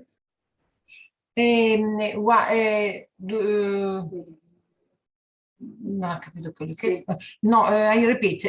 Why did the authors decide to consider rainwater as the ionized water, not considering air pollution?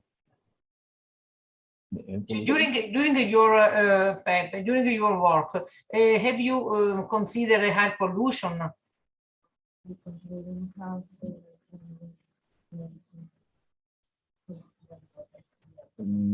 I don't get the question.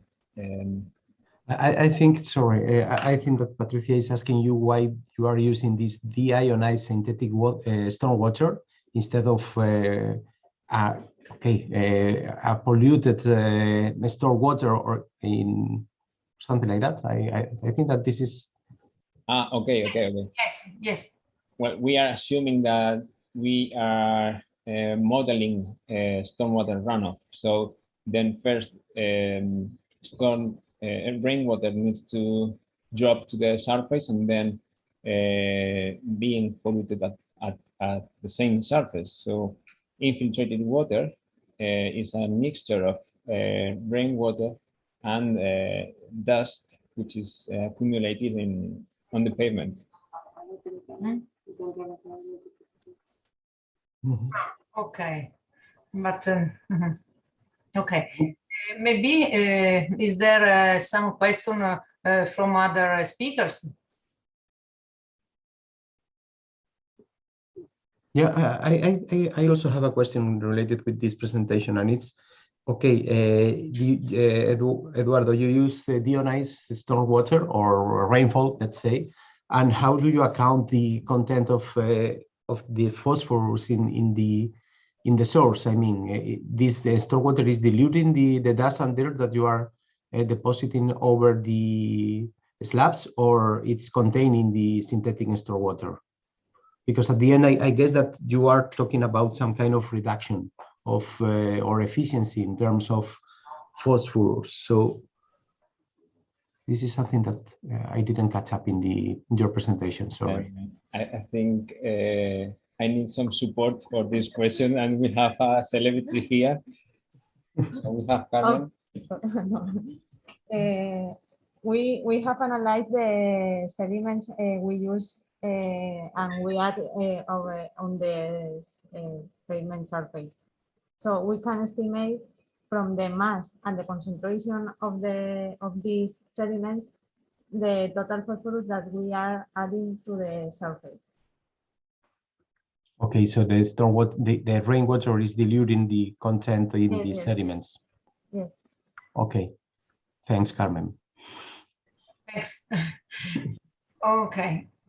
If there aren't any questions, I would like to try another question.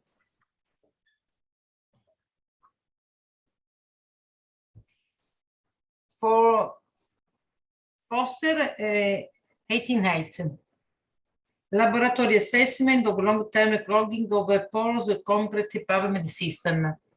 Journalist, Jose Anta. I think that one can answer your question. And so on. I hope. I read with many interest in this paper. How do you think to optimize in future the methodology? How? Please repeat the question. I don't understand. How do you think to optimize in future the methodology? How we optimize our methodology? Yes. You refer? Yeah. Your opinion, of course. Yeah, with a lot of work for sure and hours. we start with this rainfall simulator is built tailored for these experiments.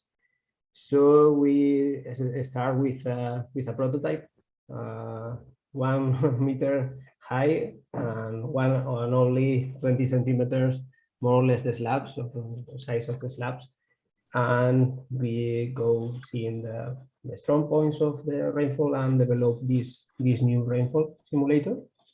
And then we have this a contract with a company that developed these porous concrete slabs, and we tried it in our simulator and adapt the discharge measurements and the permeameter methodology to this, to assess the clogging in the pavement.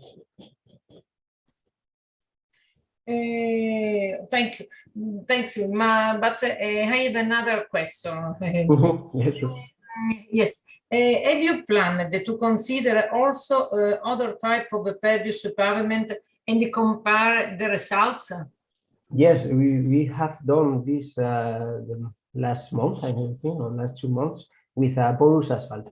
A simple porous asphalt placed over an impervious surface, and the results that we see is more or less the same, but without the geotextile. We observe more sediments coming to the filtered tank, we can say.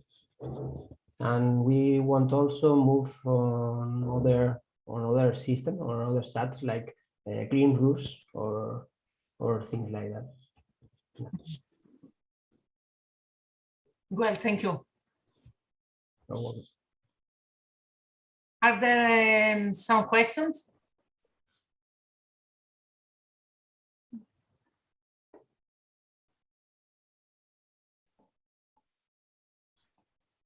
If not, I have another question.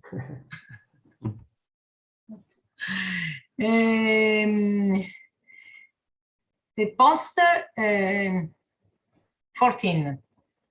Reconstruction of a digital elevation model in a lab scale urban drainage facility applying LIDAR and SFM techniques. Where is maybe Picallo, Esteban Sanudo, Luis Echea, and Geronimo Puertas. Manuel Regueiro was on the floor before. Yeah. Hello, hello. Hello, okay. I'm here.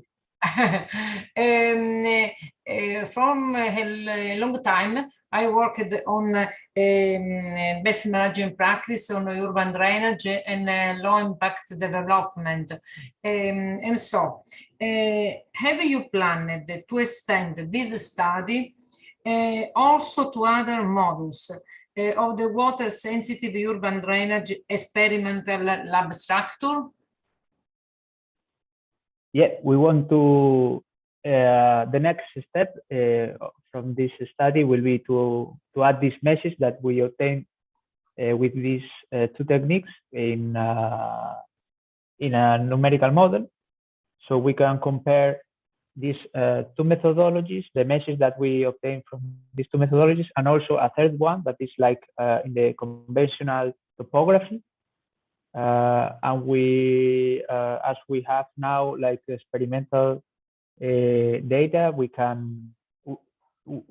will able to compare these this message and the results to see like the comparison with this regarding the results, the velocities of the surface shear stresses, because in previous experiences we could see that the results differ a little bit if we consider a detailed mesh or a detailed elevation map or a conventional topography, taking like point by point. Thank you, but I don't finish there. For you. Since the new nature-based solutions, as rain garden, filter strips, and so on, represent an important tool in the urban drainage system, and they are also implemented in the rainfall runoff models. What do you think about the feasibility to use these techniques also for them? Yeah. This, in fact, nowadays, this question, maybe Juan and Jose are more able to answer these questions, because we are talking about a facility that now they are developing further researches regarding this point. But yeah, they are now currently using green roofs in this facility. So they change the roof that I showed in the pictures for another kind of green and with vegetation. And I think that currently they are developing some experimental or preliminary tests in this facility. Okay, thank you. You're welcome, Patricia. Thank you. Okay, just to shortly complement to Manu answer. Yes, in the facility that we have here in the University of A Coruña, we have two large rainfall simulators. One is this block scale model in which we are now building two different green roofs and a gravel roof. And then we have also a smaller simulator, which is a street, and it's paved with a permeable pavement. And so now we are trying to making some research in the field of nature-based solutions and such with our facilities. And just a short remark that regarding this issue, and is that we are in a network of laboratories of urban drainage, which is called CORUD Labs, and it's a collaborative project in which PhD students and companies and institutions can apply to access to the facilities of this project. Maybe I can write then in the chat the name of the website if you want to have more information. And in short, we launch a transnational access call, which will be finished by the end of January. So people interested in doing some research in the urban drainage field can apply to this call, and we will be very happy to answer your questions. So, but use the website or our contacts, because now we are discussing about this session.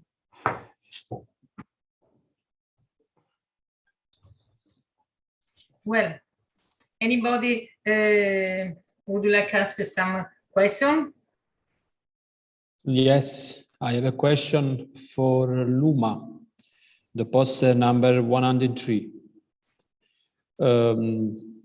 May you give us some details about the SWMM model?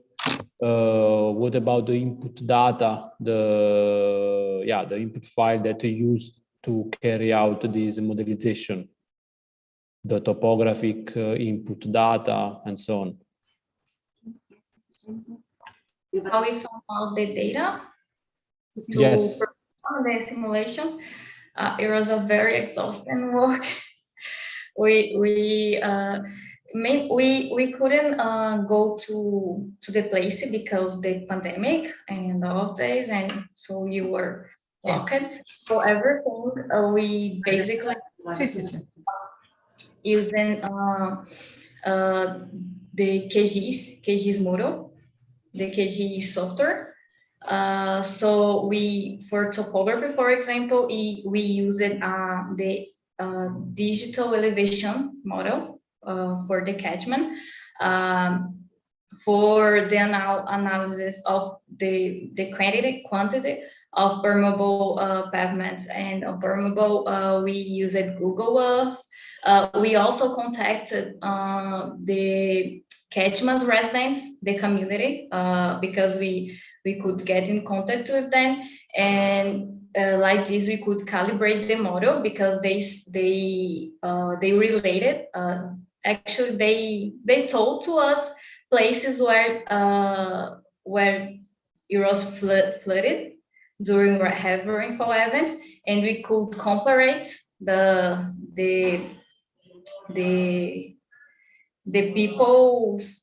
person. We could compare what they said with what we simulated. Also, other parameters was the heavy rainfall event, or we used a heavy rainfall event for the entire city. What's another parameter do you want to know? Do you remember the accuracy of the digital elevation model used? Meters. Sorry? 2 meters. Okay, thank you. I have another question for Luma. Of course. How did you model the specific SADS systems? Have you used the lead control units? What system? Because I read you use the software SWIM. Yeah, we use the SWIM model. Yes. And so, have you used the lead low impact development control units? We test the leads, because the SWIM model, they call it leads, right? The low impact development. We call it SUDS, Sustainable Urban Drainage Systems. But the SWIM model, it has a specific functions for us to perform the leads. So they give us the option to insert an area of permeable pavements, an area with bioretention systems, and we just put the parameters for each characteristic, such as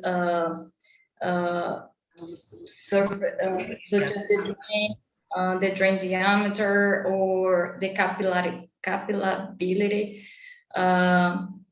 or the main coefficient. And all of these parameters we took from the literature, from recognized authors. Okay, thank you. But furthermore, have you presented the results in terms of flood spots, while what are the results in terms of volume reduction or peak delay after the sustainable urban drainage implementation? Have you evaluated the heat? Yeah, for this work that presented now, the flooding hotspot that we are showing is from before the implementation of sustainable drainage systems. But because it was the main point from this presentation was to say what urban configurations present the most flooding hotspots. So it's out in sustainable urban drainage systems interventions. But we also perform performance simulations for after the implementation of sustainable urban drainage systems for another works.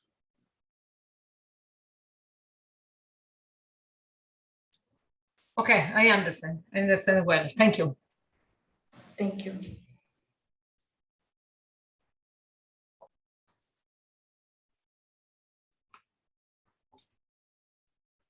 Nobody sleeps.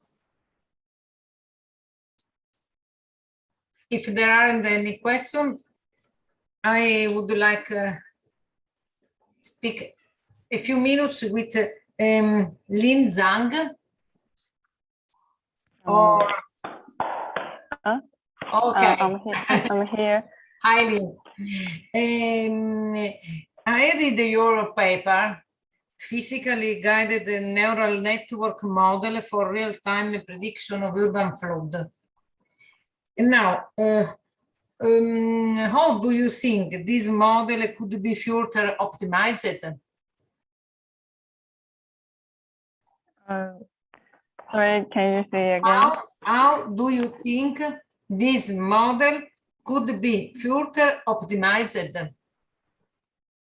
Could be oh, okay. So this is just the preliminary work we have done yet, and you can see there's a restriction in this study that the data we use in this study is limited. The data is from the we use this measure data, and actually there's a 1 year monitoring work and only 8 records, and but for the model we have constructed, this model is suitable for the long-term prediction. So I think the next optimization work we will do is to connect more data to further test our model and to see if it still perform well in the long-term prediction. So I think maybe this is the answer for this question.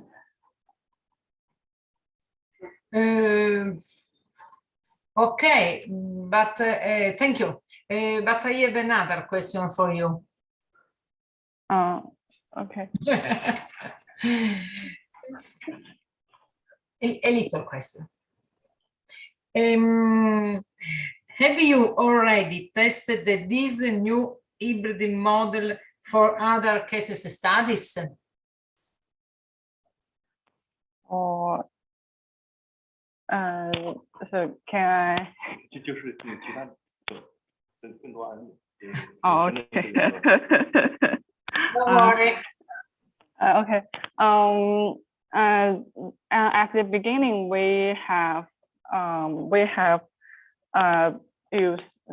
considered use the synthetic data, synthetic rainfall data, and the simulation data from model in another area. And and that a neural network model performs by using the simulation data. But we think that the simulation data cannot represent the real situation, so we focus our work on the monitoring work by collecting measured data, and the work is have been done 1 year, and we just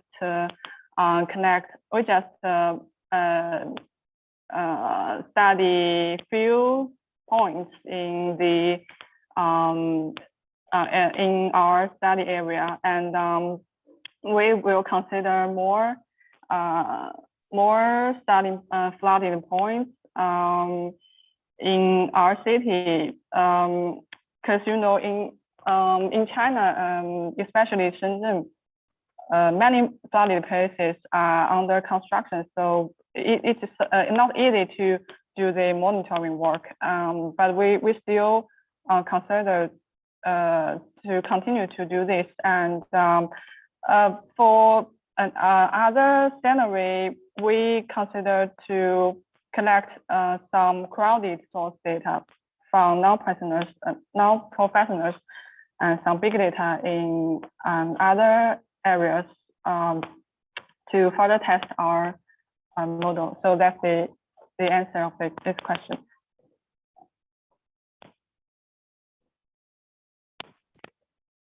Okay, thank you. Are there some questions?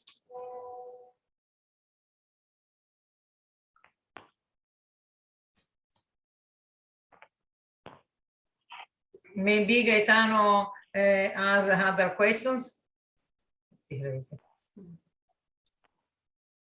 No, indeed, I not have another question for the presenters. Maybe we can ask who is a PhD student, who is now a research associate, a young research associate, or who is working in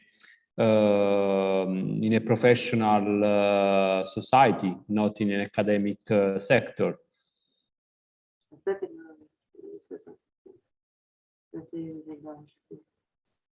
Who is a PhD student among all the presenters? If there are questions, I could ask other question.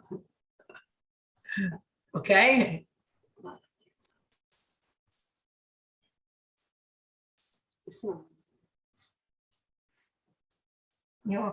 Before the presentations, only one question for paper 64. Ricardo Perez Indoval, Eduardo Cassiraga, and Javier Rodrigo Hilari. Sorry for my pronunciation. Professor, I think that he is not in the room because he sent us a video just at the beginning of the session. Ah, ok. Quindi non c'è, però possiamo pensare.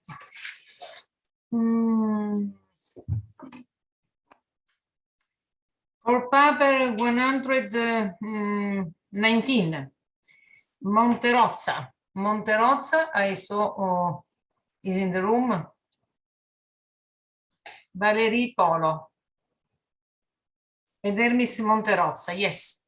She is in the room. Yes. Yes, I'm here. Okay.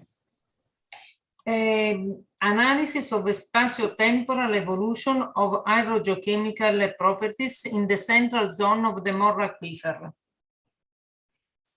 Now, which method was used for the multivariate analysis?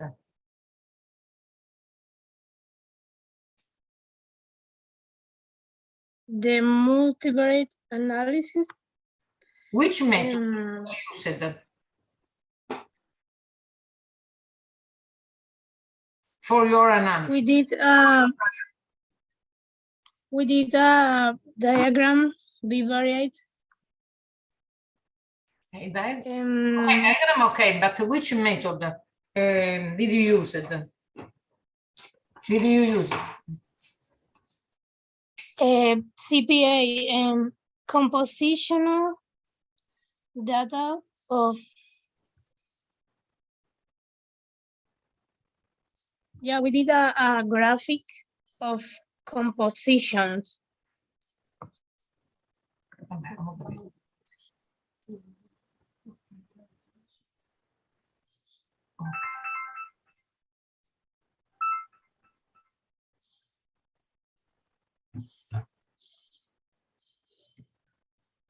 Okay, maybe it's better to continue. There is a question on the FAQ, I think, by Maya Deshakar Hussain. Could you please, my colleague Jon Naves, explain the mixing ratio for the porous concrete slab? The answer is no, because we are only seeing at hydraulic aspects and also pollutant, but the composition of the porous concrete is more from the manufacturer.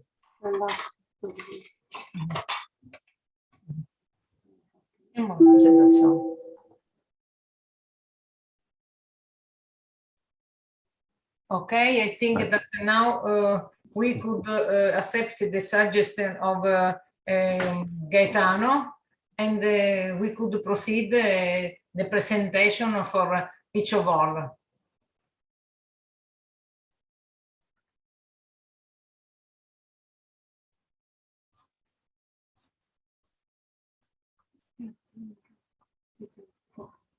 Ma, Gaetano, da chi iniziamo?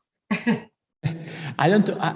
It's not a hard question. I don't know, but only to know if this interesting presentation were given by PhD students or by postdoc researchers. It was only a curiosity by me. For example, Eduardo Garcia Abba, are you a PhD student or not? Yes, indeed, Gaetano. Okay. And Juan? Postdoc, I have already the PhD. Okay. And the others? Maybe what can be useful is to raise the hand. No, so whoever is PhD student, you can use the bottom of raise the hand. So then we will know the number easily. And now we have to that. Only one PhD student? No, we have actually two, I guess, because we have in the chat, Maget also said that he's a PhD student. But you can use this option, I am not PhD student.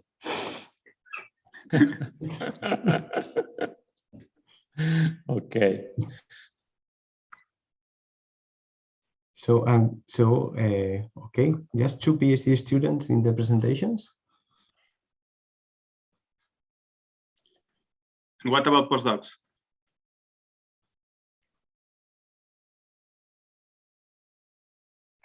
Two. So master students.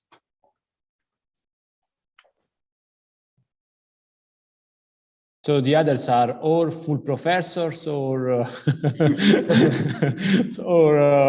professionals in engineering society. So I don't know.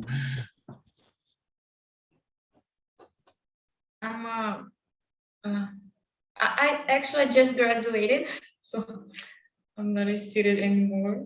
Okay, good. It's weird to say this.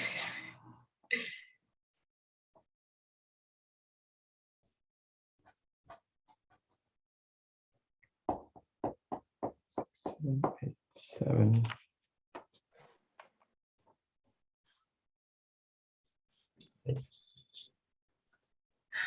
I have another question, maybe to give this to help to give this life. Who is in a YPM? Because I know that, for example, Manu and me are from the Spain YPM, And maybe we have here other members of other YPNs or not.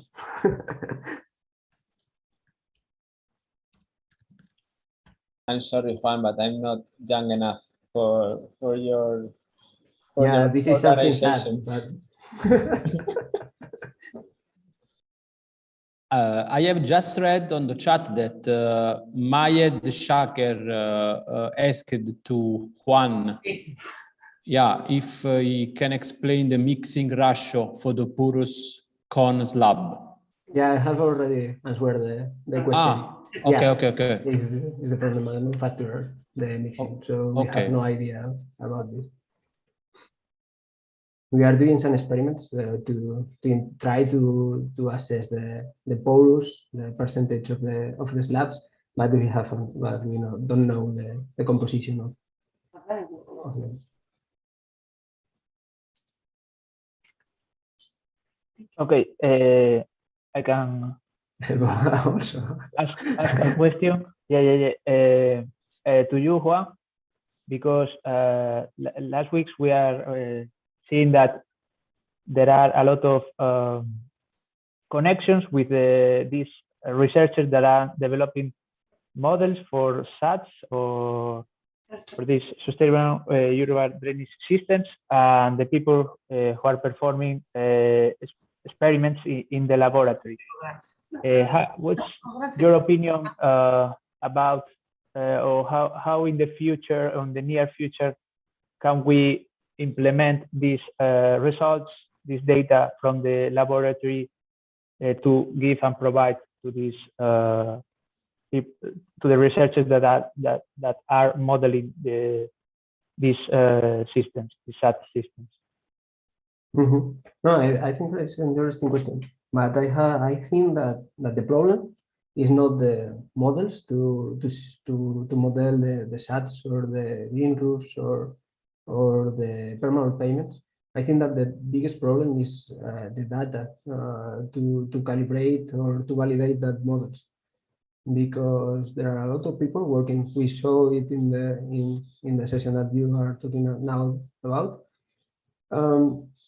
And I think that is a lack of accurate and precise data about this. And experiments like the one that Eduardo showed and others, if we can publish that data sets, I think that is a very good help for modelers of these things.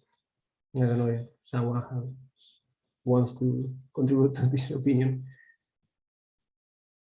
Yes, the question was in this sense. I mean, the experiments like you present or Eduardo can be implemented in models like Gabriela show or the rest of colleagues. So the question is what, or maybe Eduardo can answer as well. What do you think about which is the next platform like or database that can be used for sharing this information, this data information? I think it should be something related to GIS-based, like supporting or managing tools, easy to share with politicians, with designers, with planners, and technicians as well. I think something like that should be next step. Okay, thank you, Eduardo. We are intending to share our data with a local authority in our city, which controls the occurrence. Not controls, but it acts when occurs flooding in the city. So it's an entity called Defesa Civil in Portuguese, translated civil defense, which protects the population from flooding. So we are intending to share our data with this organization in order to in order to help in some way to predict when it's gonna have flooding and what's the most vulnerable areas to flooding. So we are intending to do this.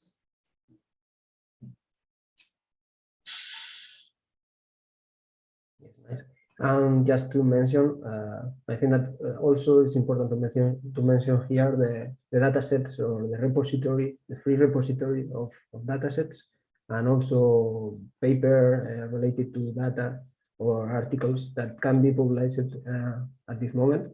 There are already a lot of journals of this, and could be interesting for the future.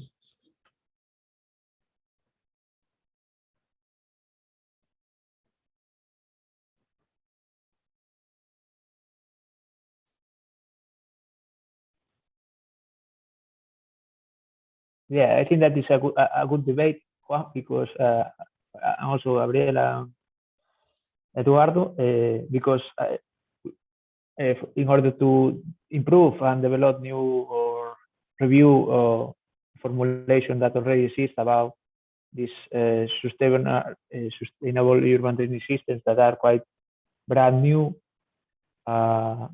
it's interesting to share this kind of experiments and data and in order to improve the performance of this hydraulical modeling.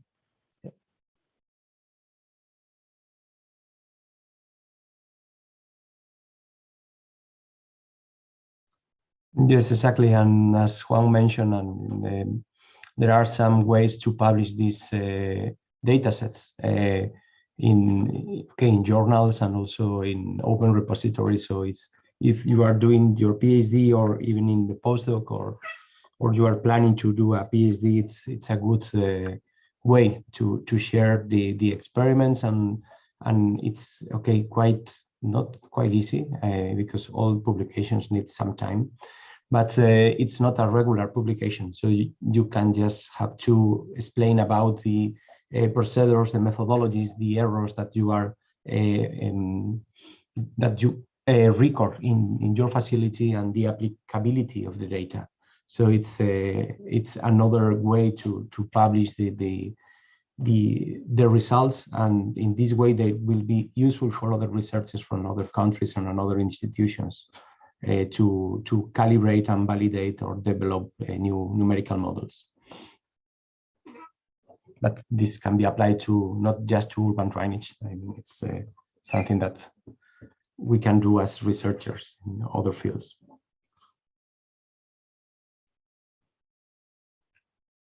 So I don't know, we have 5 minutes till the end or till the next section.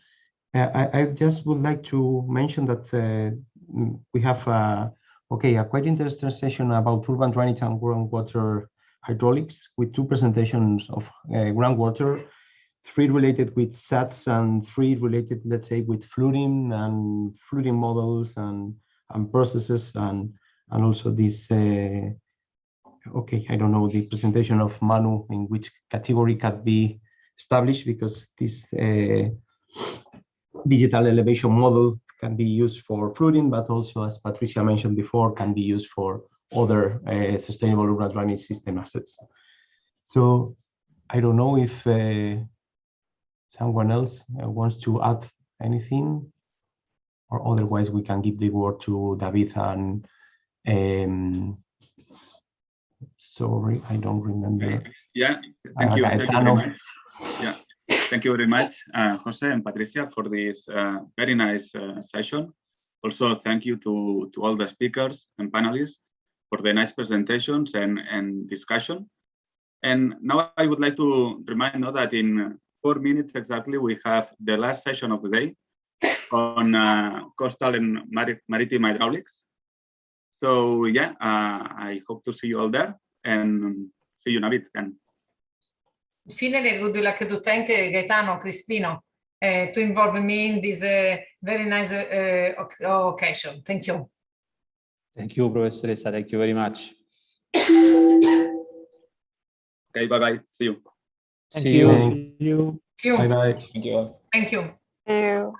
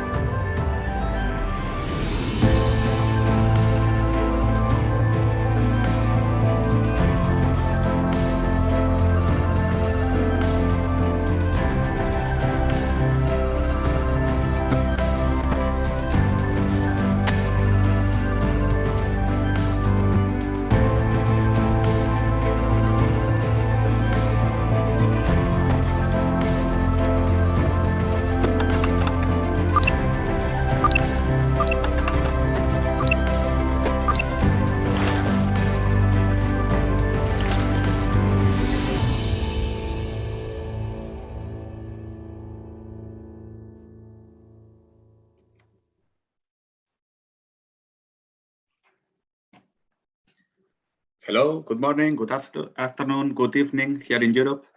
My name is David Ferras, and together with Eva Fenrick, we'll be hosting the last session of the first day of the Young Professionals Congress. So this session is entitled Coastal and Maritime Hydraulics. And now I would like to pass the word to the chair of this session, Mait Mohammadian. Please, you can go ahead.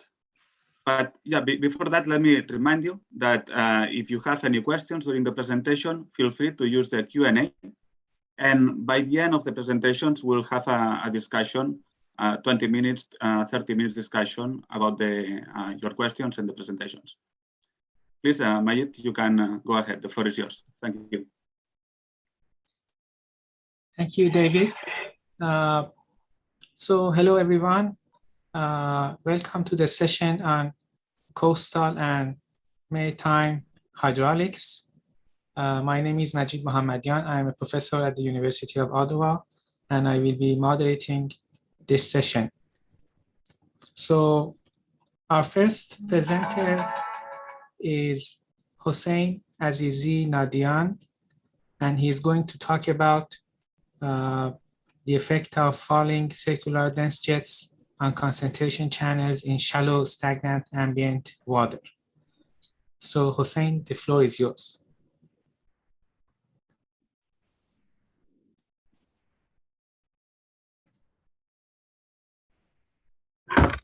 Hello, everybody. I hope you have well. Thank you for this moment. I'm very happy for this presentation, and I start my presentation. My title of paper is Effect of Falling Circular Dense Jet on Concentration Change in Shallow Stagnant Ambient Water.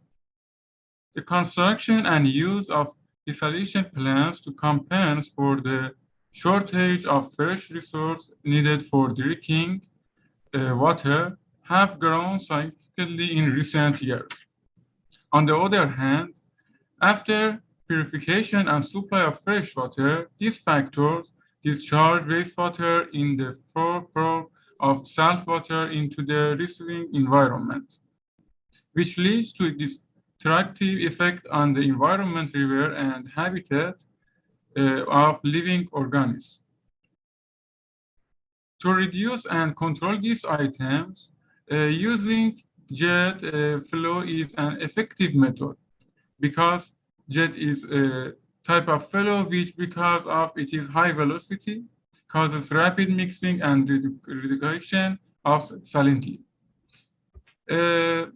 Depending on the distance from the nozzle outlet to the water surface, jet can be divided into 3 groups. When the location of discharge nozzle is underwater, it's called submerged jet. When the location is at the same level as the water, it's called surface jet. And finally, when the location of discharge is above water, it's called fall jet. The idea of research came to our mind concerning that lowering the water level on river and water bodies can turn surface and submerged into falling jet. And really also we observed an example of this issue in the Karn River at Ahvaz city. And also in the previous studies, the performance of submerged and surface jet was often investigated. So for improving information about the performance of falling jet, we start this study. So experimental tests did in the hydraulic laboratory at Sheikh Shamran University of Ahvaz, and in this project we investigated the effect of jet on concentration. Our parameters were diameter of 0.02 meters and 0.016 meters and finally 0.013 meters. And a flow rate of 0.0002, and the falling height is a constant and also initial concentration. So for measuring temperature, we use, and also for concentration, we use ECmeter. And also for improving the quality of data, we use video camera for recording the trajectory path, and then we use the digitizer software for extracting the record video data. So the present experimental study show the effect of increasing the densimetric number of falling jet fluid caused to reduce the wastewater concentration at the water surface, because by increasing the densimetric number of jet fluid, the turbulence in the water surface increases, and mixing velocity and mixing power of the jet fluid and ambient water increases. As a result, which the jet fluid with ambient water delicious more. Thank you for this moment. I am ready for answering your comments. Thank you. So thank you. We will have a question answer session at the end. So for now, we will not have any question. Okay. Thank you very much. So thanks again. Our next presenter, our next presentation will be delivered by Mohammed Tawhidur Rahman, who is going to talk about the study of erosion control measure using an open source software at Bay of Bengal.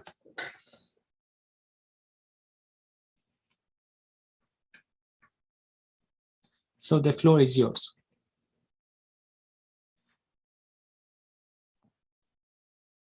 I'm not sure if he's here.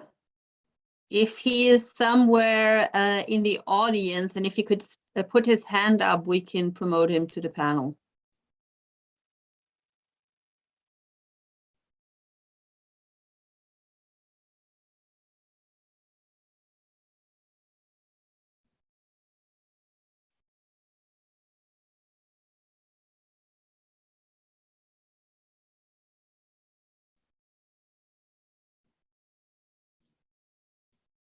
Okay, maybe we can proceed to the next presentation. And if Mohammed joins us in the rest of the session, we will accommodate his presentation. So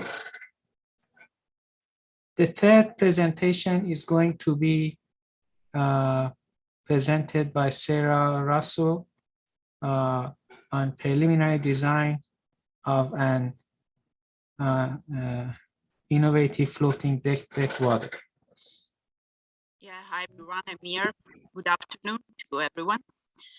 And as mentioned, I'm Sarah Russo from University of Campania, and today I want to talk to you about this preliminary design of this innovative module, floating module that could behave as floating breakwater or as wave energy converter, depending on its sea states. I mean, depending on the sea states and depending on its draft. Basically, it comes from a more general idea of an innovative energetic archipelago specifically designed for the Mediterranean Sea, where various devices for exploiting marine renewable energy can coexist in modular way. And this floating module should ensure the creation of a protected sea area inside the archipelago where to install this kind of devices. Concerning this work, we have just performed some preliminary numerical evaluation based on the resolution of the potential flow theory, the linear one, with an in-house boundary element method code. And that basically divides this discretized the wet surface into a number of panels of appropriate number panels, and solve the equation of motion for each one of it. And concerning the result, I basically find the response amplitude operator of this module for 4 different values of the draft. The first 2 were aimed at solving the wave energy converter part. The second 2 are aimed at solving the breakwater part. Because basically we have to imagine that this module behaves well as WEC when it can go in resonance with waves. And in this case, he needs a small value of the draft to oscillate with waves. In contrast, when it should behave as breakwater, it is full with water that is pumped in it, and it reaches a high level of stability thanks to its draft. So if we look at the results at the figure, we can see the different draft value for different sea states that are typically of the Mediterranean Sea. And we can see, for example, that in the first figure, where there is the wave energy converter results, basically it could well work as a wave energy converter because it is almost in resonance with waves. And concerning the other figure instead, also the breakwater function can be achieved, although with the numerical model, it has not been possible to model some kind of phenomenon, like, for example, the effectiveness of a power takeoff system, and also the mooring lights have not been designed yet. So this will be the first going into deep about this preliminary test. And also laboratory tests will be performed in order to evaluate the results of the numerical modeling in order to find that phenomenon that cannot be easily modeled with a numerical one. And that's all for me. Thank you for your attention. Thank you, Sarah. So the next presentation will be delivered by Rossella Belloni, who is going to talk about river sea system connectivity, analysis of sediment dispersal in the Northern Adriatic Sea. Hello, everyone. Thank you for the introduction. I'm Rossella, and I'm a PhD student of civil engineering at Roma Tre University in Rome, Italy. And my PhD research activity regards the exploitation of remote sensing data to investigate river sea system connectivity. Connectivity describes the efficiency of material transfer between the components of a system. A river sea system includes the world river basin and the surrounding coastal areas, which extension is determined by the extent of the riverine influence in the receiving waters. River plumes are turbulent flows generated by river freshwater discharged into coastal waters.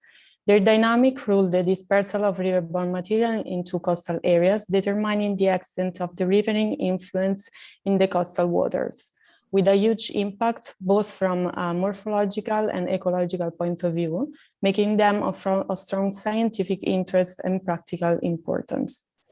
The analysis of phenomena occurring in a highly dynamic environment requires monitoring techniques providing data with a resolution consistent with the phenomena of interest. These reasons have fostered in the last year the exploitation of satellite imagery. Specifically in this study, Sentinel-2 images were used to evaluate sediment connectivity of the Po River Sea system, that is the main Italian river flowing to the Northern Adriatic Sea, in particular in its final section, the river Pro Delta. The images were collected for the period June 2015, April 2018, excluding those images with significant cloud cover and without any clearly visible river plume. The images so selected were later processed using Acolyte, an automatic processor developed for the atmospheric correction of Sentinel-2 images on coastal and inland waters. The processor allows furthermore the calculation of many satellite derive parameters, and in particular in this study, reflectance measurements were converted into turbidity values using the algorithm developed by Dogliotti in 2015. Turbidity represents indeed a key parameter both in water quality monitoring and sediment transport, being a proxy variable of suspended sediment concentration in the water column. The overall coastal area affected by the river plume dispersal was then identified in each image, comparing turbidity values with a threshold established by considering the Adriatic Sea background turbidity, about 5-6 FNU. The spatiotemporal variability of river plume morphologies was then captured with a map of the frequency of occurrence of the river plumes, and the geomorphological efficiency, therefore the degree of sediment conductivity, was in the end evaluated considering the frequency of the suspended sediment dispersal in the alongshore direction.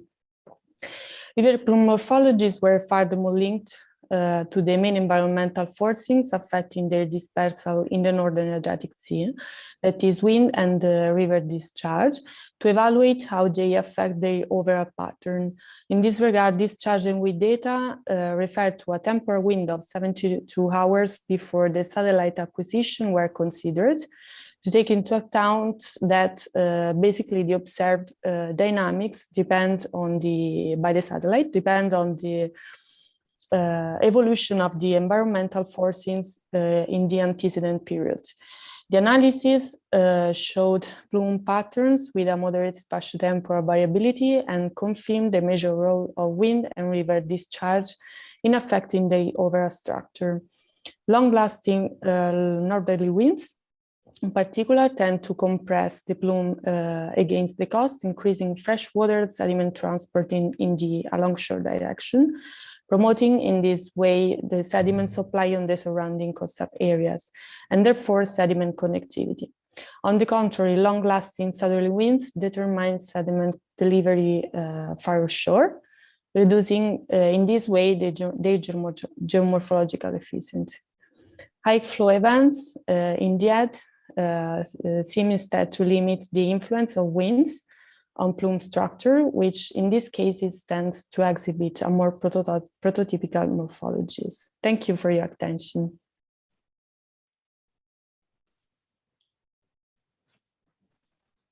Thank you, Rossella. Thank you. So our next presenter is Gaber Flate, who is going to talk about analysis of ship-induced waves in the near bank area of a large river via LSPIV. So Gabriel, the floor is yours. Thank you. So my name is Gabor Flate. I'm a PhD candidate from the Budapest University of Technology and Economics. And my PhD was mostly circling the topic of ship-induced waves in large rivers. I was mostly focusing on the hydrodynamic impacts of these waves, and I used various field measurements and computational model tools to do that. In this poster, what I'm presenting is the application of large-scale PIV.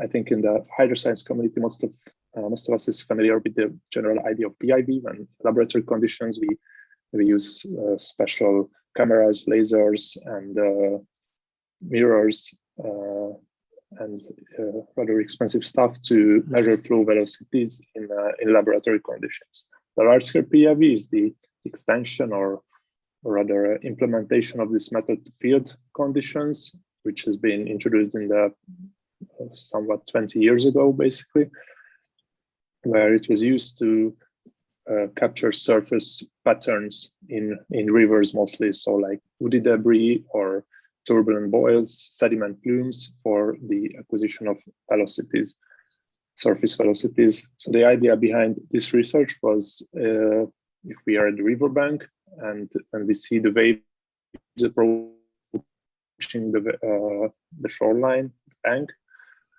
there's a lot of foam appearing due to the wave breaking. There's also sedimentary suspension, so it's really visual how the flow moves in this near bank region.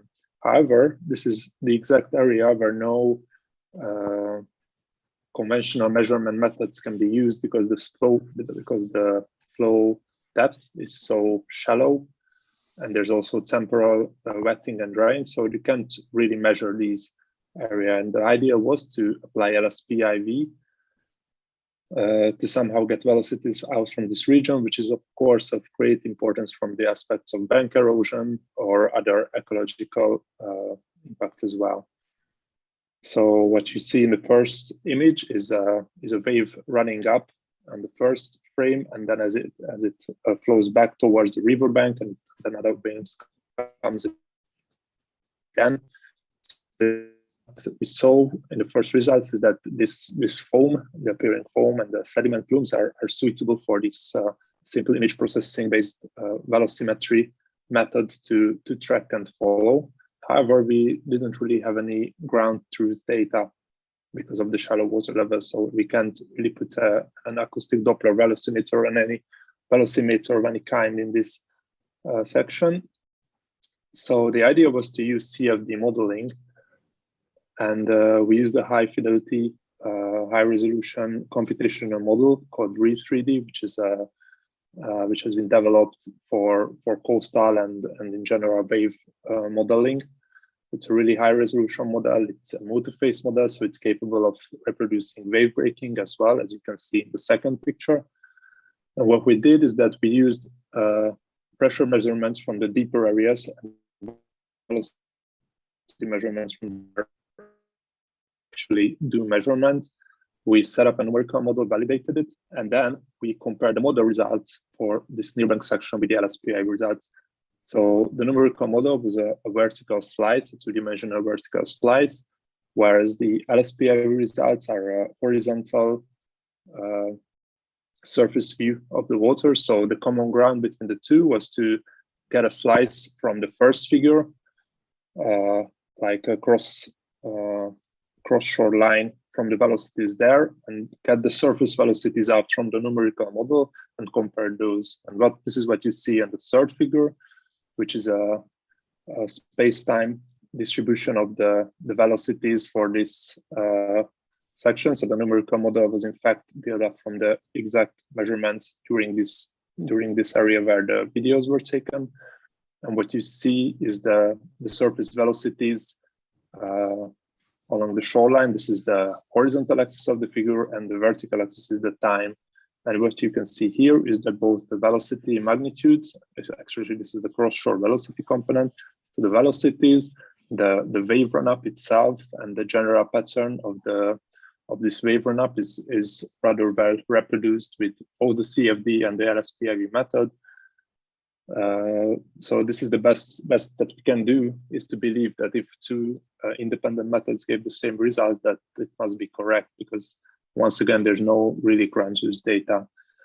So concluding this short work, it has been presented that the appearing foam due to wave breaking and the sediment plumes are suitable for the LSPIV algorithm to track and follow, and hence we can get two-dimensional surface velocities.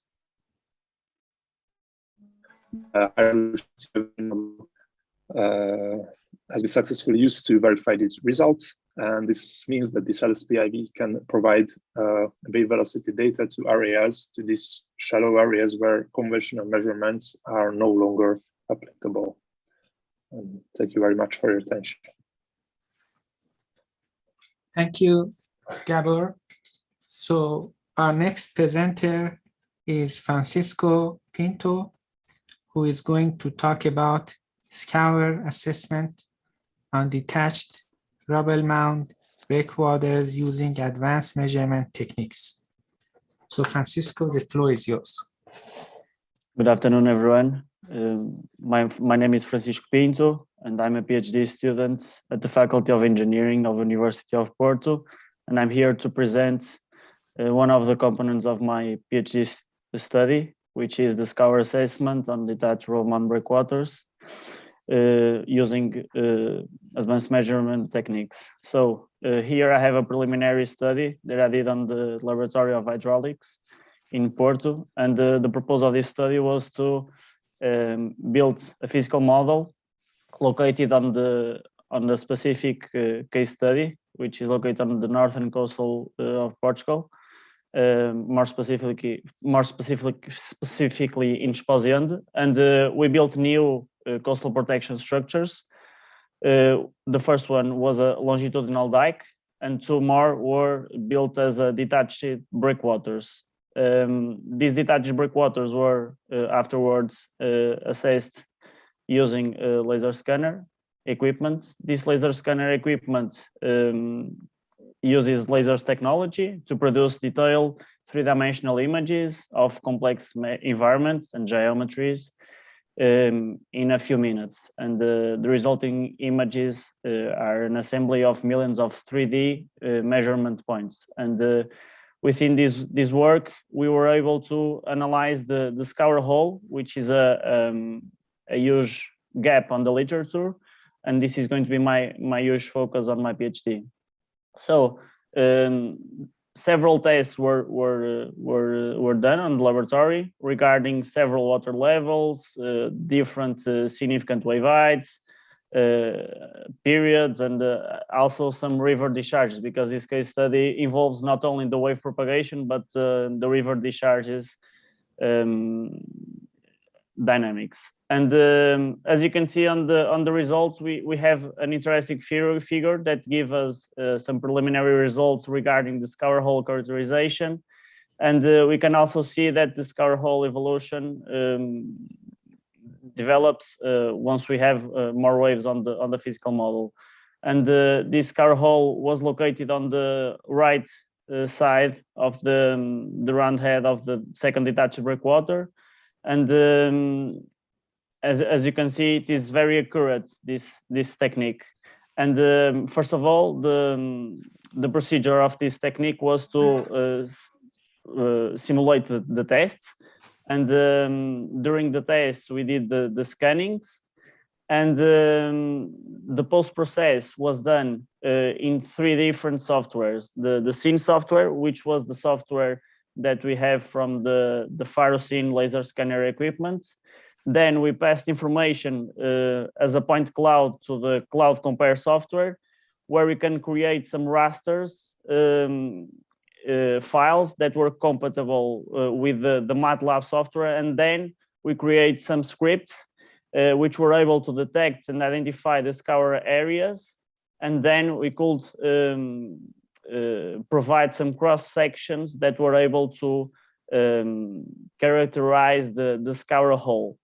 For future developments on my PhD, I would like to not only to characterize and quantify the scour hole depth, but also several parameters. I mean, the rear slope and the rear slope angle, its dimensions in the 2 orthogonals length.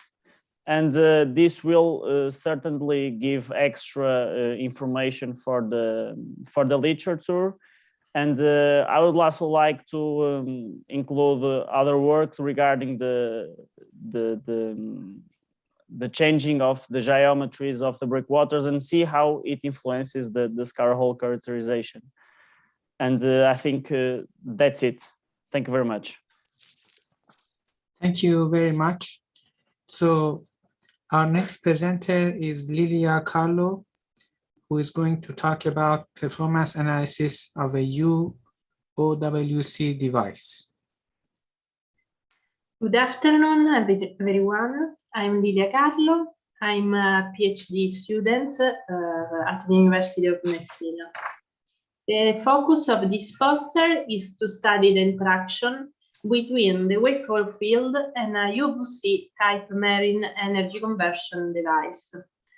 An experimental approach was used in order to perform analysis of both reflection in front of the device and energy efficiencies of the PTO system.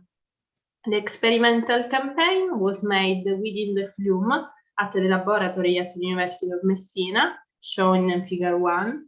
The UVC device was made with plexiglass plates in 1/30 scale, and the system was subject to the action of regular waves in different geometric configuration obtained by progressively changing the position of the front wall of the device. In fact, in the figure 2, the symbol B represents the width of the vertical duct at the inlet of the device, which was made to vary during the test. The housing of a turbine was simulated by a 2.5 centimeters diameter orifice in the pneumatic chamber.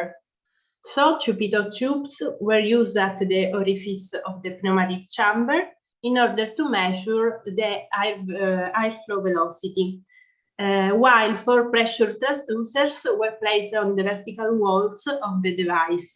One in particular was located in the pneumatic chamber in order to measure the air pressure.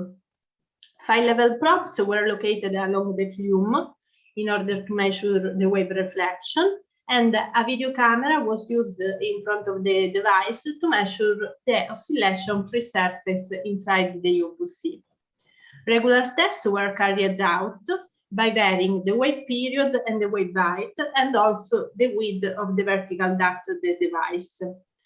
Interesting results were found relating both to the reflection coefficient, calculated with the method of free probes of Mansard and Funk, and the energy efficiency. Figure 2 shows the trend of the reflection coefficient as a function of relative water depth Kd, and for free fixed value of relative width of the vertical duct. The graph shows an increasing trend of the reflection coefficient as the relative water depth increases and the relative width of the vertical duct decreases.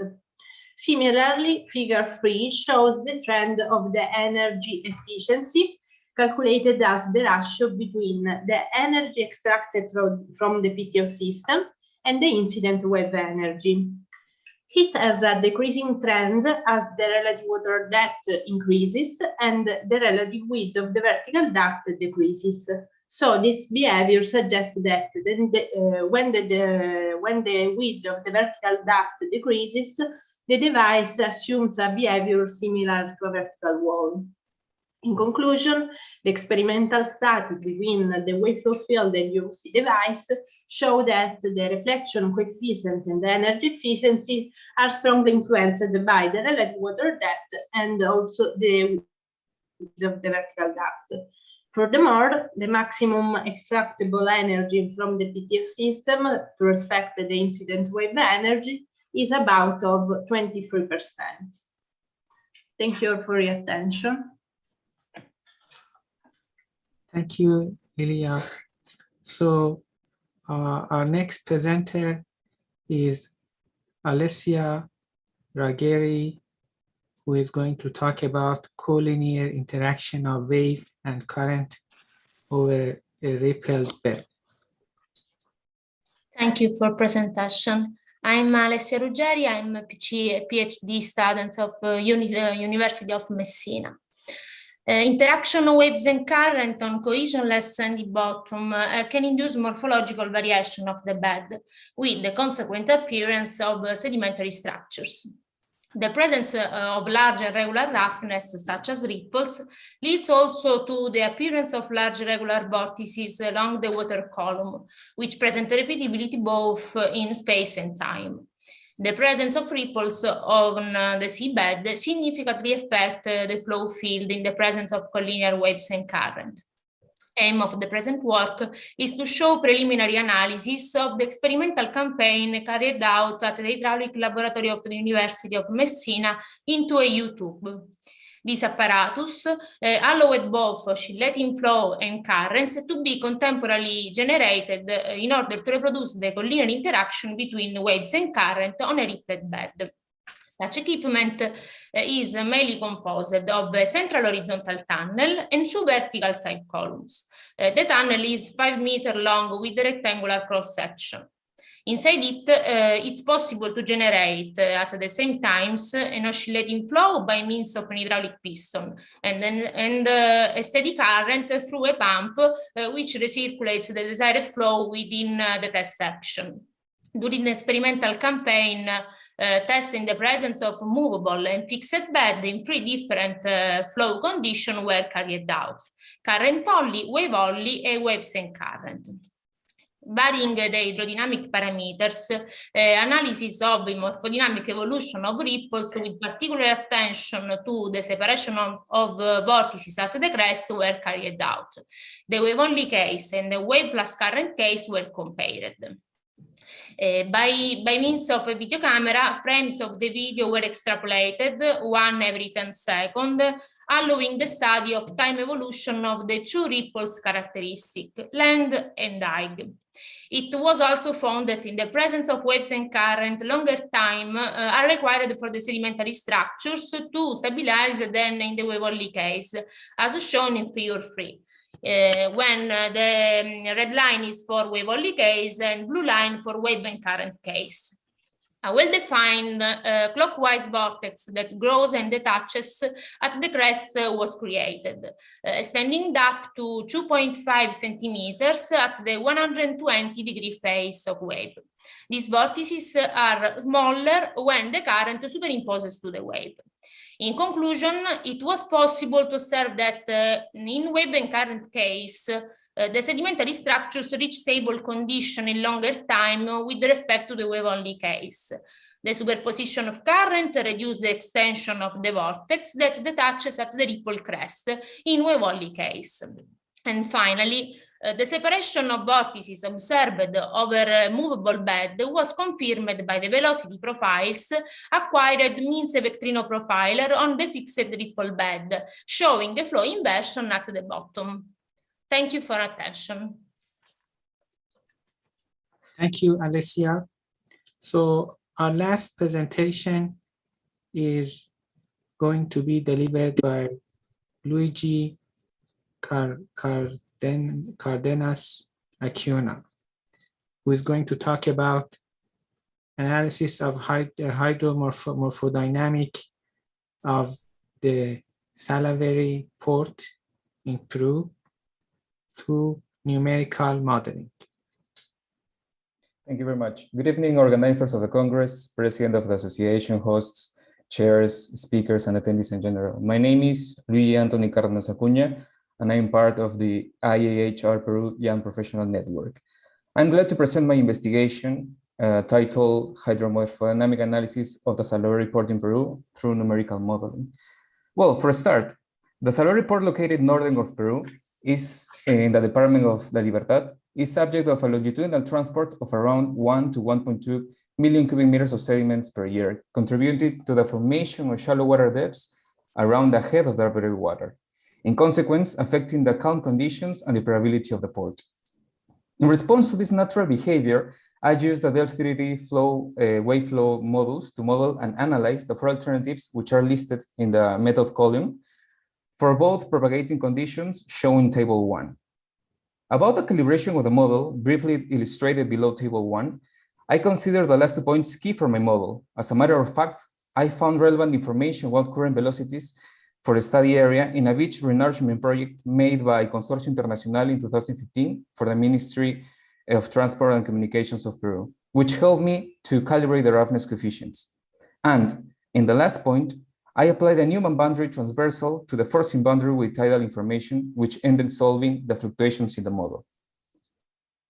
As far as the results are concerned, alternatives 1, 2, and 3 showed an improvement in wave conditions, as high as 70% in wave height reduction in alternative 3 with respect to alternative 0.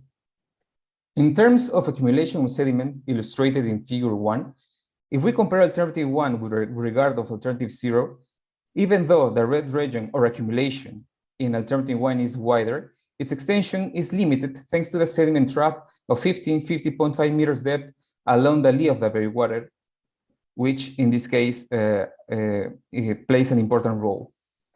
In the case of alternative 2 and 3, we can see an incipient accumulation around the structure.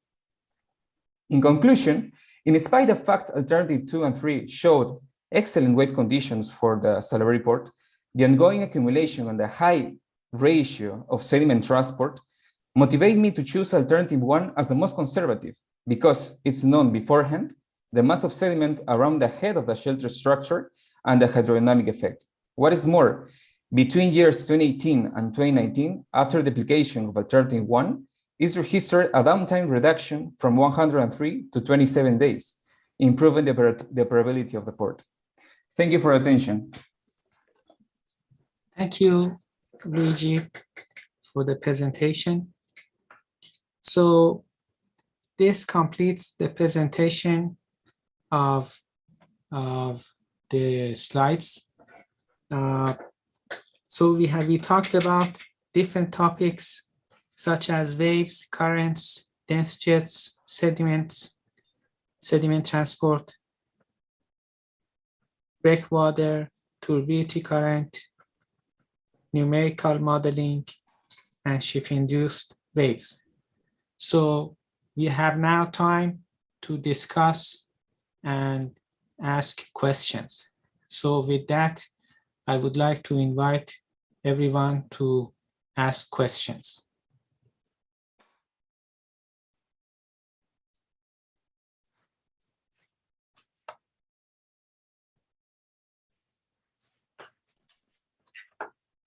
Yeah, I actually have a question.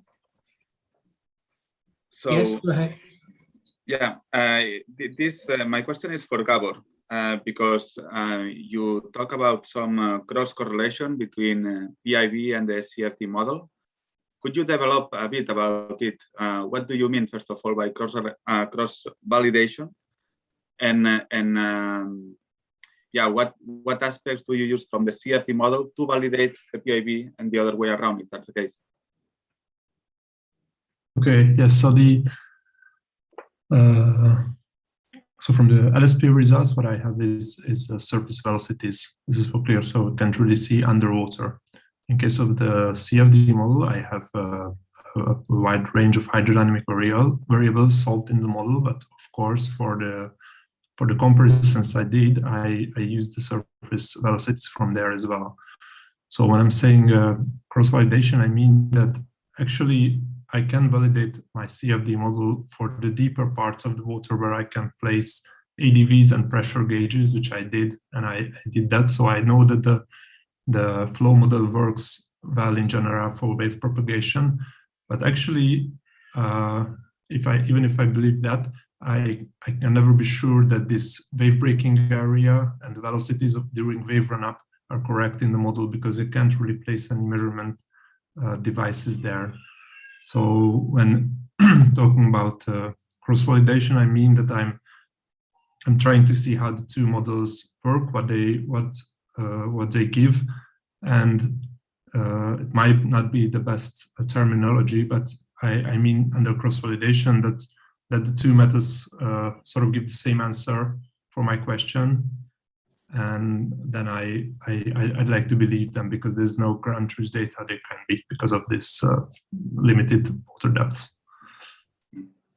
Yeah, I know. Actually, I like the term. That's why I wanted to know more about it, because once I used a similar term, but co-validation, which in essence is the same. Yeah. Yeah. Thank you. Thanks. Thank you. Any other questions? So maybe I can ask a question from Hossein. So in your plot of experimental data, it looks like there is one point that is completely off. Is that correct, or it was just a typo? Sorry, Mr. Professor, can you repeat your question? So sorry, I had problem in my sound. So in your plot of experimental data, it looks like there is one point that is completely off. Is there is it just a typo, or you have a justification for that?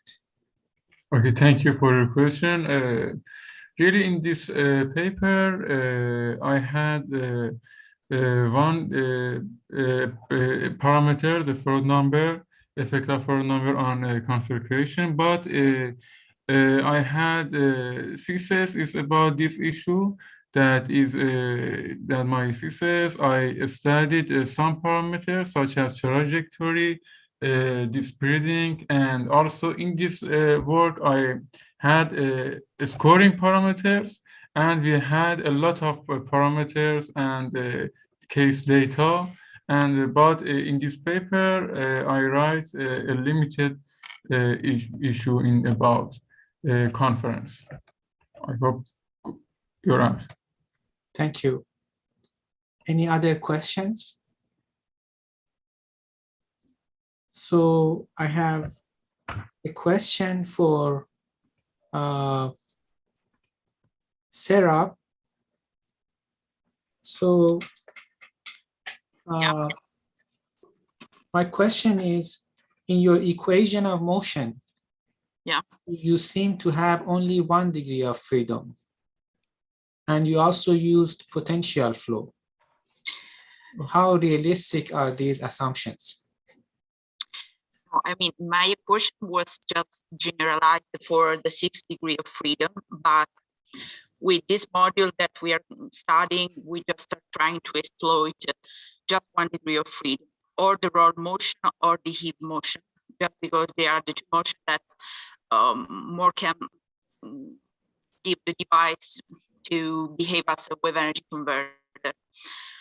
So that's for the first question, thank you. And for the second one, basically the potential flow theory is, I mean, a valid assumption in the preliminary design for this kind of structure, because in contrast with the CFD models allows you to change so many variables in few computational time, and so you can optimize your structure in this way.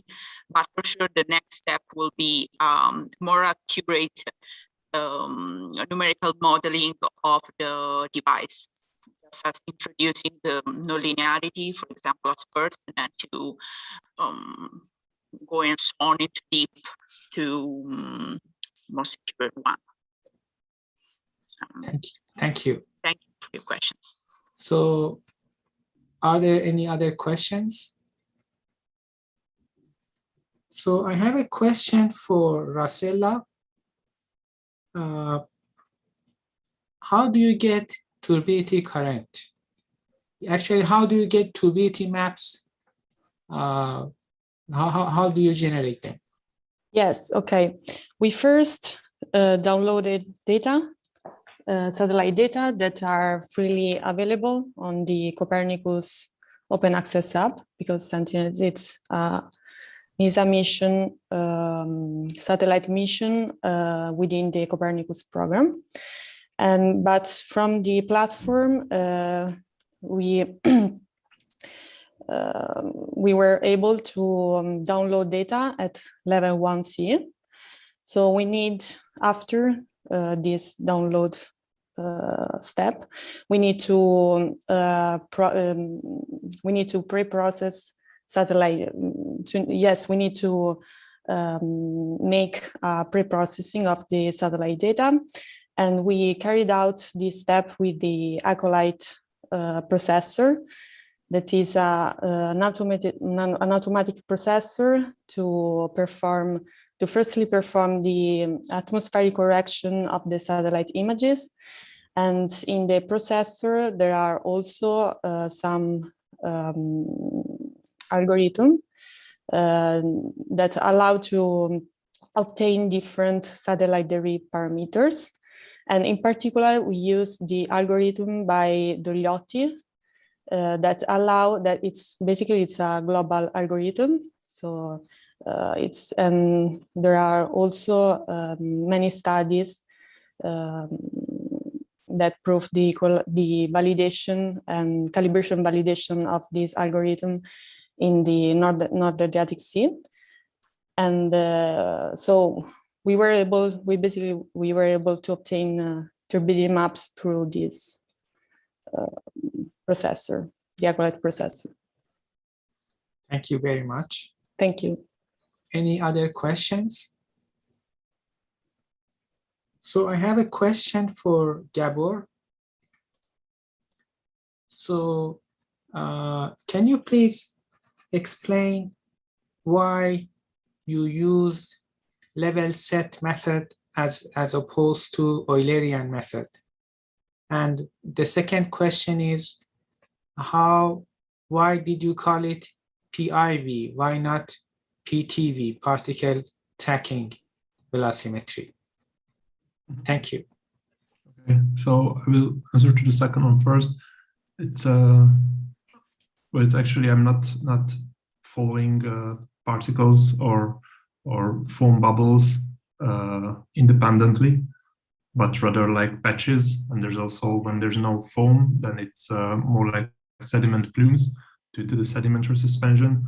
So that's the general idea behind the LSPIV, but not PTV, because all the patterns I'm following to obtain the velocities are different. So I can't really match them one by one from frame to frame. And the model I'm using, it's actually it's an Eulerian model. It solves the Navier-Stokes equations, and the level set method is actually used for the free surface calculation. So it's like an alternative of volume of fluids, which is also quite frequently used in multi-phase computational fluid dynamics. The main idea behind the volume of fluids is that in each cell of the computational domain, we keep the ratio of water and air. And in case of the level set method, it's the position of the free surface is more explicitly contained, because in each computational node or computational cell, we have the assigned distance from the free surface. So if you're in the air phase, it's the distance with the minus sign, and if you're in a water phase, it's the distance with positive sign. So this is how we can always explicitly calculate the free surface position, in contrary to the volume of fluids, where you sort of make an assumption that the free surface is at the location where the water and air phases are equal. So it's the alpha value, or whatever you call it, 0.5. And actually, this is a numerical model is developed at the Norwegian University of Sciences. I did my bachelor thesis there, and this is the model I first started to use. It's like an alternative of OpenFOAM or any other open source CFD code. Okay, thank you very much. Yep. Any other questions? So I have a question for Francisco, if you are still here. Yes, I'm here. Okay. So my question is, how sensitive is your work to the number of waves? You have selected 30,000 waves, right? Yes. How did you pick this number, and how sensitive is your results to this number? Okay, thank you for your question. Indeed, we didn't work as a function of the number of waves. It's just a reference number, because this is just a preliminary work regarding the scour assessment. But this will be an important parameter, because the scour hole increases with the number of waves. And for sure, we are going to include the number of waves in some formulations that we are going to work on. And we are going to also to understand until when does the scour hole develops, and which is the limit until the scour hole is developing. And I think this answers your question. Thank you very much. Any other questions? So I have a question for Lilia. Yeah.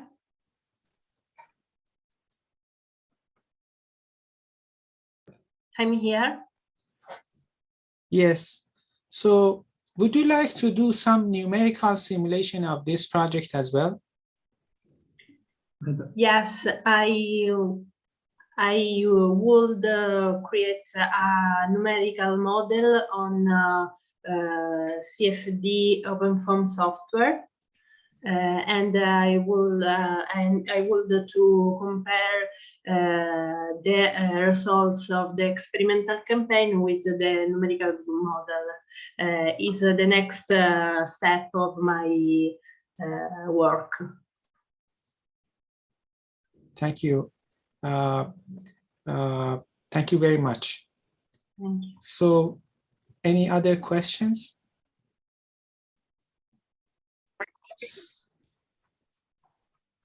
So I have a question for Alicia.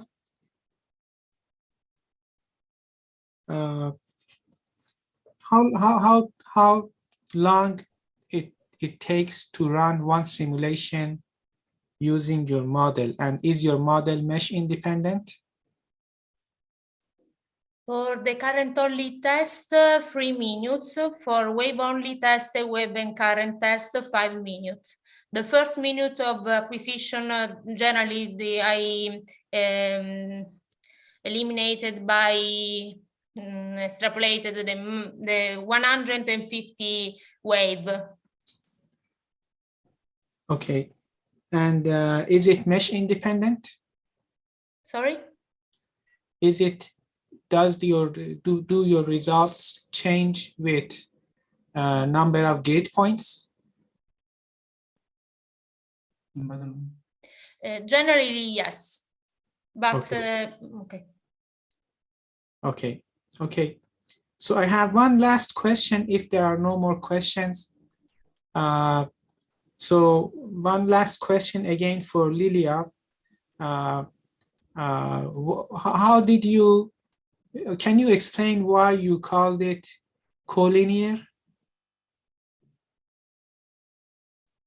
Okay, so I guess Lilia is, oh yes, okay. Collinear. Oh no, it was for Alicia. Okay. Yes. Because the wave and current have the same angle of attack, is in the same direction of propagation, wave and current. Okay. Thank you very much. So, are there any final questions or thoughts? Yes. I have a few questions for Luigi. The last presentation. And I would like just to congratulate for your work. And I have a few questions regarding which was the mesh resolution that you use. Then if you did validate your model with respect with the morphological module. And the final one is, how did you characterize your structures? Because I know that Delft3D has the limitation of the structured meshes, and the questions are these. Thank you very much. Okay, thank you for your questions. About the first question, the mesh was a square of 20 by 20 meters. Yeah, about the grid. Yes. About the second question, could you repeat the second question, please? You did validate your model, right?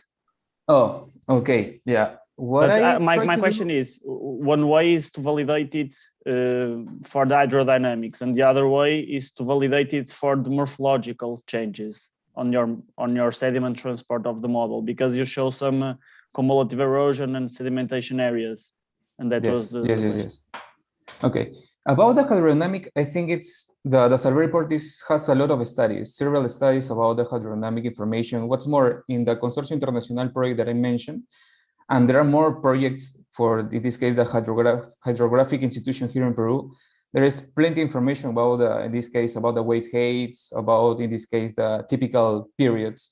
So I think I used that information for my input to propagate that information to the study area.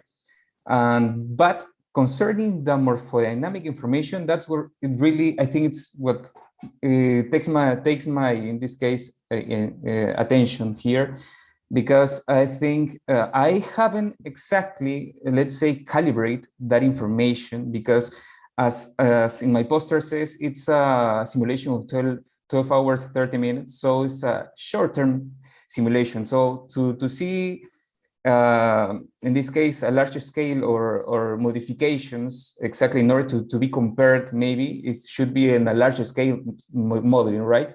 So for that reason, that's an improvement for my present study, to maybe to do a long-term modeling, applying a more tidal information and wave conditions, you know, and that in that way maybe try to see for the alternatives 2 and 3 the shape of in this case of shallow water depths and around the head of the structure, of the extension of the head, right?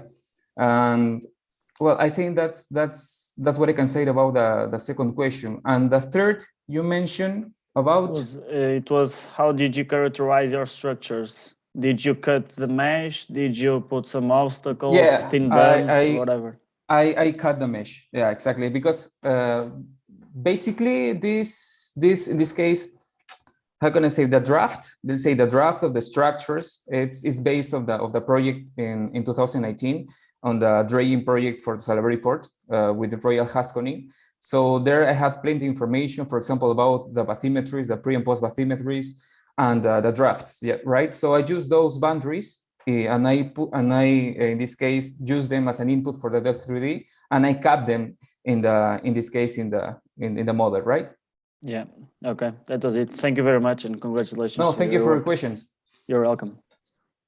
So, any other questions? So this completes our presentation. Thank you very much, everyone, for your participation and for the excellent presentations and discussions. Thank you very much. Okay. Thank you very much. Thank you. Bye bye. Thank you very much. Thank you. Thank you. Bye. Bye Goodbye, bye. everybody. Before closing the session, I would like to remind that tomorrow we have another intense day like today. And the main focus will be on hydraulics with several technical sessions and a first keynote by Professor Muhammad Bidawi from the Hong Kong Technical of Science University on time reversal of waves in hydraulics experiment, theory, and applications. So yeah, I hope it was fruitful for you this first day, and hope to see you all tomorrow. See you and bye-bye. Thank you. Bye-bye. Thank you. Bye-bye. Goodbye. Goodbye. Bye-bye. Bye.